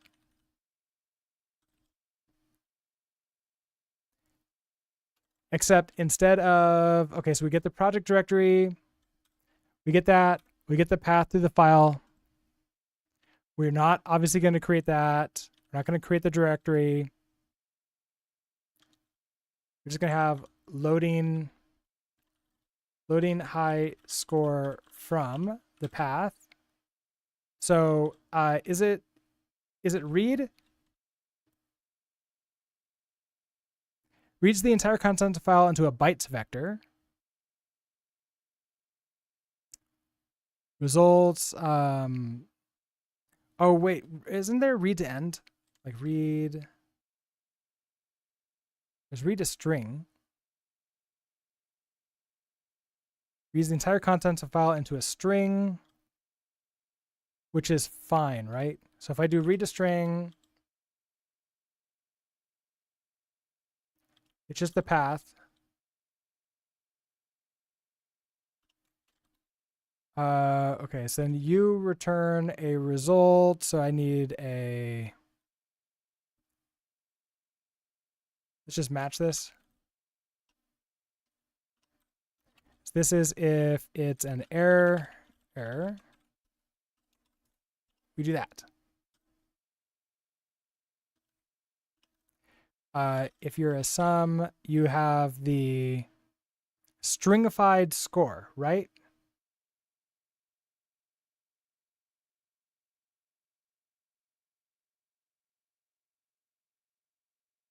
Oh, read to string. Yeah, read to string. Okay, got that. All right, what did I miss in here?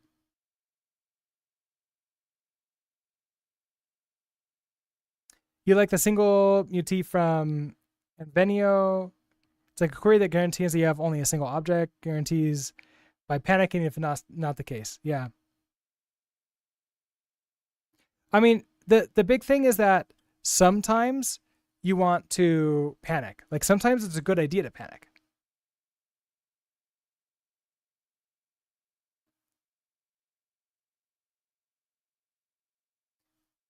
You don't want to be guessing which oh, and that happened. Okay, well, I'll continue afterwards. All right, so we have some high score. And so I want to convert the high score from a string, but I can actually, wait a second. Don't I also already have this? Can I do a high score from, oh, this is a terrible idea.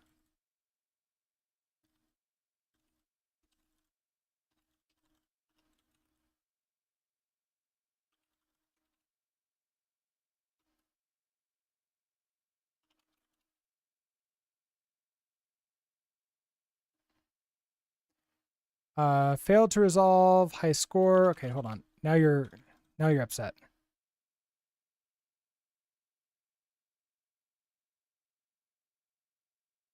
Oh, it's not some. It's okay. Okay, that failed to resolve module high score. Wait, why is this a module? I have high score right here, right?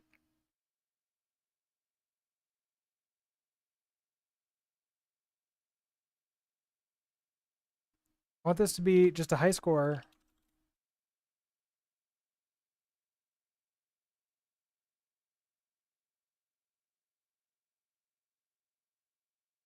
Dref?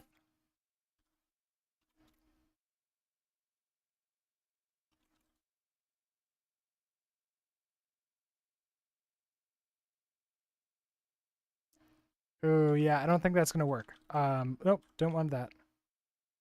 Oh, and ads are done. All right, what was that?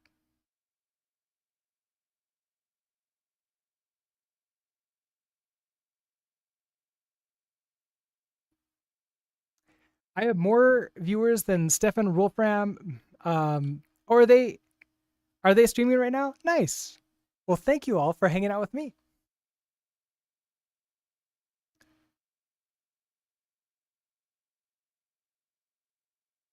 Yeah, there are some nice things that we can have with panics that'd be nice to have. Now my brain is turning to sludge though, so it's getting hard for me to think and like talk. So I don't know how much longer I'll be able to go. But let's see. This is not working. I need to do this in a different way. So what I really want to do is I want to turn this into the thing, right? So I want to say high score. So the double D referenced high score, I want you to set you to be equal to, and then I want to parse this, right? So I want to do saved high score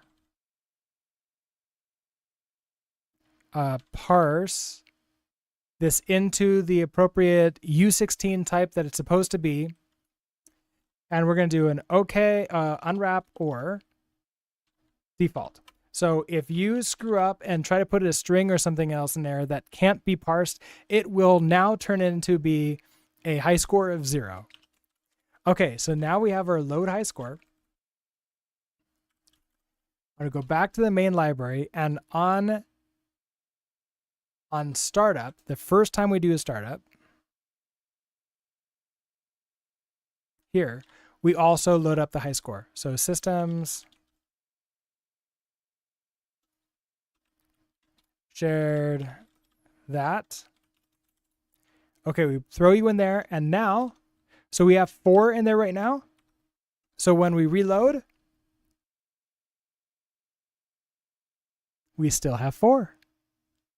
So now, okay, I have to beat my high score of 4. I don't know, it's gonna be tough.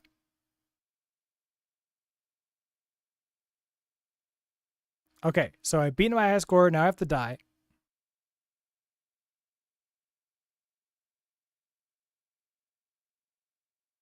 It's actually hard to do in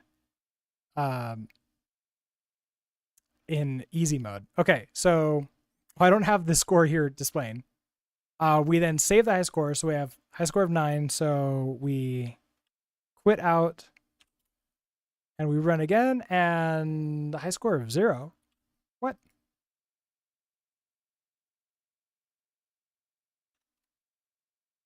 Okay, you're 9.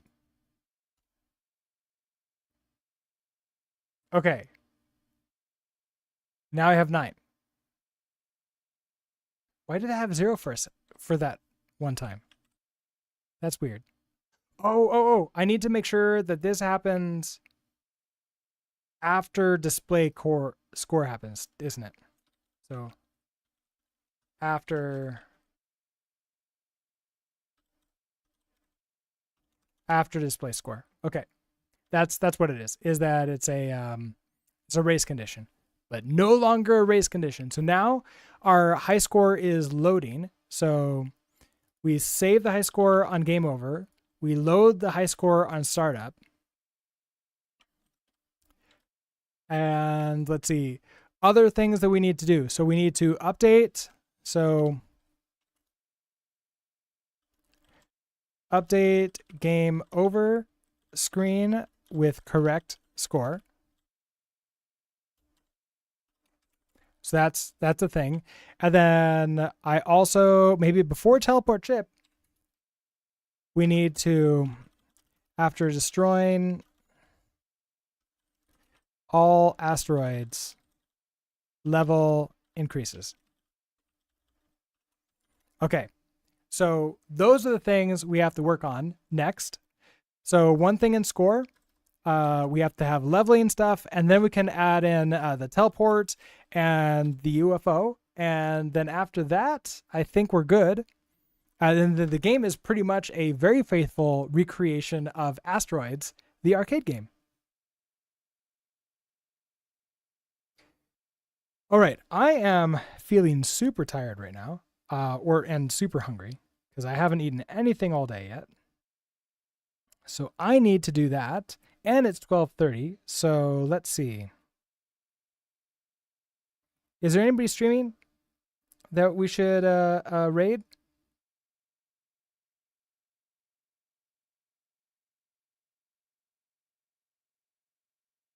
JD Does Dev is making a Godot game, so we can raid JD. Jessica Mack, we raided Jessica Mack yesterday.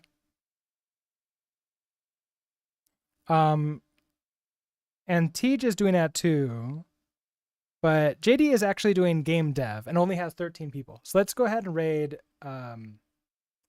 JD. So we should actually do this as an exercise for your engine. Should have a couple alternate engine examples. Oh yeah, that could be doing good. Oh, Metamedia is doing Rust. I am not following. Oh wait, there it is. Metamedia. Advertisement. Hold on. I have to live through the ads. Yeah, make an asteroids example. The those type of examples can be really fun to sort of like see it work, and like what is it called? Dog food, the engine. Okay, okay. Come on. Let's see. I want MetaMe is working on Ravec in unsafe Rust. Sure. Let's go ahead and raid MetaMe. So I will first follow.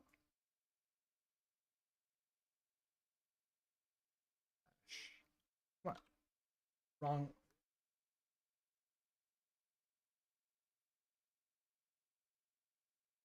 Raid.